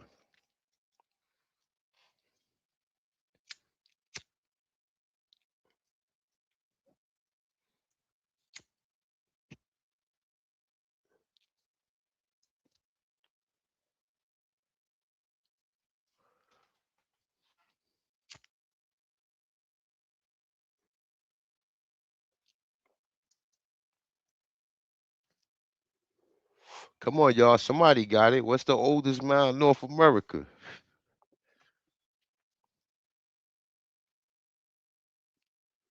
And you know what's crazy? I'm sorry because it might be a couple of different answers. Um, But if you can just tell me what's the oldest mound, like I mean, if it's because there's like maybe four of them that they consider the oldest mounds, and they're kind of like running side by side with the answer. So somebody tell me what is the oldest mound in North America?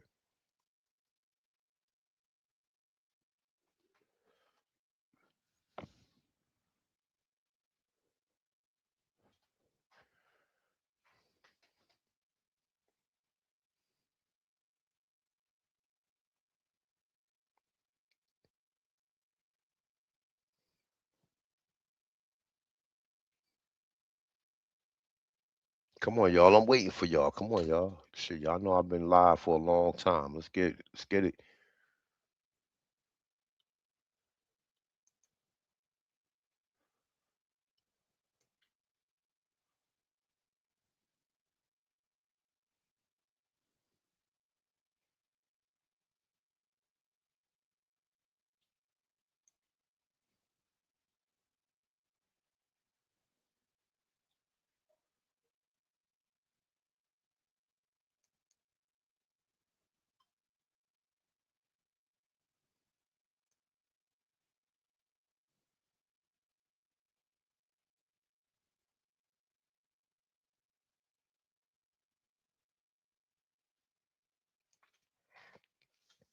Come on, y'all. We got 44 people in. Don't nobody know that. Can't nobody give me that answer.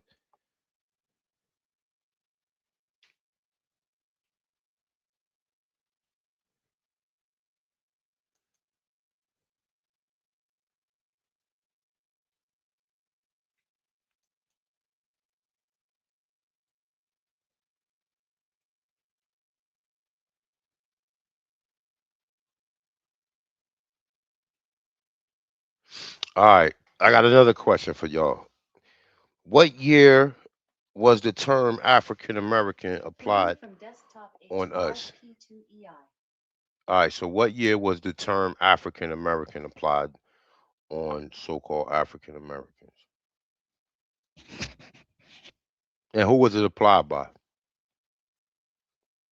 If you give me the year, I'll take the year. If you give me the person who was applied by, I'll take that as well. Come on, y'all. Let's get with it. Come on.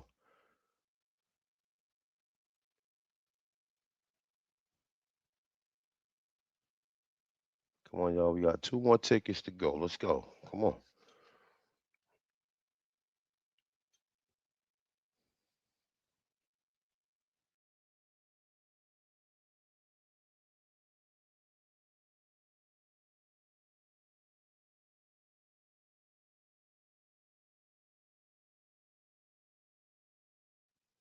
All right, young Chris, you don't count, man. But hold up. Hold up. Bright Mo Easy and hold up. Copper Draco, you already got one, didn't you? Didn't I already give you a ticket? Hold, let me see something real quick. Hold up. Let me see something. Didn't I already give you a ticket, Copper Draco? Let me see.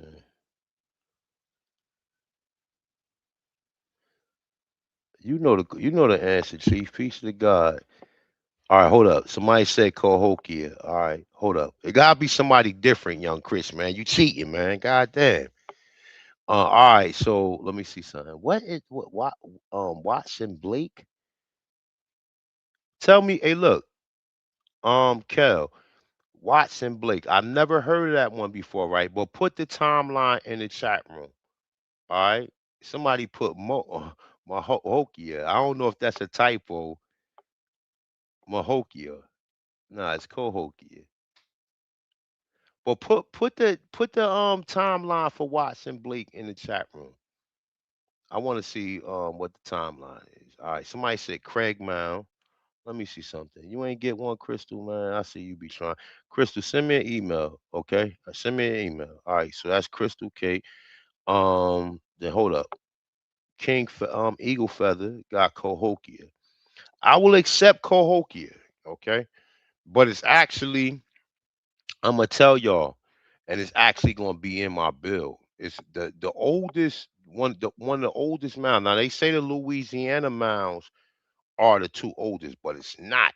The oldest mounds is a shell mound that was in Florida by the Timacoan. They say that is the oldest mound. Okay, it's a shell mound. Okay, but they do say the two mounds that's at the Louisiana campus, they also give credence, and they kind of like trying to figure out which one are the oldest. Is it the two in Louisiana, or is it the shell mounds that's in Florida?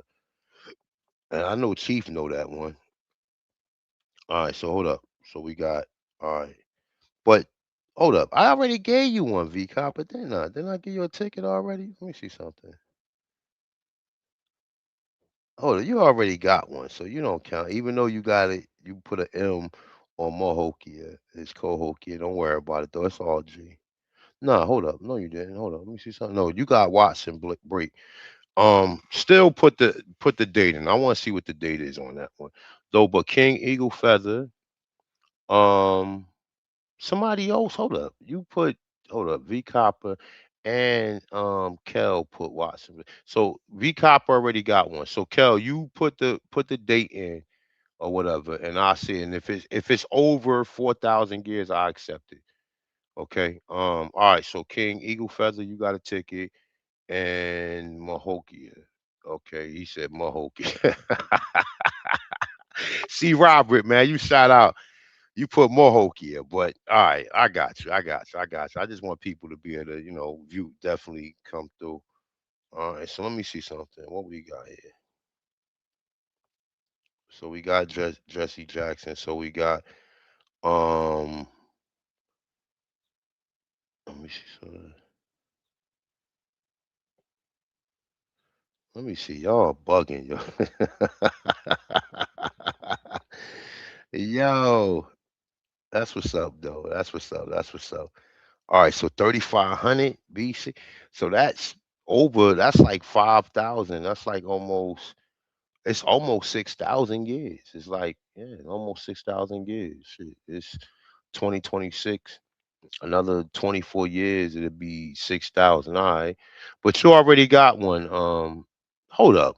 Hey, Chief, hold up. What you mean? Hold up. You already know, nigga. When I first met you, we was talking about the shell mounds are actually older than the Louisiana mounds. Word is bond. Like I said, I'm gonna put that. It's actually in the bill tonight.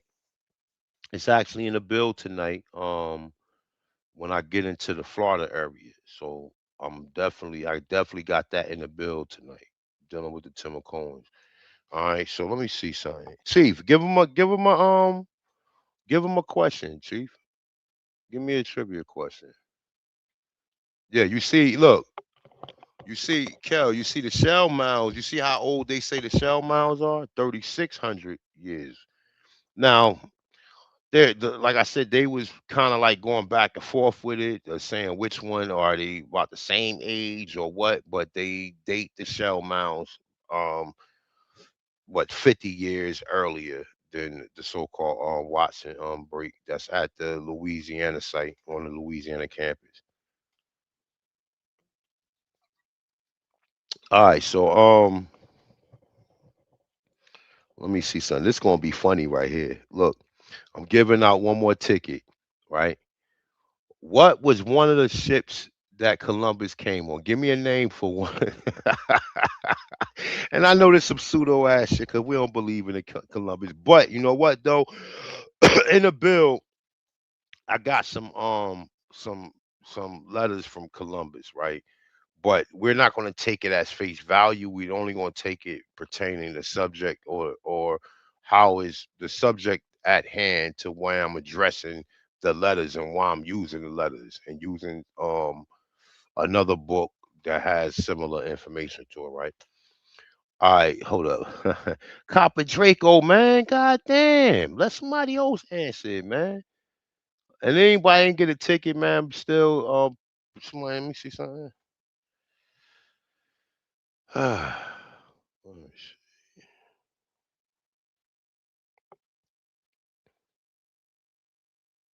All right, give me another name for it then. Since he answered one of them, give me a. Don't none of y'all other. Don't Copper Draco, Bright More Easy. Don't answer it neither.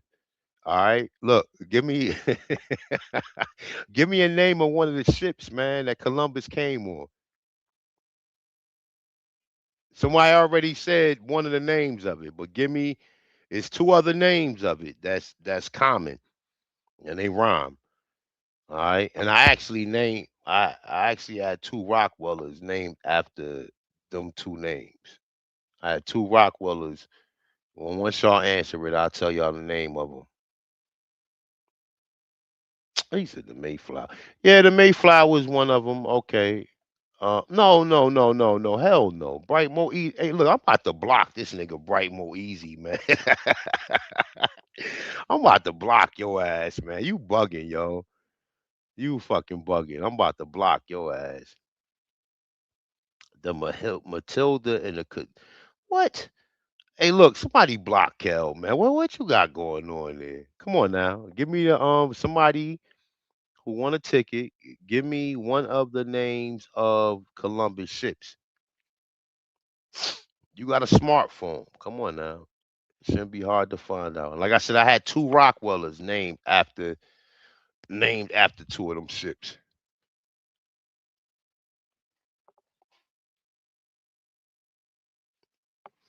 Bright more easy, you bugging, yo. Hold on.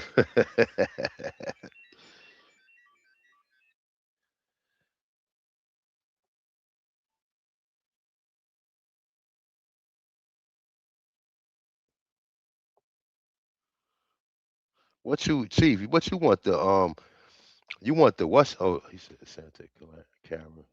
Hold up, come on, Darvish, you don't count these in my nigga. You just bought fucking like 5 tickets, nigga. Let somebody else answer.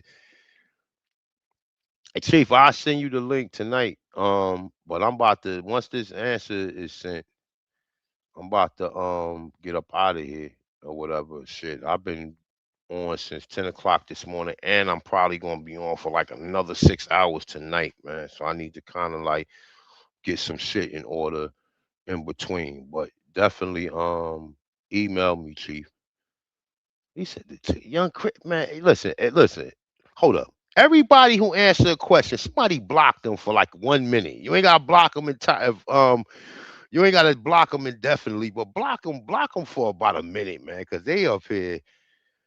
Look, somebody give me two names of Columbus ships, and they're easy. And like I said, they rhyme. Give me two names. Come on now.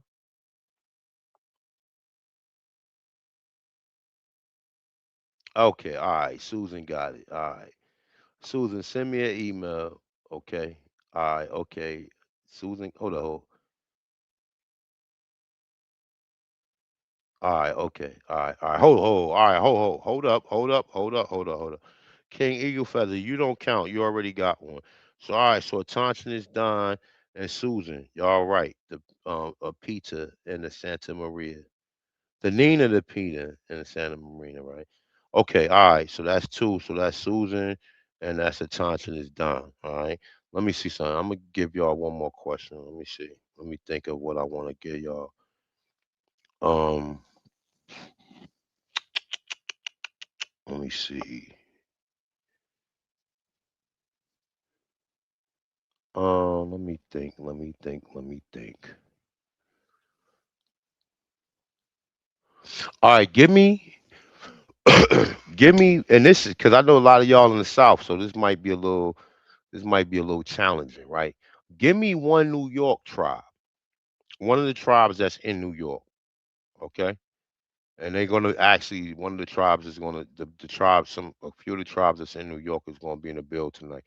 So the next trivia, no, hey, Thompson is done, man. You already got a ticket, man. You ain't gotta, you good, bro. But the Tuscarora, no, that don't count. That's North Carolina. That's the Carolinas, and that's also dealing with the Iroquois. Somebody, somebody who haven't got a ticket, somebody who don't got a ticket, who won a ticket. He said, "Hold up, the oldest city in North America." No, no, hold up. All right, hold up. Come on, hey, Bright more easy, man. Hey, Chief, man, help me block some of these niggas, man. Like y'all already got tickets and y'all still commenting, man. All right, somebody else, because he said one of them. All right, no, Kel, you don't count neither. Um, so all right, somebody put the Shinnecock. So now I'm not going to even answer that one.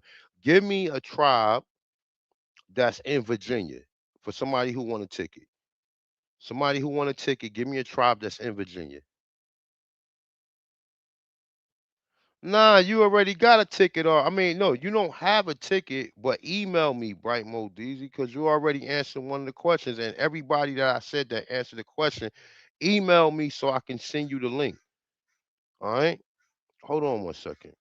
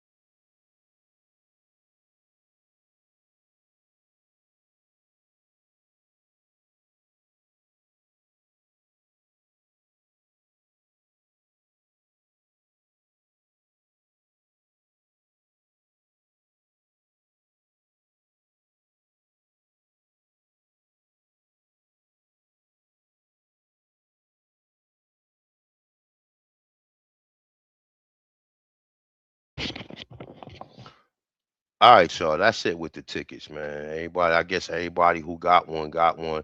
If not, let me get up out of here. I'm about to go on AP channel for about 10 minutes and I'm out of here. All right. So everybody who got a free ticket, email me so I can send y'all the link, okay? All right. So with that being said, man, for y'all that purchase tickets, for y'all that's gonna be in the actual bill, man, peace to gods, peace to goddesses. Definitely appreciate you. Appreciate the Tonchons and the Aborigines and the Indians, man. Definitely, man. So I see you guys on the other end. With that being said, your brother A1, aka Tonchins1, aka Ahanu Kiel. With that being said, I'm out of here. Peace. Peace to guys.